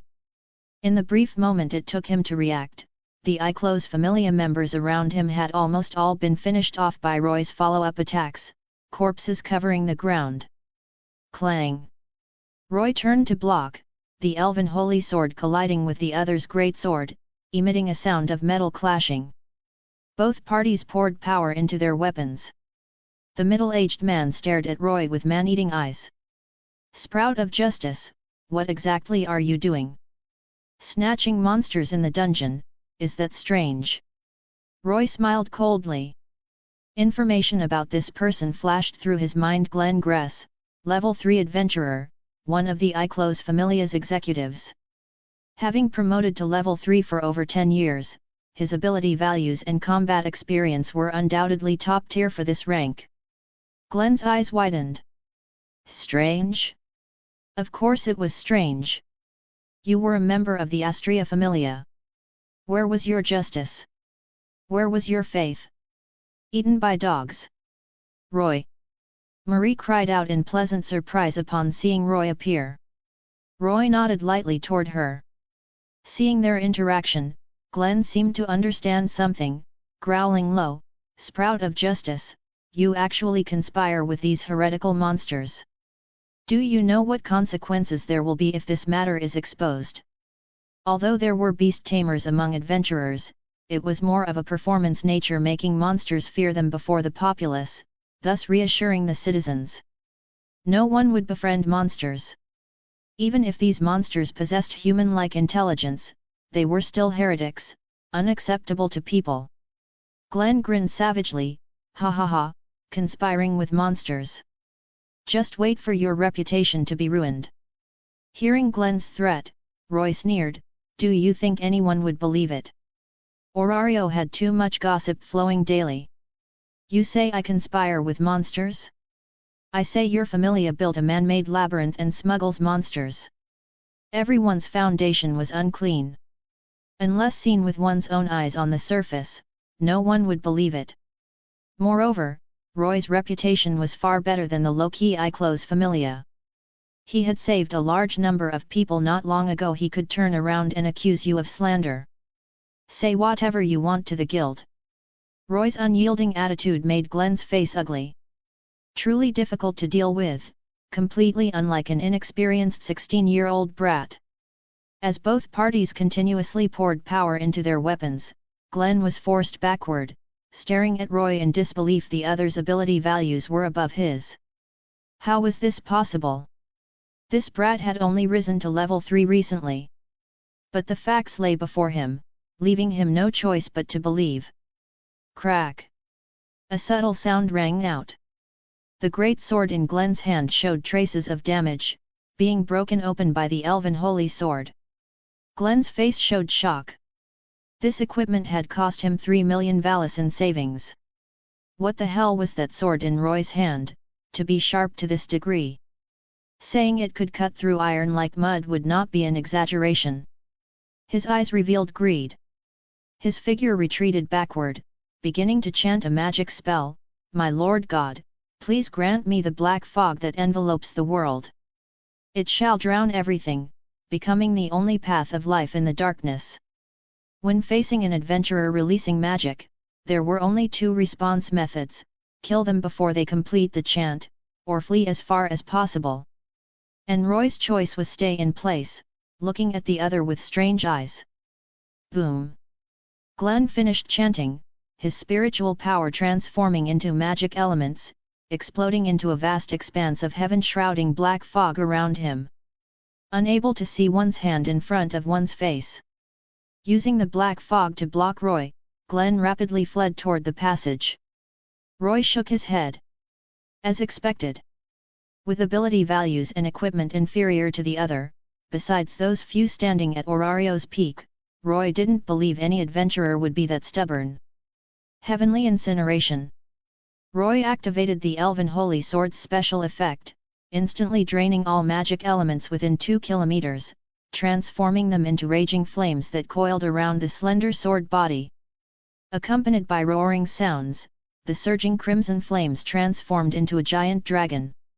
With a single dragon tail sweep, madly breathing out, it burned the large expanse of black fog before him into ashes. The coverage range was extremely vast, instantly engulfing Glenn. When Roy walked forward, this veteran level 3 adventurer lay on the ground with charred black skin, barely alive. And Roy mercilessly thrust the Elven Holy Sword into Glenn's heart, ending his life. Roy. Seeing the battle end, Marie joyfully leaped from the water, landing in Roy's arms. Roy held this mermaid girl in a princess carry. Although she was a monster, her body was the softest he had ever touched bar none. Marie's small face pressed tightly against Roy, rubbing back and forth like a husky raised at home. Roy casually rescued that rabbit Xenos as well. With a wave of the Elven Holy Sword, the iron cage and chains imprisoning the other were easily sliced open by sharp sword flashes. This needle rabbit was tortured to the point of being covered in wounds. Seeing her compatriot in such pain, Marie's face showed grief, her heart aching until tears fell in streams. Chapter 127, Chapter 127, The Solution to All Problems. Let me. Roy stopped Marie from biting her finger. This needle rabbit had soft white fur and a small horn on its forehead, a top-tier cute pet. The Iclos Familia would also want to sell it for a good price, so they wouldn't truly harm it. Roy could see that it only had superficial wounds. Using mermaid blood would be too excessive. Noah heal. Roy chanted. As his words fell, emerald green life-rich light descended upon the needle rabbit. As time passed, the wounds on its surface gradually healed. The needle rabbit, its body healed, recovered its spirit.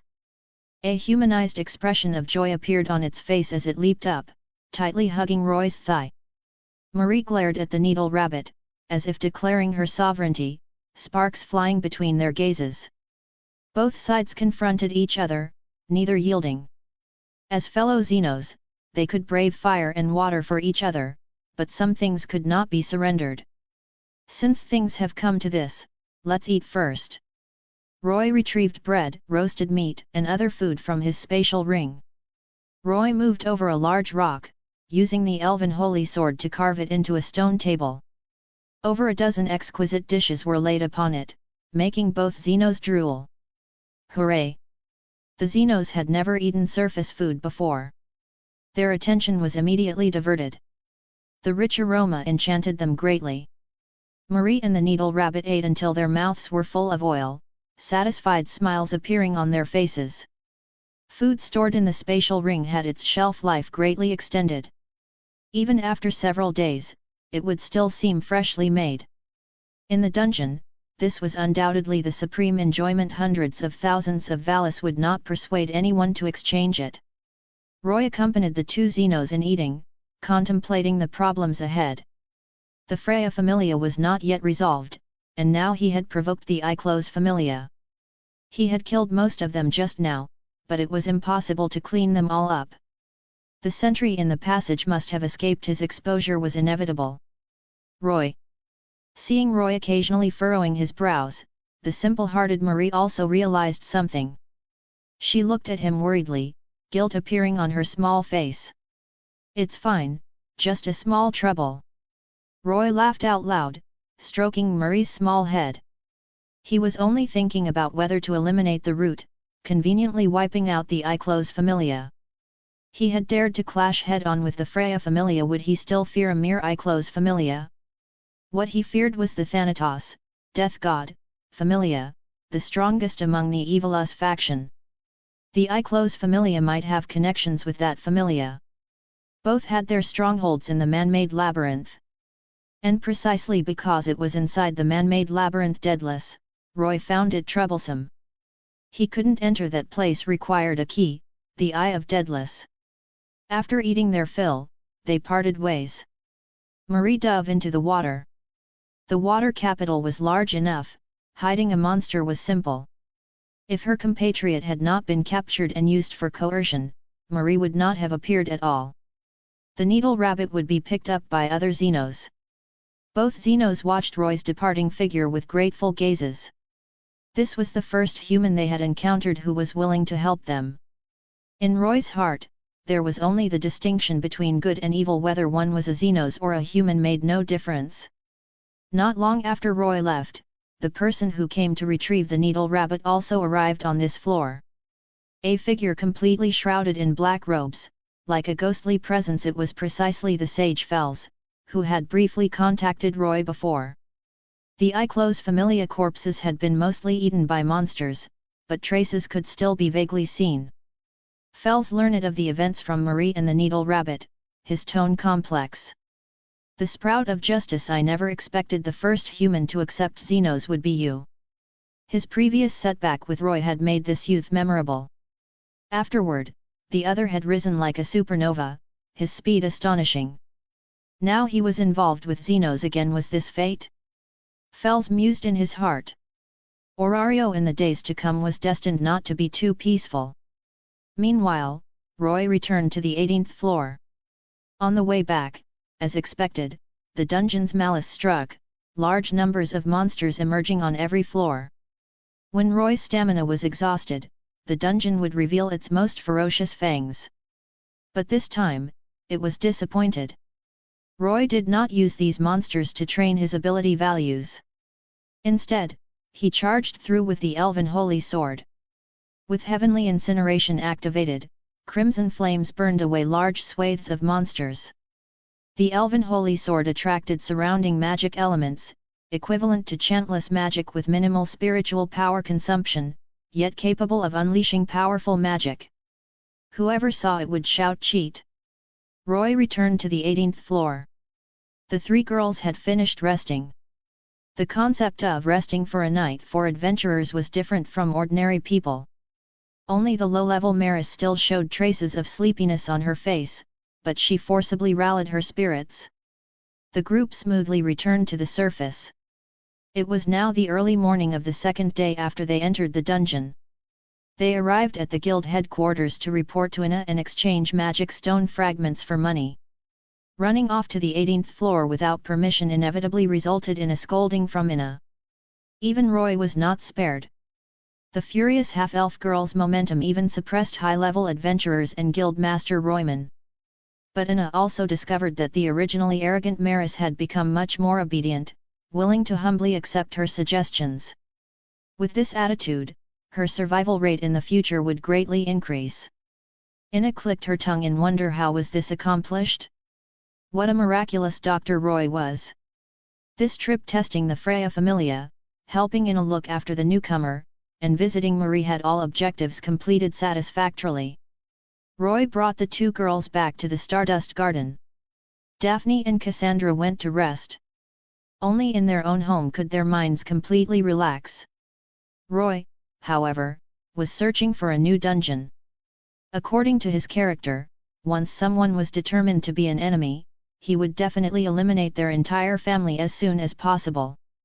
But the Iclos Familia's man-made labyrinth was not easy to deal with. Thus his remaining choice was one: raising his strength was the fundamental solution to all problems. But this matter was not easy either. Level 3 was a position that was neither high nor low. Zombies and other small fry could no longer grant him any rewards. Hunting high-level targets his strength did not permit it, so he could only drool at the rewards. Dungeon hunting required targets of equivalent level or even above his own to yield rewards. Like when he killed the 100-headed Demonis earlier, only a pitiful 50 attribute points. If he targeted such small fry, it would take several months. And that was the price from a few days ago. Now his ability values had increased again, correspondingly reducing the rewards for killing small fry. And hunting high-level targets was even more difficult. Could he just tell someone to stand still and let him hunt them? There was even the possibility of being counter-killed. Fortunately, he could freely choose dungeons, having great autonomy in this aspect. A level 3 could not pick a level 9 dungeon to enter and die. Chapter 128, Chapter 128, Naruto Hunt. Roy searched for over 10 minutes, finally selecting a relatively suitable hunting target. Name, Naruto. Level, LV.2 LV.4. Introduction, Zabuza Momokai and Haku, hired by the Land of Waves merchant Gato, are preparing to assassinate the bridge expert Tajuna protected by Konohagakure's Team 7. Main mission, hunt Zabuza Momokai, reward 1000 attribute points decapitating carving knife. Extra mission, hunt Haku, reward 900 attribute points. Note, completing both missions triggers extra reward silver treasure chest. Roy stared at the dungeon introduction. Although the level cap was LV.4, how to put it, it seemed he could handle it himself without needing to ask Miss Ryua for help. As his strength grew, Roy was no longer the novice he once was. Unless he encountered an enemy he couldn't handle alone, Roy was reluctant to call for help. Being protected by Miss Ryua like a giant baby, even if he grew stronger, it would be meaningless. Updates aren't easy, remember to share the website. Transferring from the Stardust Garden to the Land of Waves. Roy changed into similar style clothing, walking out from an alley, perfectly blending into the crowd, secretly observing the situation in the Land of Waves. His hunting targets were Zabuza Momokai and Haku. But with his strength, wanting to simultaneously contend against these two ninjas was absolutely impossible. He would be counter-killed instead. So he didn't directly seek out these two people. Instead, by asking passers-by, he came to Gato's company. His greatest advantage was still intelligence. This incident was caused by the tyrant boss Gato and the bridge expert Tajuna. Gato was superficially a maritime shipping company boss, secretly colluding with criminal forces and ninjas, smuggling drugs and controlled goods, seizing others' companies. To continue controlling the Land of Waves maritime transportation, Gato had to prevent the bridge's completion, hiring Zabuza Momokai to assassinate Tajuna. Of course, Roy didn't care about any of this. Gato was certainly not a good person. Tajuna concealed information, tricking Konoha ninjas into protecting him. If not for encountering the extraordinarily capable Team 7, it would have harmed others and himself. A dispute of dogs biting dogs. Roy only needed to hunt his targets and obtain rewards. Brat, this isn't a place you should come. Get lost. In front of Gato Company building, two burly men looked at Roy coldly, speaking with disgust. Roy ignored them, walking straight inside. Can't understand human speech, hey. One security guard swung his baton, wrapped in the sound of breaking wind, smashing toward the back of Roy's head. Roy dodged sideways, kicking the other's back. Terrifying force sent the other flying, heavily crashing into the wall, unconscious. Seeing this, the other security guard realized Roy was not to be trifled with. Boys, someone's causing trouble. With his call, surrounding booths and guard rooms immediately rushed out over a dozen people, holding swords, guns, batons, savage smiles hanging on their faces. Roy glanced indifferently. Several minutes later, when Gato heard the commotion and walked out of his office, he was confronted with a somewhat horrifying scene. Dozens of thugs he employed lay on the ground, wailing everywhere. Numerous thugs piled into a small mountain, and sitting at the top was a 15 or 16-year-old black-haired youth. Gato's face was gloomy. "Who are you?" Roy said. "Boss Gato, are you interested in hiring me as a bodyguard? I want to earn a living." Hearing this, Gato's gaze wandered between the pile of useless thugs and Roy, his eyes lighting up. "From today onward, you are my bodyguard." The corner of Roy's mouth rose slightly. Zabuza Momokai would be defeated by Kakashi Hatake leading Team 7. Haku would pierce Zabuza's neck with Senbon, allowing him to fake death and escape. But after that battle, Zabuza also suffered considerable injuries, needing a week of recuperation. During Zabuza's recuperation period was his opportunity. He needed to use Gato to approach Zabuza. Only 5 days later, Gato returned to his office cursing. That ninja was also useless, failing to assassinate an ordinary person. Gato said, "Roy, accompany me for a trip." "Here it comes." A sharp light flashed in the depths of Roy's eyes. "If that ninja dares to be disrespectful to me, you kill him." Gato spoke in a suppressed voice. "Understood." Roy gave Gato a meaningful glance. These 5 days of luxury hotels, gourmet meals, foot massages Gato had served him comfortably. "Don't think others are fools." Roy, who had just arrived a few days ago, wouldn't gain Gato's trust. The other wanted him and Zabuza Mamakai to fight to the death. "But you're on the 3rd floor, I'm in the stratosphere."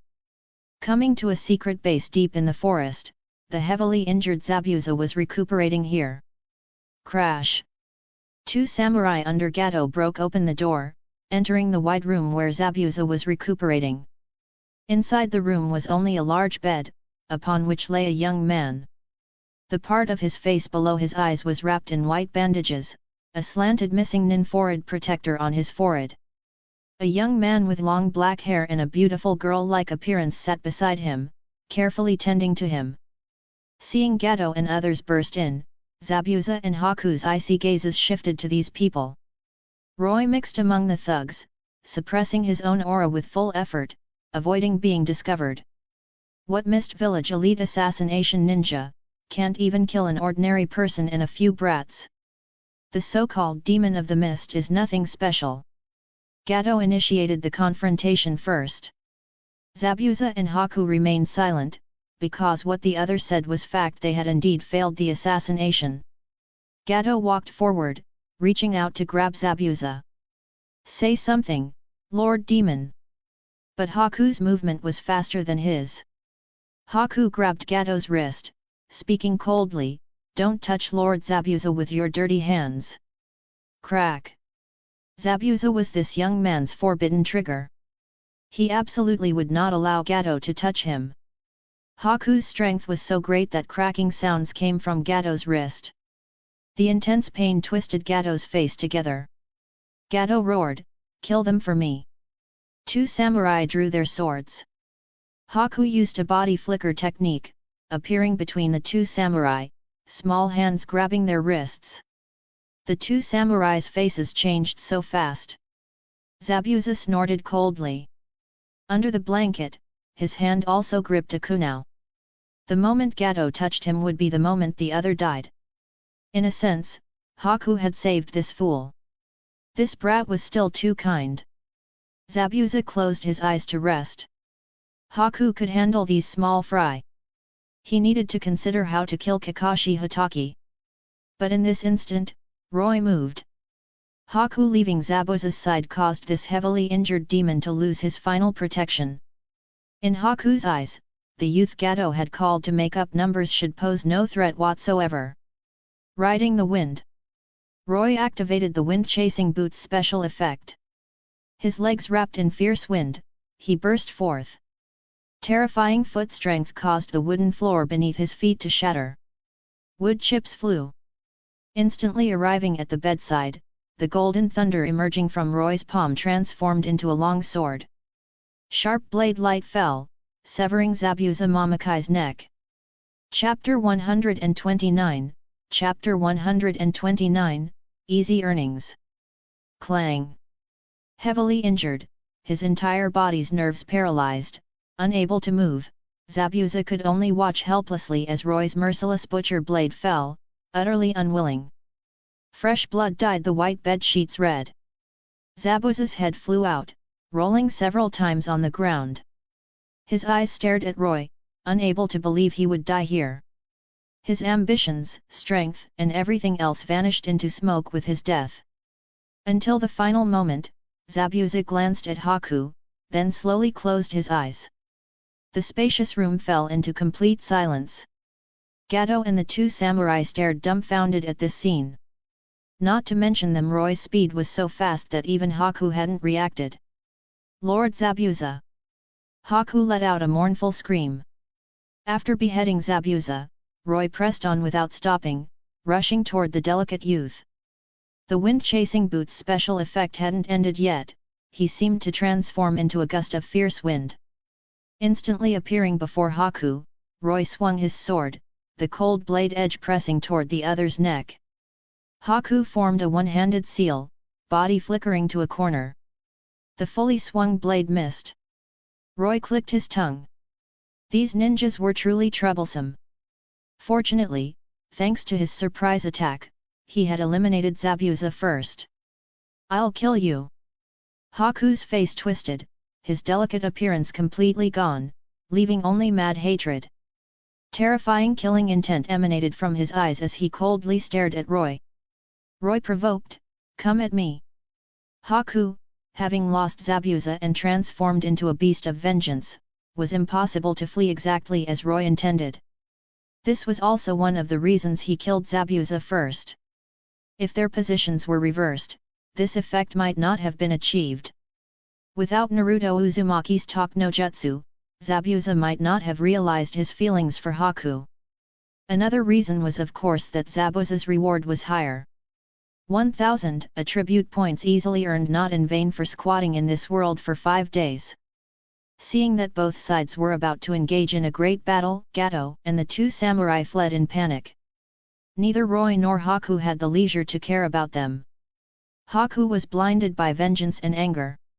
Roy's mind was extremely clear. He knew Haku's intelligence, the other possessed mastery over ice release and water release. After being taken in by Zabuza, he had learned all of Zabuza's combat techniques and assassination arts. Ninjutsu, hidden mist technique. Haku's grim voice rang out. Mist suddenly rose, filling the entire room with dense fog, making it impossible to see one's hand. Haku's figure hid within. No matter how furious, Haku was still an elite ninja. Without calming down, he couldn't kill his enemy. Several phantom images flickered in the dense mist. Haku was using the body flicker technique to move rapidly. A faint sense of danger emerged in Roy's heart, and he furrowed his brows. Whoosh! Roy's ears twitched slightly, hearing intense breaking wind from the left. The long sword in his hand transformed into a shield, blocking the Senbon silver needles attacking him. Before he could breathe a sigh of relief, immediately after, from left, right, above, and below all directions came dense sounds. 1,000 flying water needles of death. Hidden deep in the mist, Haku formed a one-handed seal. Chakra transformed the water mist into massive amounts of Senbon, executing a 360-degree wide-range high-speed barrage. Countless Senbon silver needles covered the sky and earth, shooting toward Roy as if to turn him into a hedgehog. Gather, breath of the earth, I am called Alpha. Roy's expression unchanged, rapidly completing a short chant. What he released was precisely diving, protection of the spirits learned from Riveria. Increasing physical and magical defense, a colorful light garment covered his entire body, leaving not a single blind spot. Ding! Ding! Ding! Countless fine needles landed on Roy, emitting dense sounds of steel collision, scattering all over the ground. Haku was stunned. What method was this? Although diving, protection of the spirit's defense was inferior to dimensional severance, it was still magic. High explosive grenades might not necessarily blast it open, let alone a few small silver needles. Roy stepped out with a single arrow-like stride, breaking through the window, running toward outside the room. The mist environment was the other's home field, disadvantageous to him. Haku's strength was nearly equivalent to Zabuza's. Just looking at the attribute point rewards for both showed this. It was just that Haku's temperament was kind, usually not showing his abilities. This time, with Roy killing Zabuza, it caused the other to explode, transforming into a mad ferocious beast. The mist's assassination techniques, logically speaking, if the target couldn't be eliminated, the assassin would retreat. But Roy knew the other would follow, because this wasn't a commissioned assassination, but vengeance. As Roy expected, when Haku saw him attempting to flee, he immediately became anxious, closely following behind. When leaving the mist environment and entering the forest, Roy deliberately slowed his pace, letting Haku catch up. Haku's hands danced, continuously throwing out hundreds of silver needles, covering all of Roy's escape routes. However, the colorful light garment on Roy still hadn't dispersed, blocking all the silver needles, making the delicate youth grind his teeth in hatred. Even if he summoned mist again, Roy would certainly flee. Haku decisively brought out his trump card secret technique. Secret ice release technique, demonic mirroring ice crystals. Dozens of ice mirrors descended from the sky, enveloping this area, simultaneously trapping Roy. Every mirror reflected Haku, his face carrying cold killing intent.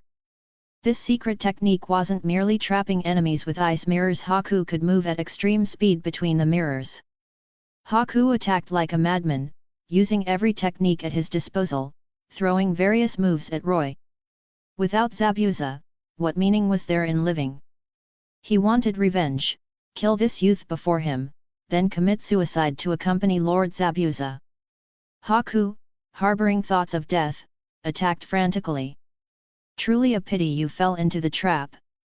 Roy secretly shook his head, his face unhurried. His right hand brushed across his spatial ring, retrieving the elven holy sword.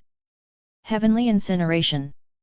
Roy's mind moved, fully activating the elven holy sword's special effect, draining all energy within 3 kilometers. Crimson flames coiled around the slender sword body. Even in a different world, the elven holy sword's special effect could still activate. The essence of energy wouldn't change. To make an analogy, the elven holy sword was a car, and magic elements, chakra, and other energies were the fuel driving it. Magic elements were merely the most compatible gasoline. Under the crimson flames baking, the surrounding temperature rose sharply.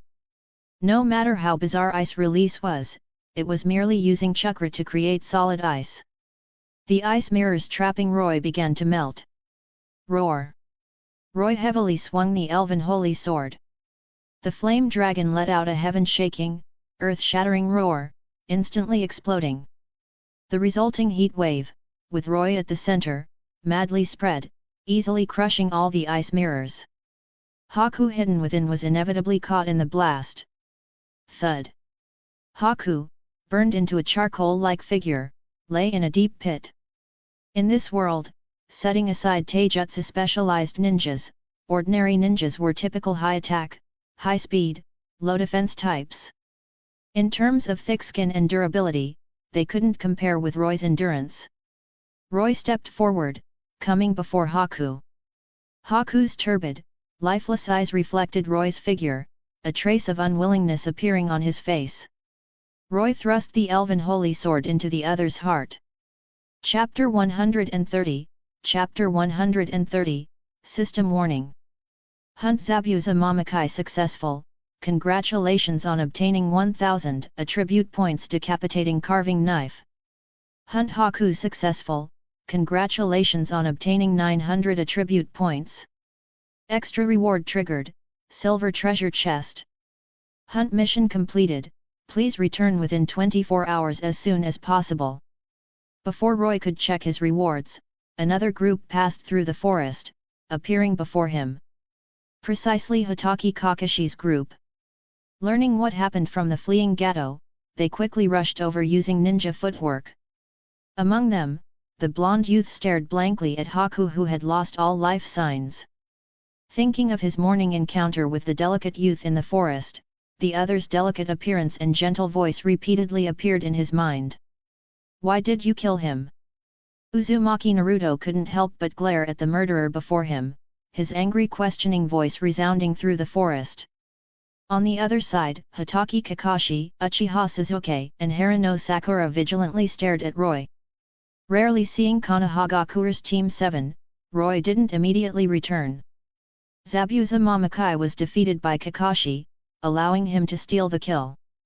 101book.com solves book famine, 101book.com super complete, all hand typed no errors site. Roy answered, he was Zabuza Mamakai's accomplice.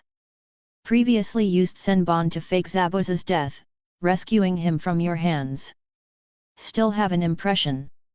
Hearing this, Hitaki Kakashi and the others swept their gazes across Haku's body.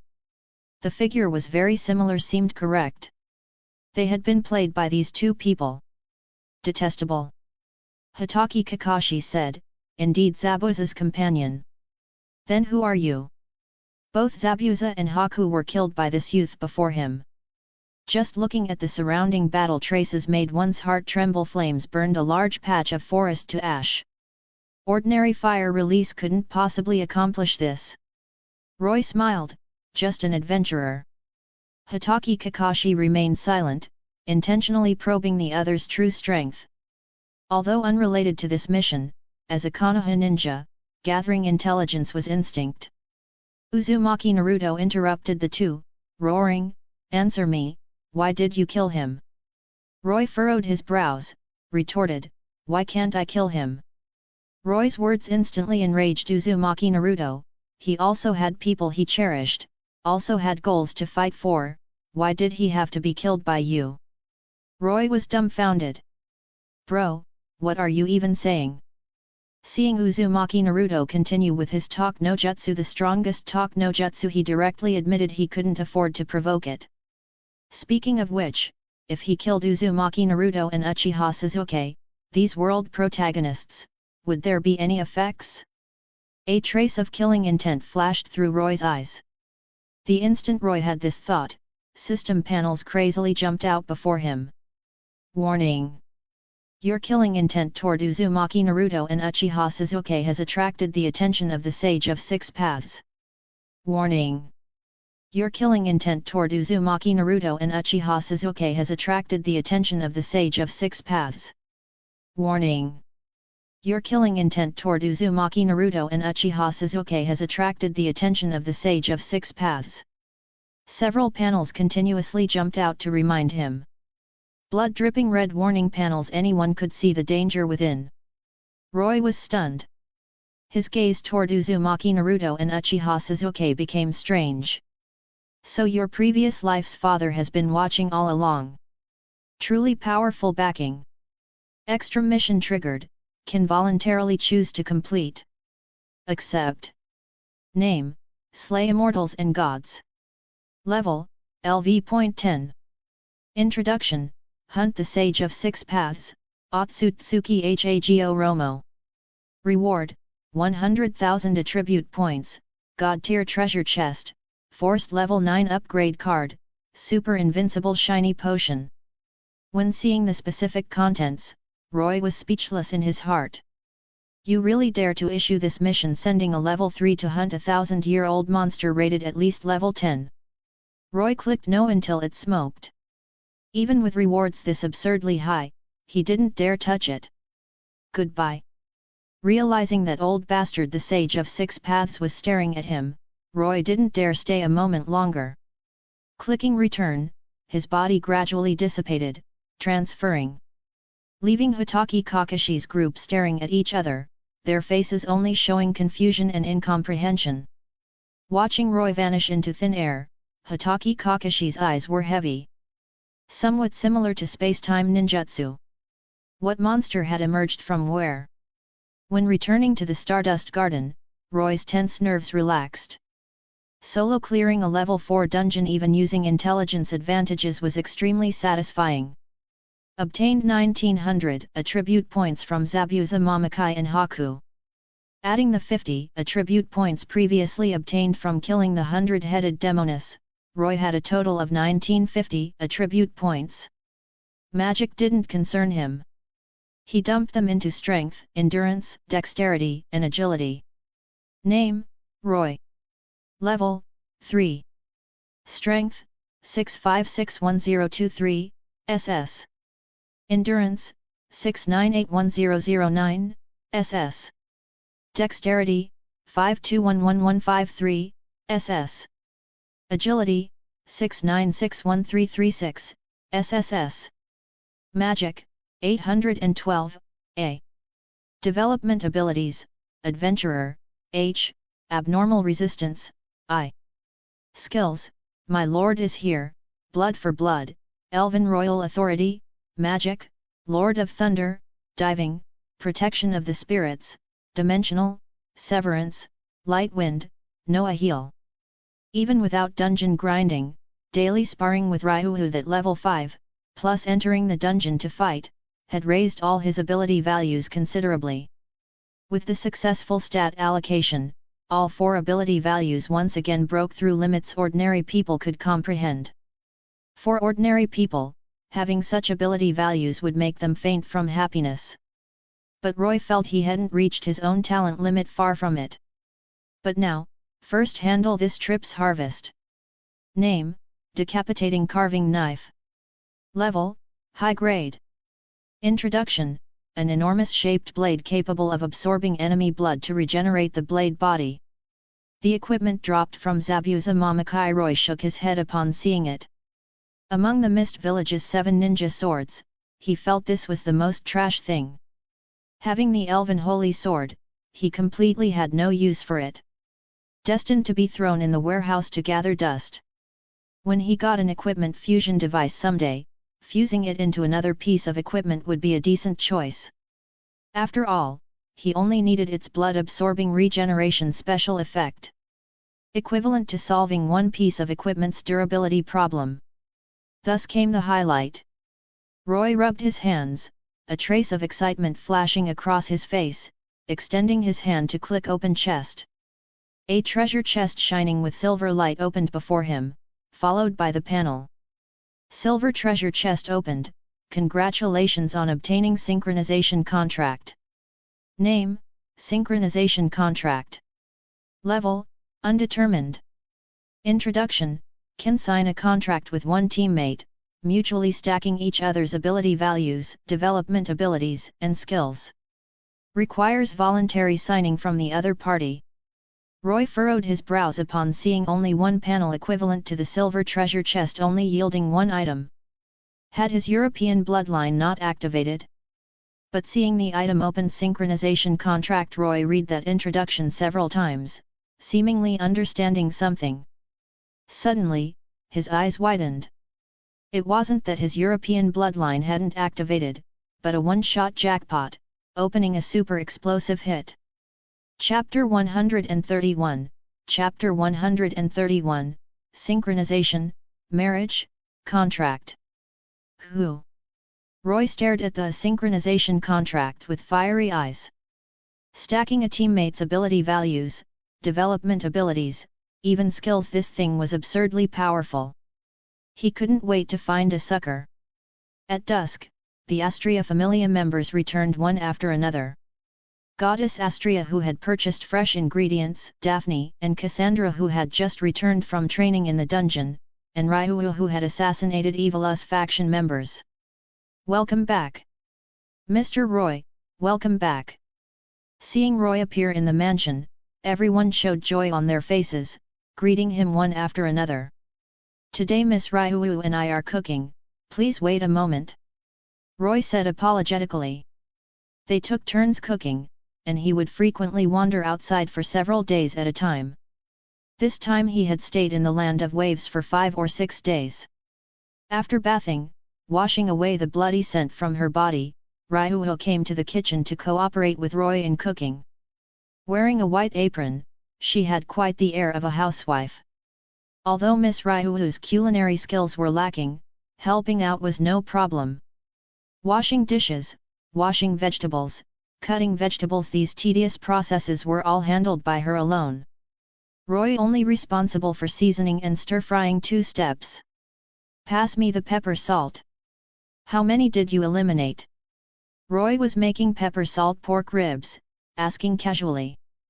With her back to Roy, while washing vegetables, Ryuhu tossed the small bottle of pepper salt before her over, answering, 3 merchant guilds and 1 mercenary group.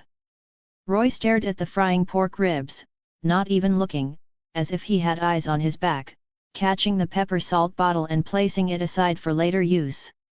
He furrowed his brows. You didn't eliminate anyone from the guild, right? Of course not. A trace of displeasure appeared on Miss Ryuhu's small face.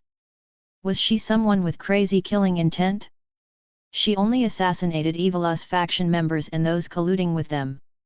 And only after prior investigation, with conclusive evidence. That's good then. Roy sighed with emotion. Only someone who had walked this path could understand how hard-won this statement was.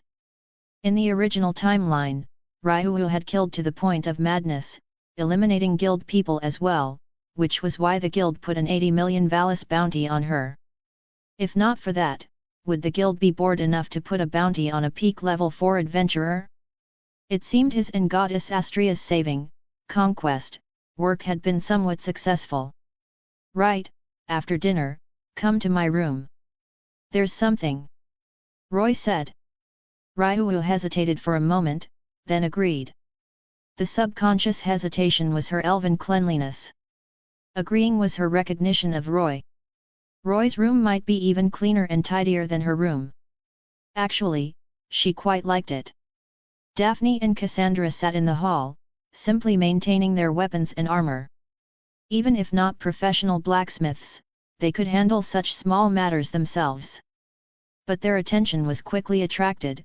Watching Roy and Ryu in the kitchen, the two of them completely didn't need to look at each other, even without verbal communication, knowing what the other needed. The entire kitchen was quiet except for the sounds of stir-frying. Daphne and Cassandra's mentality collapsed. It's just cooking, is this necessary? Cooperating so perfectly, you two must have something going on. Somehow having the feeling of a losing dog. Hardly ever having their hearts moved, yet they lost so miserably this time, damn it. Over half an hour later, a large table of Chinese cuisine appeared on the dining table, emitting enchanting aroma, making people's fingers move involuntarily, constantly swallowing saliva. Roy was the only one in the Familia who could make Chinese food. Other times it was bread plus hot soup. Chinese food with full color, aroma, and taste, large portions and filling, was deeply welcomed by everyone. Yet Roy frequently played missing, making people deeply helpless, glaring at him fiercely. Roy's skin was thick enough to completely ignore it. Although the Astraea Familia currently had few members, everywhere revealed the warmth of a small family. Everyone dined, passing time in pleasantness and laughter. Compared to others enjoying the food, Roy looked at goddess Astraea with complex eyes. He thought of the synchronization contract. If goddess Astraea could sign this contract, he would immediately transform into a war god, punching Orario, kicking the black dragon, dominating heaven, earth, and air. Of course, he was only fantasizing. Roy hadn't considered goddess Astraea at all. Signing such a contract with a goddess whose divine power was sealed had no meaning whatsoever. Even if she could release her divine power, goddess Astraea who presided over justice wouldn't help him do such cheat-like things. For gods, everything in the lower world was a game. What's the point of playing with cheats? Even those Evilus faction gods who acted without bottom lines obeyed this bottom line. If they didn't want to play, they would return to heaven, release their divine power, and regain omniscient and omnipotent power. Releasing divine power in the lower world, other gods would laugh at them for a lifetime. Roy's only choice was his own elf maiden. Knock. Knock. After dinner, light knocking sounds rang out. Roy casually said, "Come in." The elf maiden pushed open the door, the simple environment entering her eyes, making her feel very comfortable. Roy extracted the synchronization contract, placing this parchment scroll before Ryu. "Take a look at this contract. If there's no problem, sign it." Ryu extended her small hand, receiving the scroll, a trace of disappointment flashing in the depths of her eyes. She had thought he called her over to discuss eliminating those Evilus faction people. But seeing the contents on the scroll, Ryu couldn't remain calm. The contents above are real. Ryu scanned the contents on the parchment scroll with 10 lines at a glance. Her sky-blue eyes couldn't help but be shocked at critical moments, allowing two people's ability values, development abilities, even part of their skills, to stack onto one person. Roy nodded. Ryu opened her small mouth slightly, her little brain somewhat unable to process, you're certain you want to sign this contract with me? According to this contract's contents, when borrowing power, the other party's consent was required. If rejected, nothing would happen. The relationship between both parties was equal. From this aspect, it was best to choose someone with absolute trust to sign this contract. Otherwise, it would equal wasting this miraculous contract. Miss Ryu, I trust you very much. Roy's gaze directly faced Miss Ryu, his clear eyes without a trace of falsehood. Even without a god's ability to detect lies, Ryu could see it, making people unwilling to betray this trust. Ryu pursed her thin lips, her eyes subconsciously moving to the floor. She who had once wanted to abandon justice wasn't worthy of receiving such trust. The guilt of attacking her close friend using magic, the hatred of wanting to destroy the Evilus faction still remained in her heart. Only mixed with the expectation of reviving her former companions and restoring the Familia, supporting her until now. Ryu ultimately still signed this contract. And the instant her pen finished, the parchment scroll self-ignited, not even leaving residue behind. Roy and Ryu's spirits stirred. In the dark, it was as if a thin line connected them. Both could clearly sense each other's existence. Chapter 132, Chapter 132, Miss Ryu wants to curse. This is the contract. Roy and Ryu looked at each other, seeing the strangeness in each other's hearts, able to mutually sense one another. Roy could determine whether Ryu was alive through the system's friend interface, but the feeling was completely different, as if they had an existence that lived and died together. Roy spoke, Miss Ryu. Ryu nodded lightly, relaxing her mind. Ryu Lion has agreed, obtaining Ryu Lion's ability values, development abilities, and skills. Roy's pupils shook. An unimaginably powerful force emerged within his body, precisely Ryu's level 5 ability values, surpassing him by 2 ranks. Even if he started from level 1 and grinned his ability values to his talent limit, he couldn't cross this terrifying gap. It was like a lake compared to the vast ocean. Every 100 points of ability value at level 5 brought greater improvement than 1,000 points at level 3.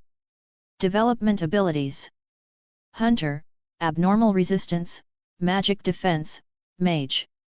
Skills: Fairy Star Song, enhances magic effects, with enhancement continuing to increase during nighttime. Spirit Load, when attacking, the greater the spiritual power consumption, the greater the strength attribute amplification. Automatically activates once spiritual power consumption begins. Swift Gale, when sprinting, attack power receives bonuses from rising speed. Meanwhile, Ryu's 4 development abilities and 3 skills also appeared in his panel. A trace of excited smile appeared on Roy's face. The Elf Maiden's level 5 ability values stacked onto his body made him feel capable of anything. Unlike the temporary power of experience cards, the synchronization contract maintained for longer periods. Roy and Ryu were like children who had found a new toy, constantly exploring the synchronization contract's characteristics. 3 to 4 hours passed, and they gradually figured out this contract's power. The party with lower ability values bore greater pressure. Roy, stacking Ryu's level 5 ability values, could maintain at most 2 hours before his own stamina was exhausted. But calculations couldn't be made this way. The activation count was unlimited. Roy didn't necessarily need level 5 power at all times. Briefly using it for 5 minutes, immediately releasing it, using it in segments, this could greatly extend the duration. As for Ryu, needless to say, level 5 stacking Roy's level 3 ability values, maintaining 7 or 8 hours was no problem. This contract wasn't without cost either. During contract activation, the other person's full ability values would drop by about 30%. There was no effect on development abilities and skills, they could be used normally. Currently speaking, the greatest beneficiary of this contract was Roy. As long as he utilized this contract, he immediately transformed into a level 5 first-class adventurer. And Ryu didn't lose out either. Roy's ability values could also raise Ryuu's full ability values to E rank, making her an outstanding existence among level 5 adventurers. Even Finn and Gareth took 2 or 3 years after reaching level 5 to achieve such ability values, while Ryuu had been level 5 for less than a month. The numbers were secondary. The sharing of development abilities and skills was the most terrifying aspect of this contract. Ryuu obtained Roy's development ability Abnormal Resistance. She already had Abnormal Resistance, and stacking them raised it by 1 rank, plus the ultra-rare Adventurer. Regarding skills, Ryuu naturally couldn't obtain My Lord is Here, which the system disguised. Beyond that, she obtained Blood for Blood and Elven Royal Authority. Ryuu had long known about the Blood for Blood skill. Her attention focused on Elven Royal Authority. When sensing the specific effects of Elven Royal Authority, she almost immediately understood something. Roy learned her and Riveria's magic through this skill. It could also suppress all elves. This skill was simply the bane of all elves. Why would a human have such a skill? Ryuu's gaze changed, issuing a sole question to Roy, what's with this skill? Roy's expression remained unchanged. If I said I have partial Elven royal bloodline, would you believe it? Ryuu's sky-blue eyes tightly stared at Roy. Roy confronted the elf maiden's gaze without the slightest timidity. So what if you have big eyes? Humph. After a long while, Ryuu still accepted this result, letting out a faint sigh. Her gaze toward Roy carried a trace of resentment. Possessing such a skill, do you want to capture all elves in one net? Roy wore a smile. Under the synchronization contract, the exposure of Elven Royal Authority was inevitable. Roy had long prepared countermeasures. As long as the grave-digging matter wasn't exposed, he believed Ryuu could understand. Ryuu's stubbornness was no different from other elves, but she focused more on her companions. Elves hated the Krazo magic sword that burned forests with a passion. In the original timeline, when Ryuu dealt with the Apollo Familia, she was willing to use the Krazo magic sword. In Ryuu's heart, elven creeds and hatred were far inferior to the companions by her side. An unprecedented seriousness appeared on Ryuu's small face. She warned Roy again, saying, "This skill absolutely cannot be known by other elves." Ryuu understood better than anyone how profound elves' worship and respect for the royal family was. In a sense, it could even be considered a cult.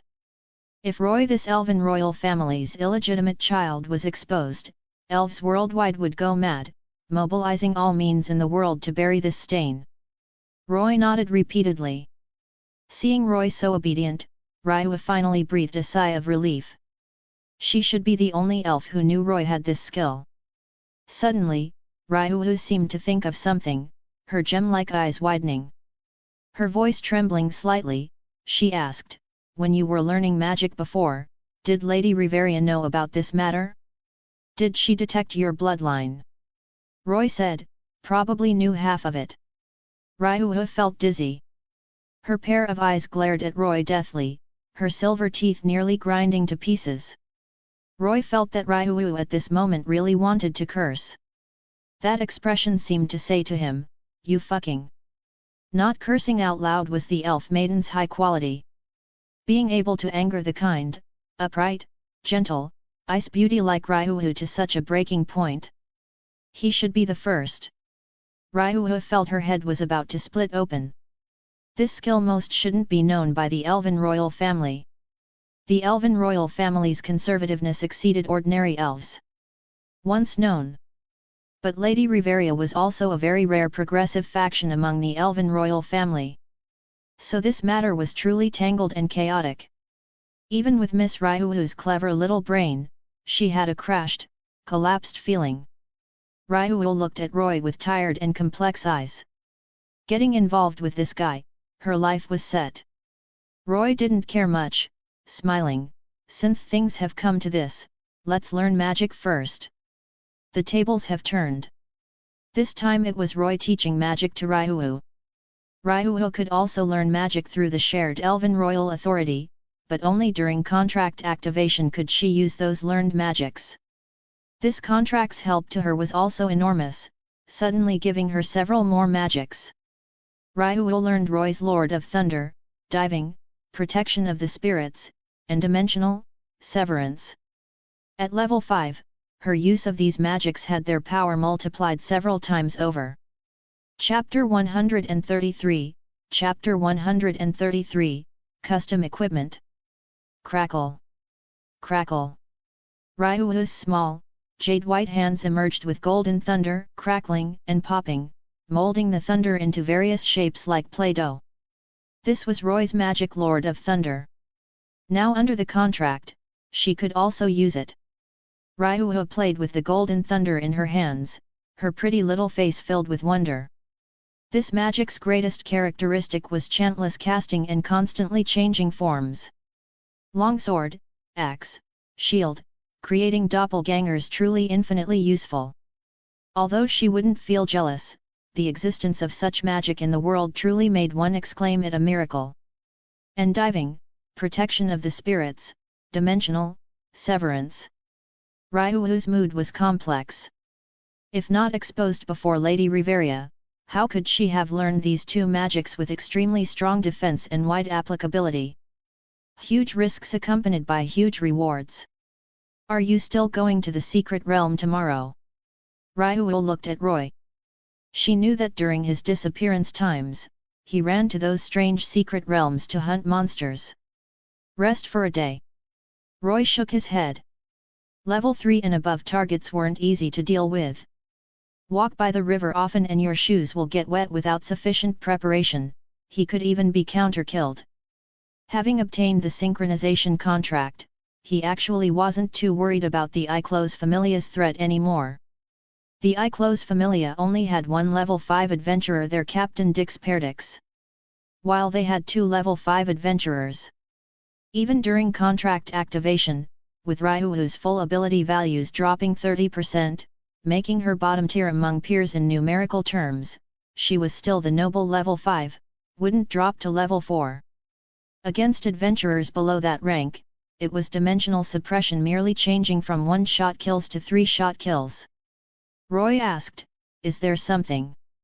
Ryu nodded, "Going to the Goibniu Familia to custom order equipment. Also making a set for you." Hearing this, Roy understood. The Goibniu Familia, a familia that forged weapons. Their fame and scale were far below the Hephaestus Familia, but their equipment performance was on par. The main difference between the two familias was that the Hephaestus Familia would forge large quantities of finished products, storing them in weapon shops throughout Orario for sale. While the Goibniu Familia only began forging after receiving adventurer commissions. That is, specialized customization. With the same service, their prices were even slightly lower than the Hephaestus Familia. Therefore, among high-level adventurer circles, the Goibniu Familia was actually more highly regarded. For example, the elite executives of the Loki Familia almost all used equipment forged by the Goibniu Familia, while lower and middle-level members used Hephaestus Familia products. The next day, Roy, Ryu, Daphne, and Cassandra arrived at the Goibniu Familia's territory. A wave of heat assaulted them, crisp and dense blacksmithing sounds ringing out. Blacksmith workshops covered this area. The surrounding blacksmiths were mostly dwarves, their strength attribute far surpassing adventurers of other races. Ryu was used to it. Daphne and Cassandra showed hard-to-suppress excitement on their faces. Custom weapons included their share too, all expenses paid by Familia Finances. The Astraea Familia was very similar to the Loki Familia, both had family-style familia relationships. After Daphne and Cassandra converted the magic stone fragments obtained in the dungeon into Valis, most was handed over, leaving only small amounts of pocket money. When lacking money, they would ask Mama Astraea for it. So although this custom equipment's cost was high, no one would have objections. Roy and the others entered different rooms. Since it was custom equipment, these blacksmith standards were strict to the point of being somewhat harsh. They wouldn't accept body data provided by adventurers, must personally come to measure body dimensions. This was why Ryu had to drag Roy over. Of course, females would have females measure their bodies. The Astraea Familia also had female members. Female dwarves had broad backs and strong waists, their presence completely unweaker than males. Measurement complete, all monster materials accumulated by the Astraea Familia up to now were handed over to the Astraea Familia blacksmiths. Afterward, simply wait. Ryuha brought Daphne and Cassandra back to the Stardust Garden, but Roy didn't leave immediately. Roy came before a thin, elderly man. Lord Goibniu, I've long heard your great name. This elderly man was bare-chested. Although thin, his body was all muscle, no different from other blacksmiths. His entire body was covered in soot, only the divine presence he emanated showing he was a god.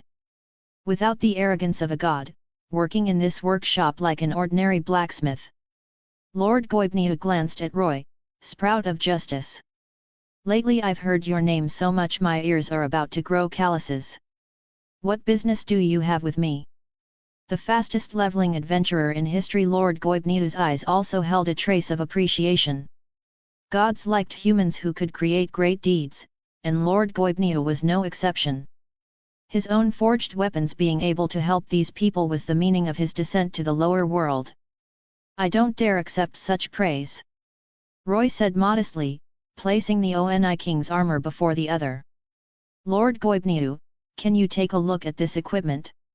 Hearing this, Lord Goibniu saw the Oni King's armor. With just one glance, he could no longer shift his eyes away. Taking it from Roy's hands, Lord Goibniu carefully examined it, tapping here and there, his brows furrowing tighter and tighter.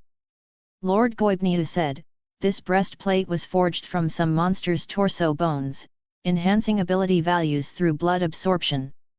Every use isn't pleasant, right? Roy gave Lord Goibniu a thumbs up. Impressive, a god's eyesight was no joke. Do you see any way to improve it? Roy said, the human body only had 4 to 5,000 milliliters of blood. This thing would randomly draw 1,000 milliliters from him. Activating it continuously several times, he was afraid he would be sucked into a dried human. Lord Goibniu shook his head decisively, no. This breastplate was forged extremely perfectly. Speaking, a trace of anger appeared on Lord Goibniu's face. Just which fellow made this? This breastplate didn't look like it was forged at all, but rather created by some power. So it could be called perfect, like a seamless jigsaw puzzle. Adding one piece or removing one piece wouldn't work, directly stuck there. But where in the world was there so-called perfection? In Lord Goibniu's view, this equipment was simply an insult to the blacksmith profession. Lord Goibniu could forge equipment of higher grade than the Oni King's armor, but he would never forge equipment like the Oni King's armor that appeared perfect. Perfection meant limit, reaching the end point. This equipment had no possibility of improvement anymore. A trace of disappointment appeared on Roy's face. Lord Goibniu played with the Oni King's armor, but those deep eyes grew brighter and brighter. Don't rush, little fellow. I only said it can't be improved, didn't say it can't be degraded. Roy perked up, what do you mean? I'll take this job. At this moment, Lord Goibniu got a trace of wicked humor. He wanted to make this equipment imperfect, fiercely slapping the face of whoever created this equipment. Chapter 134, Chapter 134, Divine Craftsmanship. Watching Lord Goibniu, who was old in body but young at heart, Roy wasn't worried about the Oni King's armor being damaged by the other. There were gaps even among gods. The kind of god who would smash the philosopher's stone, destroying years of the sage Fels's painstaking work, was pure brain-dead trash. If Roy saw such a god, he would have to find an opportunity to let dungeon monsters kill the other. Lord Goibniu was undoubtedly among the many gods, a relatively serious and upright existence. Orario's hero bridge was built by him. However, Roy was quite curious about what he planned to do. Lord Goibniu, what is your plan? Lord Goibniu grinned, give me that monster's blood. Don't tell me you didn't collect it. Hearing this, Roy's left hand reached into the satchel at his waist, actually taking out the Oni King's blood from his spatial ring. The small bottle contained about 100 milliliters or so, the most essential portion of Muzan Kibutsuji's blood. Lord Goibniu took the small bottle. If I guessed correctly, this monster possesses extremely strong vitality. This bottle of blood shares the same root and source as the armor. Roy nodded. Although Muzan Kibutsuji had trash combat power, brutal personality, and was as timid as a mouse, with various problems, no one underestimated his recovery ability. 5 brains and 7 hearts, splitting and regenerating, even being hit by compound medicine specifically targeting demons, he didn't die on the spot. Lord Goibniu said, I want to destroy its structure, lower its performance, then forcibly merge this monster's blood into it, giving it higher growth potential. Boy, work the bellows. Speaking, Lord Goibniu returned to the workbench. Since it concerned his own equipment, Roy hurriedly followed, obeying Lord Goibniu's instructions, pulling the bellows, pushing air into the furnace. The originally dark red fuel instantly turned bright red, temperature rising sharply. The furnace burned bright red, rolling heat waves transmitting. Even though Roy was a level 3 adventurer with physique far surpassing ordinary people, he still had a feeling of being burned.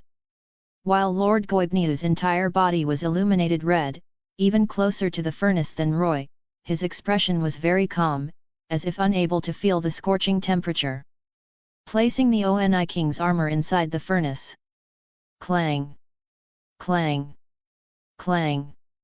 When the Oni King's armor was burned bright red, Lord Goibniu used tongs in one hand to fix the armor, his other hand lifting a hammer to strike down. Crisp blacksmithing sounds rang out in the workshop, continuous and unending, full of rhythm. Strictly speaking, this wasn't forging equipment, but destroying equipment, so Lord Goibniu didn't need too much preparation time. The Oni King's armor was quickly smashed beyond recognition. Regarding this, Roy completely didn't mind. His eyes tightly stared at Lord Goibniu's movements. Every hammer strike from Lord Goibniu gave him a feeling of natural perfection, as if this hammer should be exactly so, the truth of the world, unquestionable by anyone. Among the gods who descended to the lower world with sealed divine power, besides being able to grant blessings, they were basically equivalent to trash. But there were also a small portion of gods who utilized skills tempered through long periods of time to work. Lord Goibniu was one of them. The other's forging technique had reached the pinnacle of perfection. Roy's body mechanically pulled the bellows, eyes unblinking as he stared at Lord Goibniu. Lord Goibniu's figure was engraved into his mind. Just half is enough. Lord Goibniu poured half the Oni King's blood onto the bright red armor, tossing the remaining half back to Roy. Seeing the blood poured onto the armor not only didn't evaporate from high temperature, but strangely merged in, following the hammer strikes, being completely absorbed by the armor. The armor trembled, as if coming alive. Roy's entire attention was placed on Lord Goibniu and the Oni King's armor, not discovering another matter. A middle-aged man with a face, wearing glasses, like a weak scholarly youth, was watching him from afar. Blacksmith work was heavy and laborious. After finishing a day's work, blacksmiths most liked to fiercely gulp down a mouthful of fine wine, then sleep deeply. There were only so few familias selling high-end alcohol. The Goibniu Familia had considerable cooperation with the Soma Familia. Today happened to be a wine delivery day. For the Goibniu Familia, this big client, the Soma Familia's captain Xanis Lustra, had to personally come. Xanis stared at Roy's figure in the workshop, his eyes flashing with meaningful light. Name: Oni King's armor. Quality: low grade. Special effect: blood devouring, can absorb blood of the dead within 5 meters of oneself, storing it. Special effect: sublimation, consume stored blood to repair armor, restore durability, and raise armor quality, upper limit being legendary grade. Special effect: Oni Fury, consume stored blood, full ability values increases according to equipment grade, each activation of special effect reduces durability by 10%. Special effect: taboo unable to absorb blood of humans, elves, gods limited to monsters, and irrational, unintelligent existences. Durability, 98%. 4 to 5 hours later, forging ended. Lord Goibniu handed the brand new Oni King's armor to Roy. Just from outward appearance, it was far worse than at the beginning, dim and lusterless, the grey iron-colored breastplate utterly ordinary, looking like it was forged from ordinary steel. The instant he touched the armor, a new introduction panel jumped out before Roy's eyes. Quality dropped from epic to low grade, but 4 special effects emerged, making Roy's face show surprise. Scanning with 10 lines at a glance, his heart grew increasingly delighted. From absorbing his own blood, it became absorbing monster blood, equivalent to cancelling the side effect. Correspondingly, the amplification from using special effects decreased considerably. In the short term, he was at a loss. The Oni King's armor, even without using special effects, epic grade defense could block level 4 adventurer magic. But looking at the long term, one could say he profited enormously. The equipment's upper limit raised to legendary grade. This was divine craftsmanship. When seeing the final special effect taboo, Roy knew Lord Goibniu specially added it to prevent him from using this equipment to massacre wantonly. Humans were complex, often needing only a trigger to easily fall into darkness. Truly worthy of being called degradation. Roy could feel this god's caring intention. A trace of weariness flashed through Lord Goibniu's eyes. Setting down the hammer, he picked up the Soma brewed divine wine, drinking it in one gulp, rarely encountering such materials, once in a blue moon. This old man also gave 12/10 of his energy. I hope you can treat this equipment well. Lord Goibniu's final words held a trace of warning. He also knew the Oni King's armor's special effects. Roy nodded heavily, thank you very much. Seeing Roy so humble, a trace of smile flashed across Lord Goibniu's normally unsmiling face. Gratitude is unnecessary. The forging fee is this number. Lord Goibniu extended one palm. No problem. Roy agreed in one mouthful. A god spending 4 to 5 hours the Oni King's armor's potential, though not comparable to the 200 million blade, wasn't far off. Debt, 50 million Valis. Chapter 135, Chapter 135, A man's heart is never content. Carrying the degraded Oni King's armor, Roy left the Goibniu Familia's territory with satisfaction. Once the Oni King's armor grew, plus the Elven Holy Sword and the Shikan Jewel, he would have 3 legendary grade equipment in his hands. That was quite terrifying. According to the system's rating, legendary grade equipment could only display full power when used by level 7 and above adventurers. In other words, this was equipment used by level 7 to level 9, even level 10 adventurers. Now in the hands of this level 3 rookie, he had 2 legendary grade and 1 quasi-legendary grade equipment. Each piece's value wouldn't be lower than 3 to 400 million Valis. Adventurers in Orario possessing such equipment were countable on one's fingers.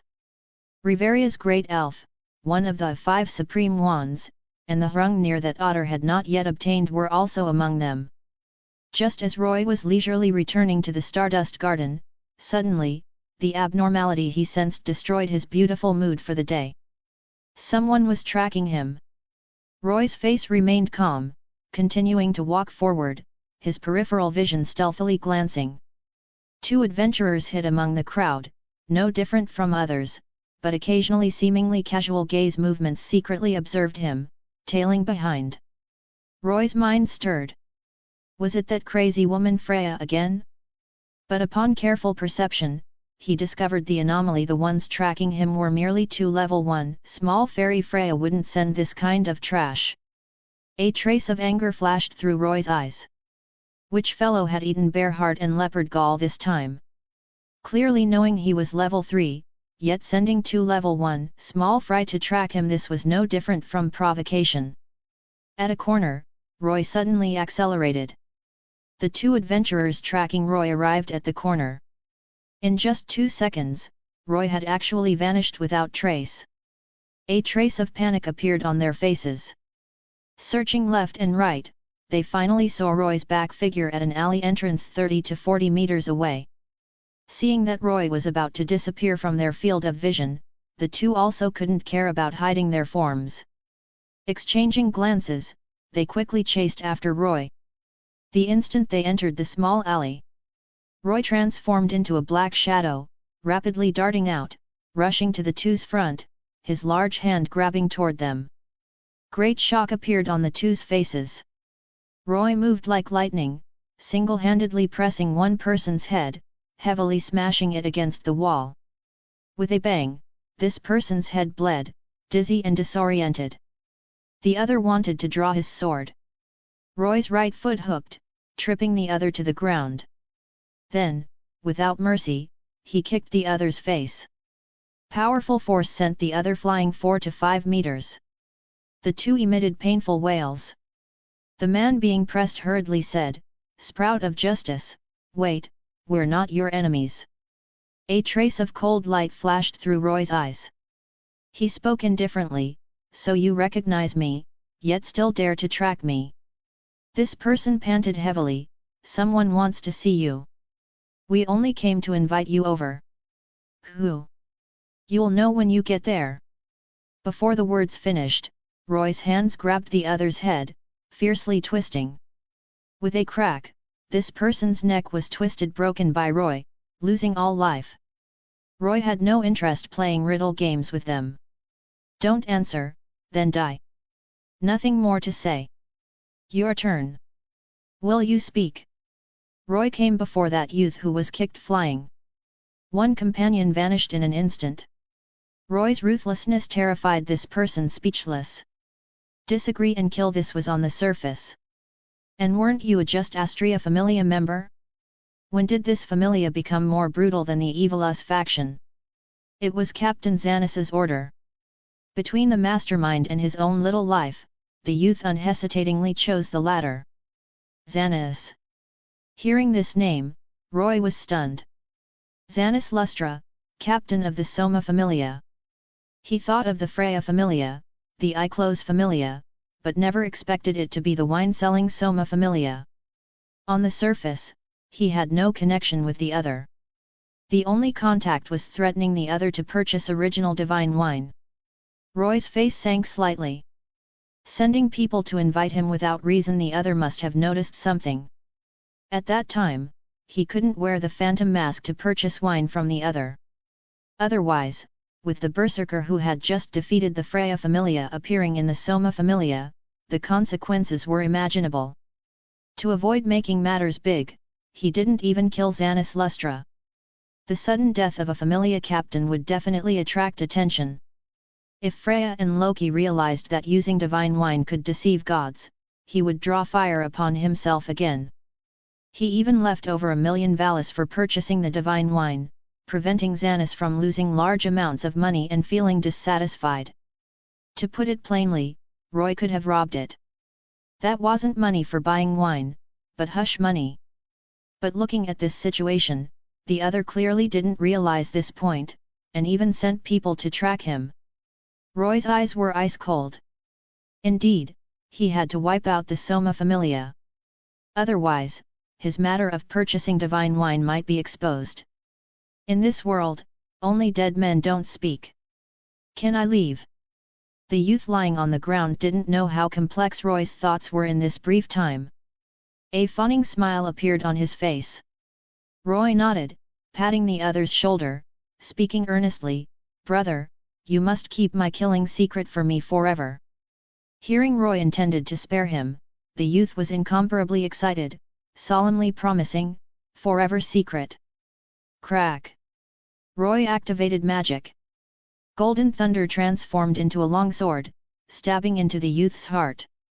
The youth opened his mouth, saying nothing, his entire body losing strength, collapsing on the ground. Roy stored the two corpses into his spatial ring. Living people couldn't enter, but dead people could. Later, going to the dungeon or finding a dungeon world, tossing them inside, these two people would have vanished into thin air. Xanas Lustra waited left and right in a certain tea house, but never saw Roy, nor the figures of his two trusted subordinates. Just as Roy guessed. When delivering wine to the Goibniu Familia, he happened to see Roy together with Lord Goibniu.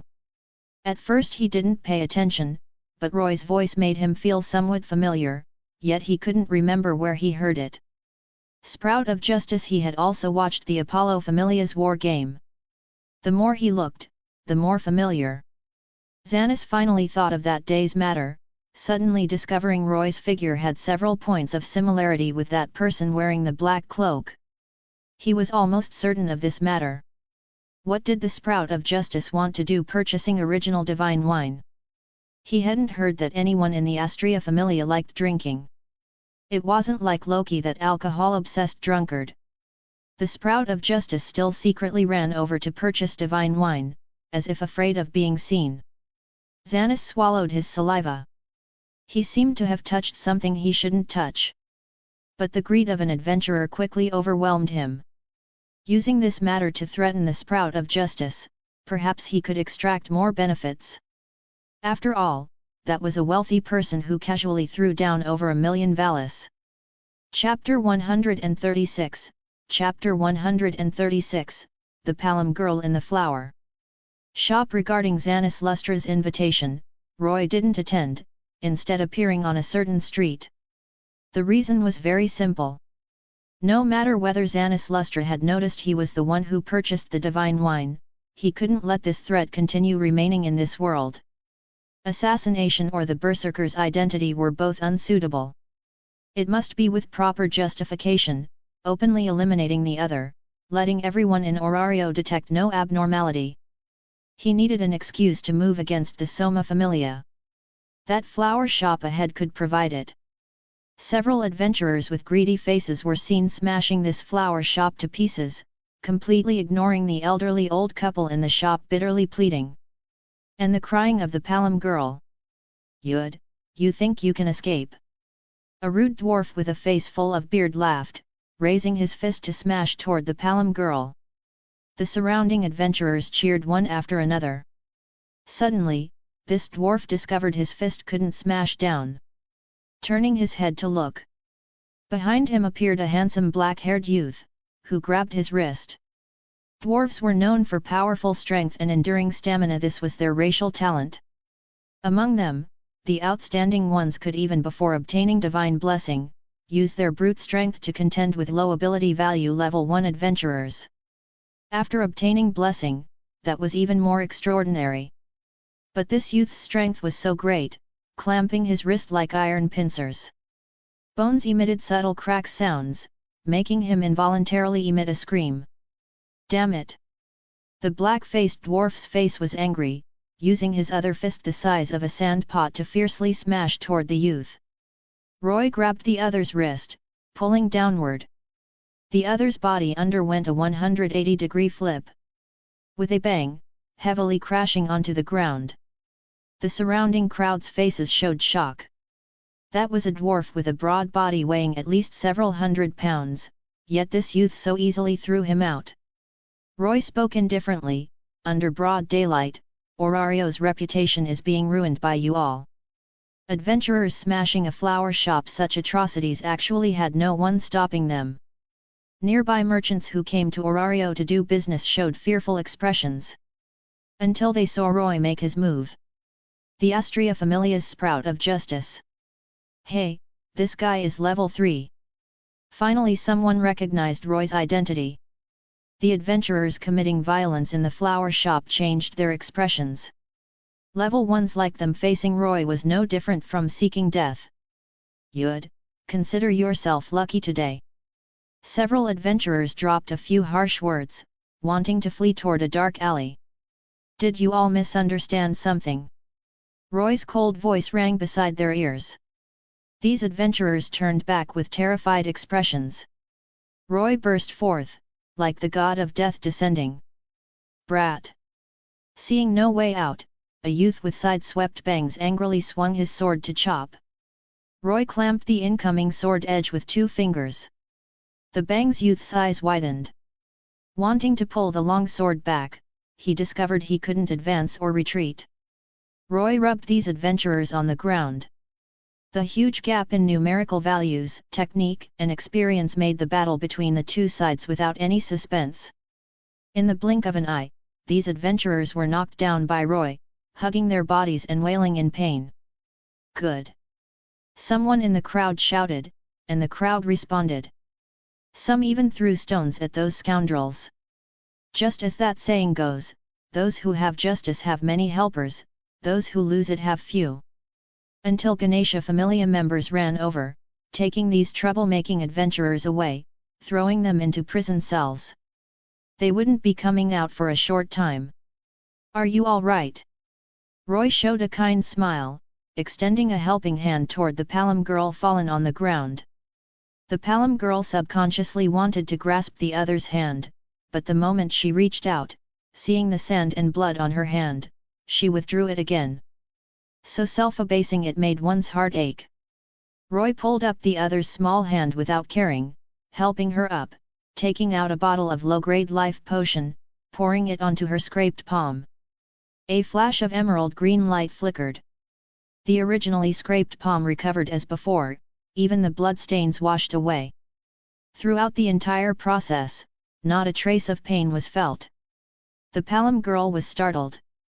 "Such precious potion, how can it be used on me? Potions are meant to be used. Otherwise, why make them?" Roy smiled slightly. The Palam girl was so anxious she was about to cry. Calculations weren't done this way. Such miraculous potions sold for at least tens of thousands of valis. How could she repay it? Roy unobtrusively watched the Palam girl anxiously running around in circles Lilyruka Arde. Her parents were Soma Familia members, so she belonged to the Soma Familia from childhood. Her parents were addicted to divine wine, never taking care of their own child. The girl relied on begging for a living from age 3. Her parents only knew to demand money from her. One day, her parents, in extreme need of money, went to the dungeon, vanishing in an instant. Afterward, she was bullied in the Familia, and constantly exploited by adventurers outside. Fleeing the Familia in despair and anger, she was taken in by the flower shop's old couple. Familia members discovered the flower shop old couple had taken in Lily, destroyed the flower shop, and the old couple was also injured. Lily, in despair, had no choice but to return to the Familia. In the Soma Familia's harsh environment, and the contempt of other adventurers, she developed a twisted personality of not trusting others and extremely hating adventurers. She even used magic to steal adventurers' equipment to sell, to take revenge on so-called adventurers, watching their anger and despair in the dark to comfort her already fallen into darkness heart. This was the original timeline's development trajectory. At this time, Lilyruka Arde was still in the stage of living at the flower shop, not yet completely fallen into darkness. "Lord Roy, how should we thank you?" The old couple came before Roy. "It's fine. I also just couldn't stand their evil deeds." Roy showed a sunny smile. After the war game with the Apollo Familia, few people in Orario didn't recognize Roy. Plus the good reputation accumulated by the Astraea Familia, Roy quickly gained the trust and gratitude of the Palam girl and the flower shop old couple. Roy feigned confusion, those people were Soma Familia members. "How did you provoke them?" The flower shop old couple exchanged glances, their faces confused. They had no connection with the Soma Familia. Their gazes finally landed on that Palam girl. Lily's petite body trembled, guiltily lowering her head. She was the one who brought this disaster to the old couple. But this is troublesome now. Those people won't give up easily. Roy shook his head. Those familias with vile natures, as long as you don't destroy their stronghold, small fry would endlessly refresh. Ordinary citizens couldn't avoid them in time. Once provoked, they would stick to them like dogskin plaster. Sending a few small minions to cause trouble every day could make the shop's business plummet. The so-called the King of Hell is easy to provoke, but his little devils are hard to deal with was exactly this principle. Roy squatted down, his gaze level with Lily, smiling, "How about hiring me to solve them? Chapter 137, Chapter 137, The Gods Are Excited. The shop was smashed, and the flower shop's old couple was heartbroken. Based on the conversation between the Soma Familia members and Lily, they could roughly guess where this disaster came from. The Palom girl also noticed the old couple's unfriendly, slightly disgusted gazes. She lowered her head, wishing there was a crack in the ground for her to crawl into. Regret, pain, and other emotions were like countless small knives, tormenting her petite and frail body. How about hiring me to solve them? At this moment, Roy was like a ray of light, shining into her dark and hopeless inner world. Lily's eyes struggled, biting her teeth. Why would you care about this matter? Roy pondered for a moment, smiling. I'm a member of the Astraea Familia. You should know we're a group of people who love to meddle in others' business. The corner of Lily's mouth twitched. Describing oneself as people who love to meddle in others' business, such an adventurer was her first time seeing. In Orario, this kind of person usually died the fastest. But the youth before her. Roy looked at the flower shop's old couple, Grandpa, Grandma, she's also a victim. The true villains should be the Soma Familia members. Hearing this, the flower shop's old couple seemed to awaken from a great dream, escaping from the anger of their destroyed shop. Their gazes toward Lily held more apology and shame. Lily's nose turned sour. The just Astraea Familia, the sunny and cheerful youth like a prince on a white horse descending from the heavens in hero stories, preventing Soma Familia members from harming her. The youth before her was undoubtedly a good person. Lily wanted to cry out loud. Why was her luck so bad, only meeting him now? Let's go. We'll solve the problem together, or else this shop will continue being destroyed. Roy spoke softly, like a demon's whisper, guiding her. Yes. Lily nodded, following behind Roy. The surrounding crowd made way for the two. At this moment, in everyone's eyes, Roy seemed to transform into a hero, accepting the girl's commission, going forth to subjugate the dark, brutal, notorious Familia. Lily grabbed Roy's sleeve corner, her heart warm. She had never felt so at ease. Roy didn't directly head to the Soma Familia's territory, but returned to the Stardust Garden. Why fight alone when you can gang up? It wasn't like he had no backing. It was time for his girls to be shown to the world. Roy called out, Miss Ryuhu, Daphne, Cassandra, time to work. When they learned of the Palom girls' matters, Daphne and Cassandra's tears were about to fall. From birth, parents who didn't care, relying on begging for a living. Remember the fastest novel site, 101kan.com. Even in the dark and lawless Orario, people with such tragic experiences were rare. Compared to this, Daphne's experience of being pursued by the Apollo Familia was nothing. Cassandra had even less to say before becoming an adventurer. She was a wealthy young lady, living in comfort, a proper little rich girl. A trace of cold light also flashed in the depths of Ryuhu's sky-blue eyes. Those Soma Familia fellows, in a sense, were even more disgusting than the Evilus faction, like termites, gnawing at Orario's foundations. Ryuhu looked at Roy. What do you plan to do? Roy pondered. The Soma Familia's current situation is all because of divine wine. Familia Captain Xanis Lustra uses divine wine to control Familia power, forcing members to use all means to earn money, amassing large amounts of wealth. First, this person must be eliminated. Everyone nodded, having no objections. Divine wine was merely a tool. Xanis was the root of all evil. Having decided, everyone began moving, fully armed, heading straight for the Soma Familia's territory. Seeing Roy and the others go to uphold justice, Goddess Astraea was even less likely to have objections. With a smile, she watched them depart, staying behind alone to watch the house. Meanwhile, waiting in the tea house until night without seeing Roy, Xanis, who was almost angered to death, had just returned to the Familia's territory when he immediately received a message. Roy had sent several of their members to prison. Xanis's eyes widened. The situation wasn't right. Boom! Before Xanas could figure out the connections, a heaven-shaking, earth-shattering explosion rang out, flames shooting to the sky, interrupting his thoughts. A Familia member urgently said, "It's the Astraea Familia. They've attacked." What? Xanas and several Familia executives' faces changed. They had no grudge with the Astraea Familia. Well, it seemed they did now. But wasn't it the Sprout of Justice who injured their people? They didn't even come to demand an explanation, so how could the Astraea Familia have the nerve to attack? The Soma Familia members' minds were buzzing. Sprout of Justice, you! Xanas's face twisted. Only he faintly realized something. Speaking of which, with Lily this inside trader providing intelligence, most of the Soma Familia's information was grasped by Roy, including numbers, positions, equipment, and so on. The number of people attracted to join the Soma Familia by Divine Wine was unimaginably large.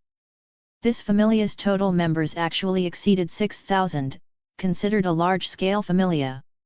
Of course, among these 6,000, the vast majority were level 1, with only a sparse few being level 2.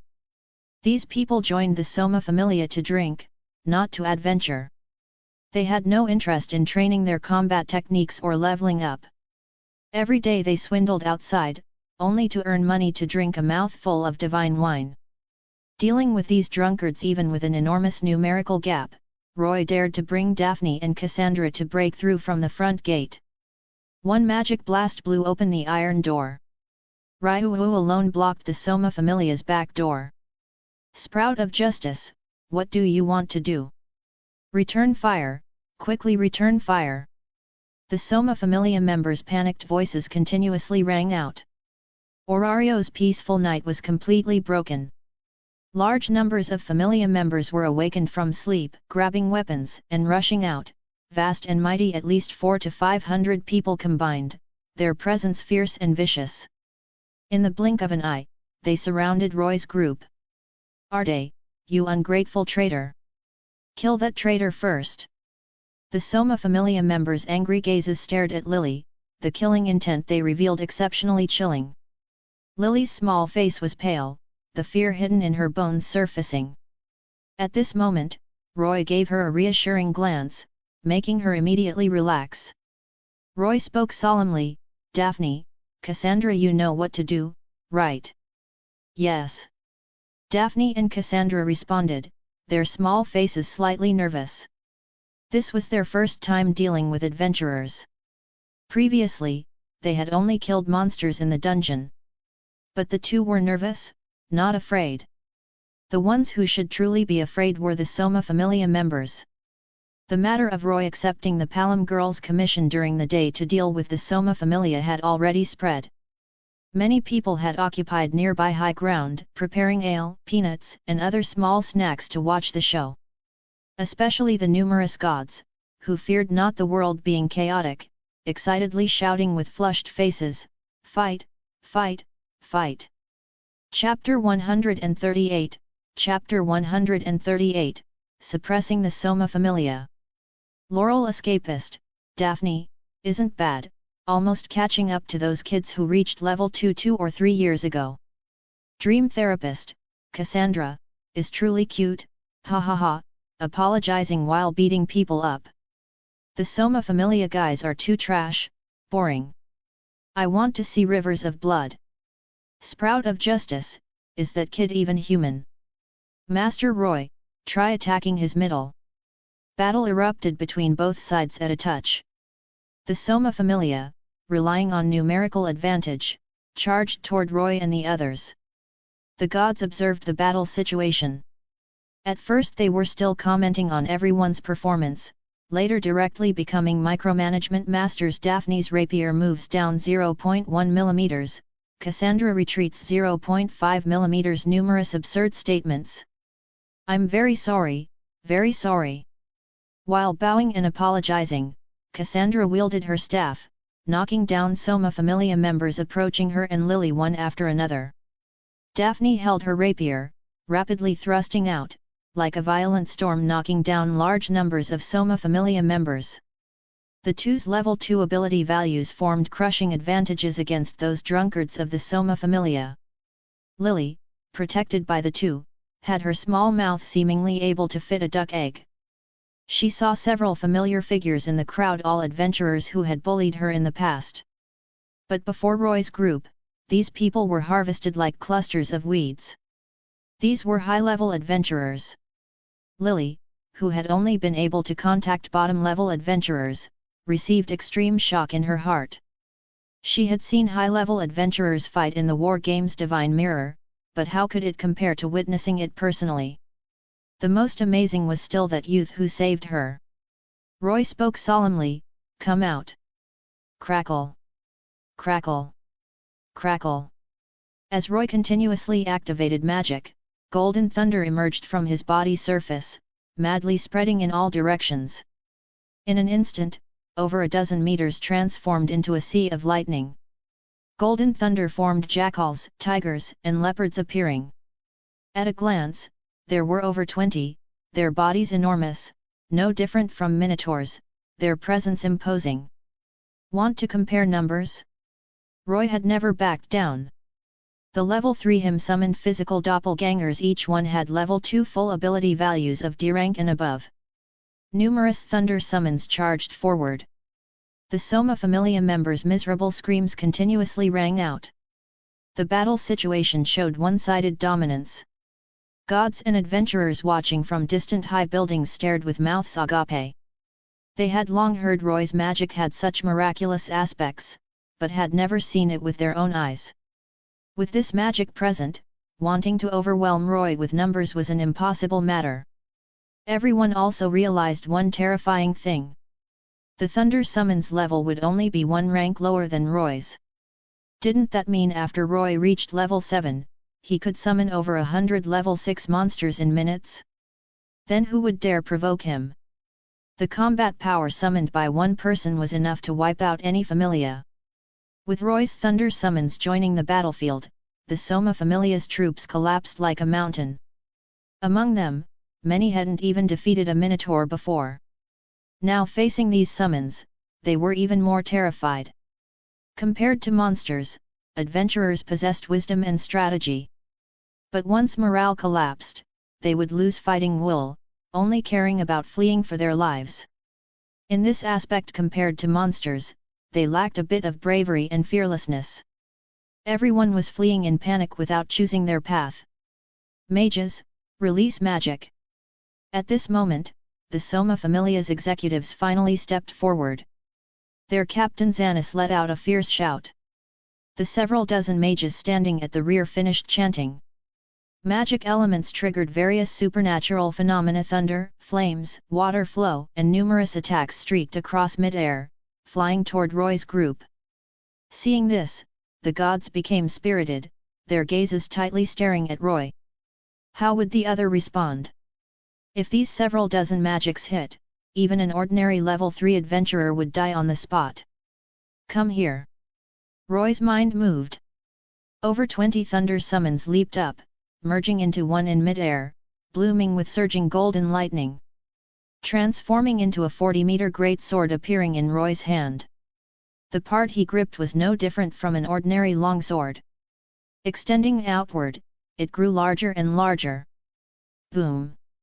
Under the gods' shocked gazes, Roy lightly swung. The 40-meter great sword swept across, carrying fierce sharpness and shattering all incoming magic. Violent explosions occurred in mid-air, ear-splitting roars resounding through the clouds, brilliant and dazzling. Multicolored lights illuminated the entire night sky. The surroundings instantly fell into a deathly silence. The gods were seeing Roy's battle after reaching level 3 for the first time. Their faces were all dumbstruck. Even Daphne and Cassandra on their own side were dumbfounded, not anticipating Roy would use such a simple and brutal method to resolve the magic. Too violent, and too shocking. Gods and adventurers trembled with excitement. Soma Familia members ran even faster, their eyes toward Roy filled with terror. That monster, whoever wanted to fight it could fight it. Anyway, they weren't serving anymore. Roy ignored those small fry, bursting forth and heading straight for where Xanis was. His figure was like a ghost, rapidly passing through large numbers of Soma Familia members. "Wait, Sprout of Justice," that was just a warning. Xanis, seeing Roy's unstoppable momentum, continuously retreated, emitting terrified sounds. Being attacked at home, no matter what he had to respond, guaranteeing his dignity as captain. Otherwise, how would the people below obey him? According to Xanis's prediction, that wave of magic would injure Roy, then both sides could negotiate. He never expected Roy would be absurdly strong. What responded to Xanis was the 40-meter greatsword. The heaven-covering, earth-shrouding greatsword, its enormous shadow submerged him. Xanis was so frightened his entire body went soft. The several trusted subordinates he normally raised had fled. Boom! The giant sword ultimately didn't cleave Xanis dead, but landed on the ground beside him, splitting open the floor. And Xanis collapsed paralyzed on the ground, his pants wet. Roy grabbed Xanis's neck, lifting the other up. "Everyone drop your weapons, get down." Roy's resounding voice spread throughout the entire field. The originally chaotic situation gradually quieted down. The might of one sword annihilating several dozen magics made Soma Familia members lose fighting will. Seeing their captain captured, they completely crumbled, discarding their weapons one after another. At this time, Raihu also walked over carrying several Soma Familia executives. Catch the bandit leader first. Without these organizers, the remaining small fry couldn't raise any waves. The enormous Soma Familia was suppressed just like this. Gods and adventurers stared at each other. Who said the Astraea Familia's strength greatly decreased after their annihilation? With the monster Sprout of Justice present, whoever wanted to provoke the Astraea Familia in the future had to consider carefully. In a sense, in everyone's eyes, the level 3 Roy was even more feared than the level 5 Raihu. "Sprout of Justice, you!" Xanis glared at Roy. Fine electric currents emerging from Roy's palm invaded Xanis's body, destroying the other's vocal cords. Xanis opened his mouth wide, but couldn't emit a single sound. His heart sank into despair and terror. Chapter 139, Chapter 139, Gambling with a God. Successfully suppressing the Soma Familia, Roy dragged Xanis, who was like a dead dog. The group entered the mansion, and under Lily's guidance, came to a certain room. Even though outside was fighting fiercely, the entire Familia suppressed, this room's door remained tightly shut. Pushing open the door, a dense wine fragrance assaulted their noses. Roy, Raihu, and the others' faces changed, even producing a momentary hallucination. Looking carefully, the room was like a study, but extremely spacious. Various materials were placed on the table, and countless bottles and jars. A man used a wooden stick to stir the wine liquid in one jar. That was the aroma Roy and the others smelled.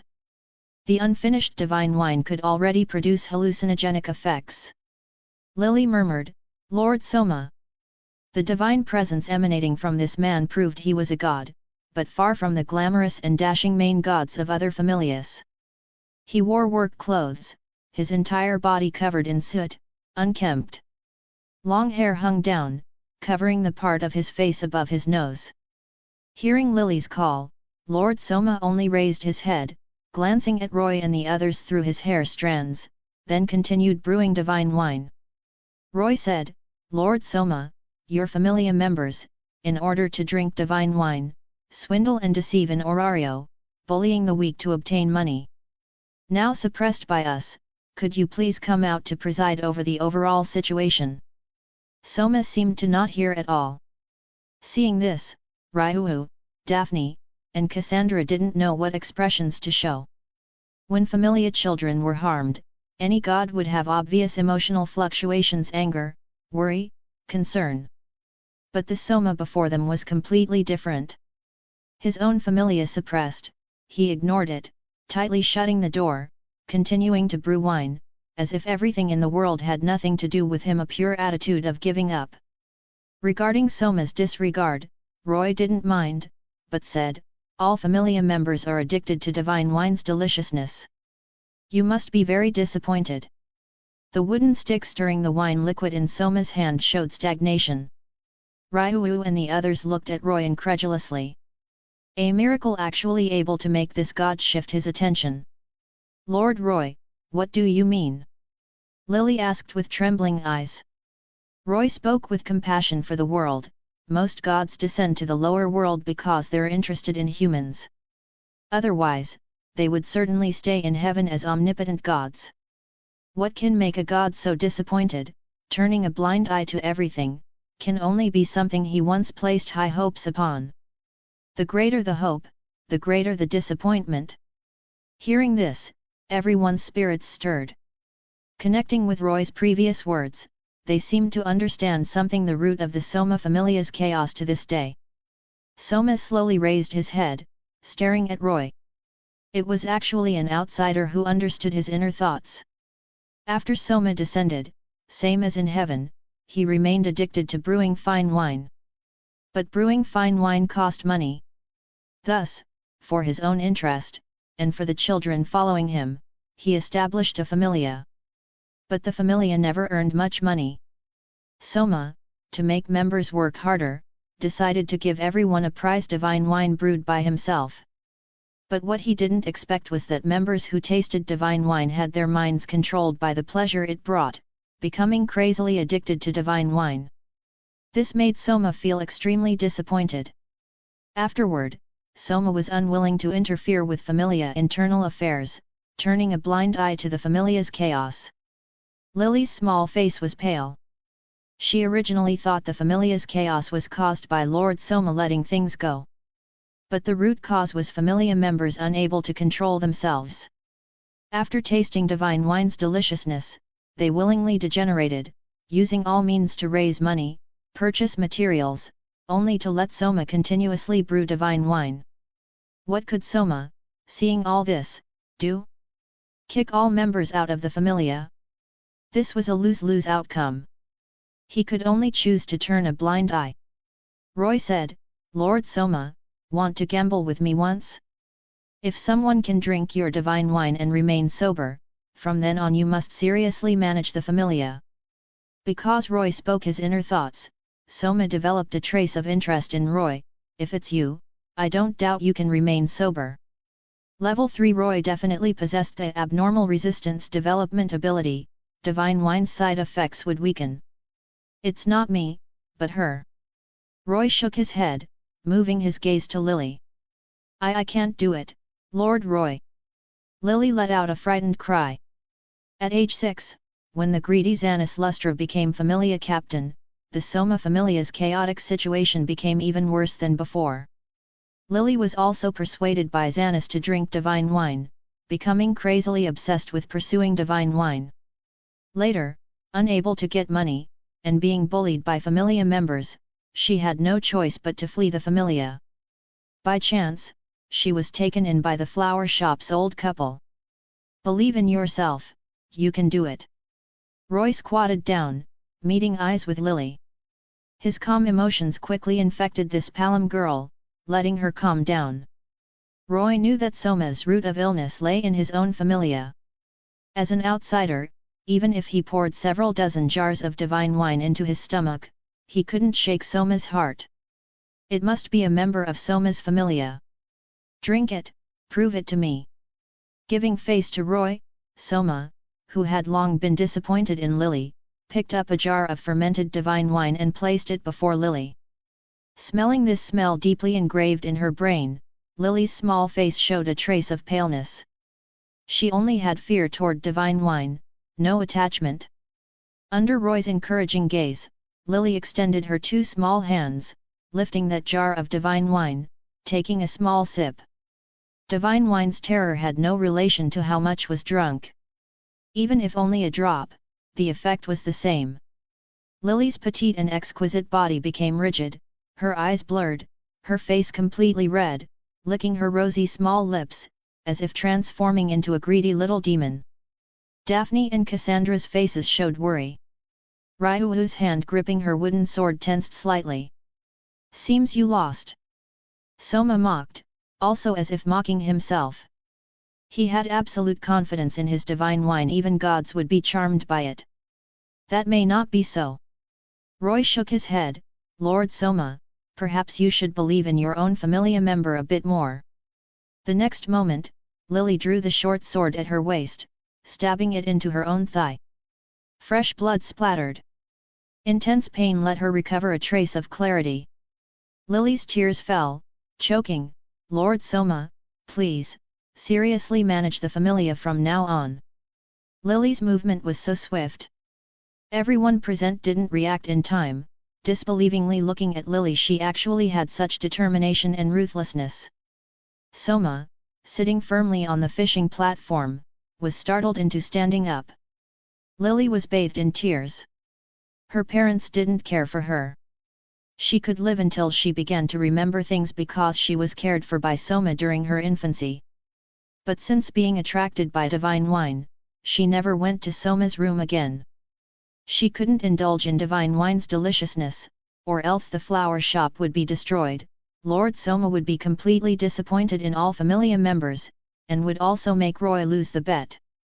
Chapter 140, Chapter 140, Shocking Orario.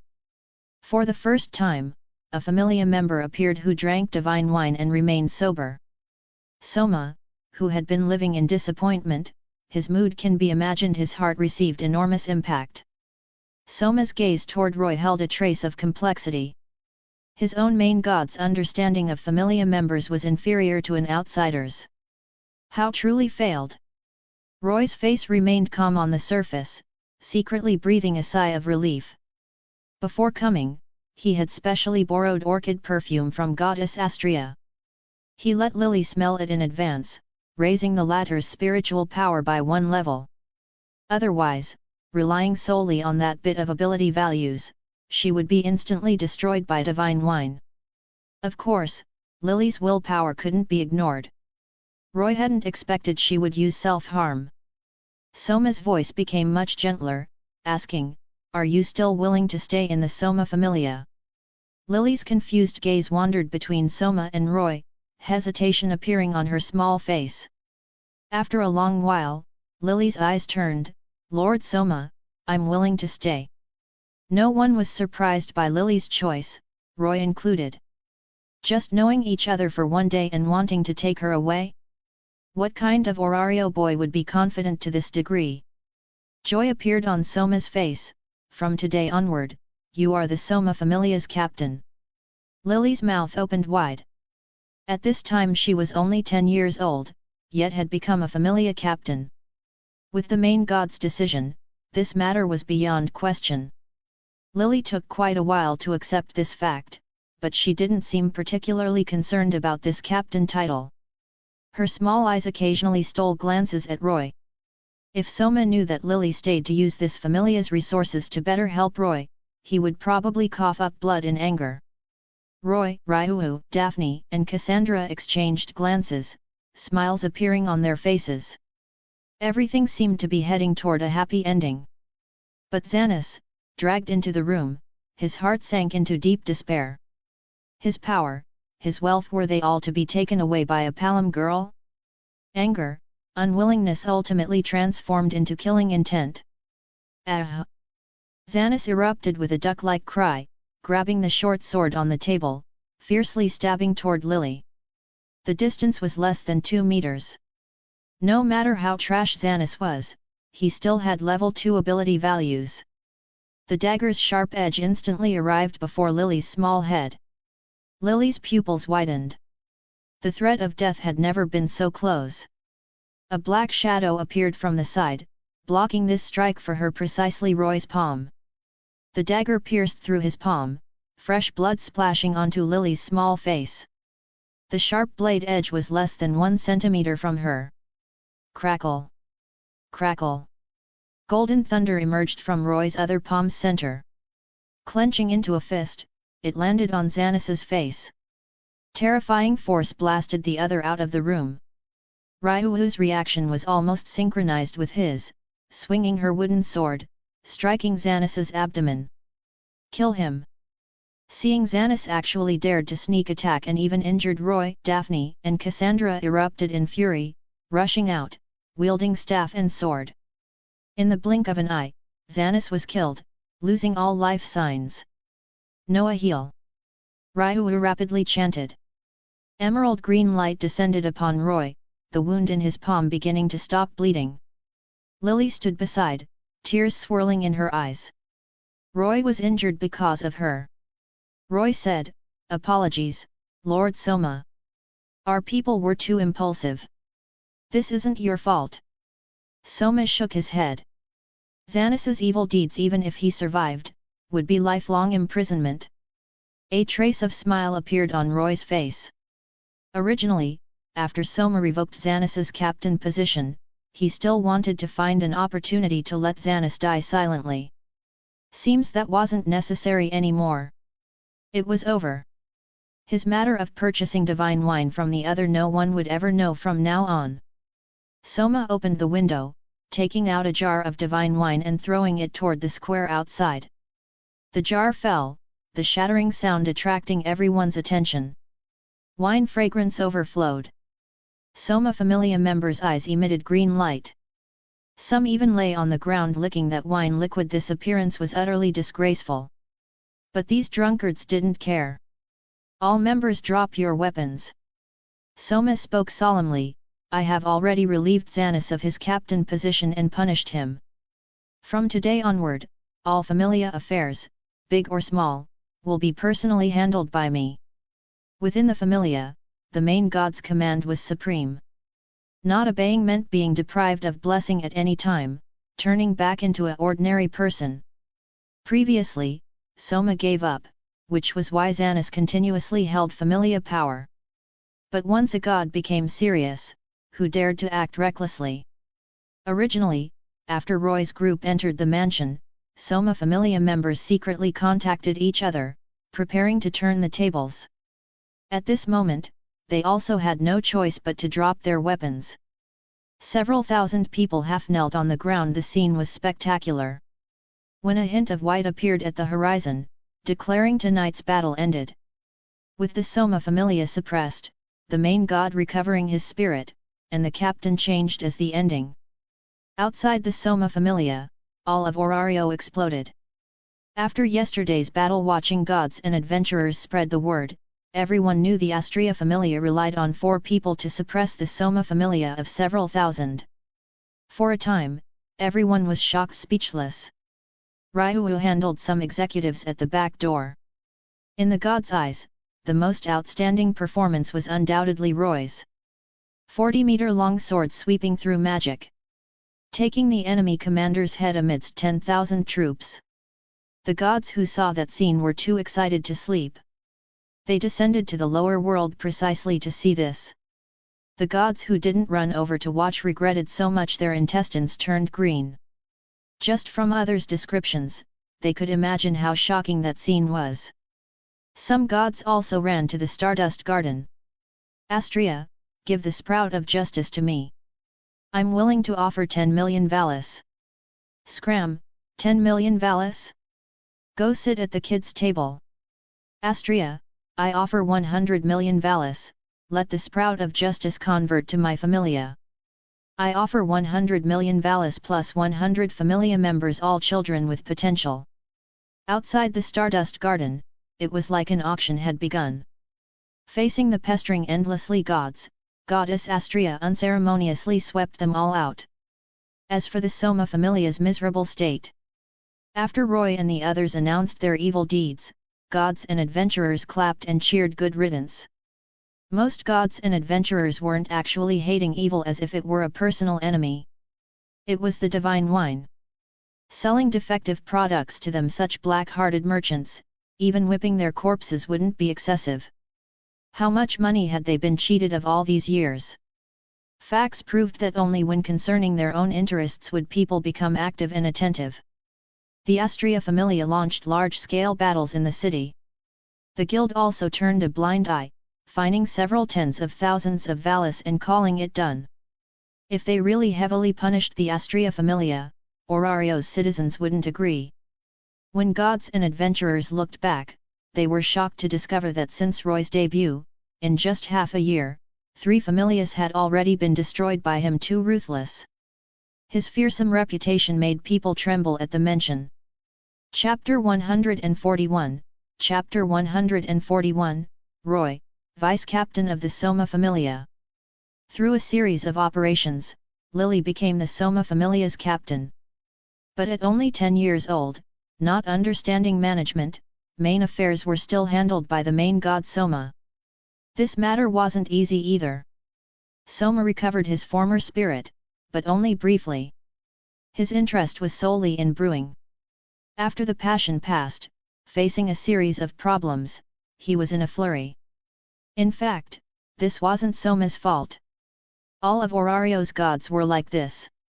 Gods only decided the Familia's general development direction, leaving specific affairs to those below, letting them handle those tedious matters. It was no different from taking their lives. Whoever caused the trouble would solve it. Soma sent over a dozen invitation letters, inviting Roy over. When Roy once again came to the Soma Familia's territory, Soma Familia members he encountered along the way showed varying degrees of resentment in the depths of their eyes. If not for Roy, they would still be enjoying divine wine, not in such a mess now. But these people only resented, not daring to act. After that night's suppression battle, Roy faintly had the title of strongest level 3 adventurer. Even low ability value level 4 adventurers didn't have absolute confidence in defeating Roy. Roy entered the mansion, coming to Soma's study. Only the main god Soma and Lily were present. Soma's soot-covered appearance was severely tidied up by Lily, hair cut short, dirty work clothes removed. Looking carefully, he had a slender figure, completely a rare and handsome man. A god's appearance couldn't possibly be bad. Born from chaos, they were naturally perfect. Updates aren't easy, remember to share the website. Just disliking grooming was why he became that appearance. Joy appeared on Lily's face. Lord Roy. Roy smiled. Lily, you're now the Soma Familia's captain. I'm just an ordinary member of the Astraea Familia. No need to be so polite. Lord Roy is Lord Roy. Lily said stubbornly, the respect on her small face not diminishing in the slightest. Lord Roy, how is your hand? Lily's gaze moved to Roy's bandaged hand. Xannis's counterattack injured Roy. Logically speaking, level 2 Xannis posed no threat to Roy. It was completely to save her that it became like this. Lily's heart was filled with guilt. It's already fine. Looks exaggerated, but the bandages can be removed in 2 days. Roy answered. Level 3 endurance was no joke. Lily still lowered her head. Seeing the atmosphere gloomy, Roy changed topics. How is the Familia's situation? Mentioning this, Soma and Lily became even more dejected, deep exhaustion appearing on their faces. A massive team of over 6,000 people was extremely difficult to manage, especially during this critical period. Lily told Roy the Soma Familia's difficulties one by one. Ordinary Familia members clamored for wine, angry but not daring to speak. Under authoritarian power, barely suppressed, but unable to maintain for long. Among them were mixed many members with notorious records, causing trouble inside. Wine distribution channel merchants repeatedly sent people to inquire would there be stable divine wine supply in these coming months? If not, please pay the penalty fee. Black and white contracts lay before them. The Soma Familia was now in ruins. Where was there extra divine wine to give those channel merchants? In short, it was chaos. Chaos to the point of making one's scalp tingle. Also, several executives jointly petitioned with several hundred Familia members to Soma, using Lily's young age and insufficient qualifications as reasons, wanting to replace her. That's how things are, Lord Roy. What should we do? Lily asked for help. Internal troubles and external threats. Roy couldn't help but sigh hearing this. Why hadn't Lily packed up and run yet? The current Soma Familia was a complete mess. Conquering territory is easy, governing it is hard. Roy could suppress the Soma Familia in one night. For Lily to manage the Soma Familia, the time and energy required would be at least 100 times more. Roy pondered, I could indeed help you solve this, but in what capacity should I do this? As an outsider, interfering in others' family affairs was overstepping boundaries, easily attracting resentment. Sometimes strength couldn't make everyone submit. Furthermore, Roy wasn't truly invincible. Soma also knew this. This was why he invited Roy over. The Soma Familia is now in complete chaos. I invite you to be vice-captain. Roy was stunned. Vice-captain me? Letting an outsider become Familia vice-captain. Soma's boldness made even Roy feel surprised. Know that Soma couldn't deprive his blessing. If he wanted to use his position for profit, or harm the Soma Familia, basically no one could stop him. Yes, we want to hire you as vice-captain. Soma's face was serious. The Familia was incomparably chaotic. They now truly didn't know who to trust. Roy originated from the Astraea Familia, possessed powerful strength, harbored justice, and to help Lily, suppressed the Soma Familia in one night. If such a person couldn't be trusted, who else could they trust? Lord Roy, please, help us. Lily's eyes trembled, afraid Roy would refuse. Roy smiled, returning to his old trade. All right, I'll temporarily serve as vice-captain. I'll resign once the situation stabilizes. Roy said. Thank you. Joy appeared on Soma and Lily's faces. First keep the person here. Want to resign later? Not a chance. With Roy confirmed as Familia vice-captain, came the next problem: how to handle Familia members. The Soma Familia was nearly ruined by Xanis. Over 6,000 members mixed with large numbers of villains, committing all manner of evil for divine wine, accumulating numerous crimes. How to handle these people? Soma and Lily were very troubled. Regarding this, Roy's answer was only one: eliminate them all. Roy's decisiveness shocked Soma and Lily. Doing this would severely damage the Familia. Roy said, Lord Soma, there's a saying: when you should cut, you must cut, or else you'll suffer chaos. Soma's face showed struggle, but he still agreed. Then the remaining matters were simple. First, gather all Familia members, announce Roy's appointment. As expected, it caused an uproar. Everyone looked at Lord Soma in disbelief, and Roy standing beside him. Letting an outsider serve as vice-captain in Orario? No, in the entire world's first case. Lord Soma, please reconsider. Many people immediately jumped out to oppose.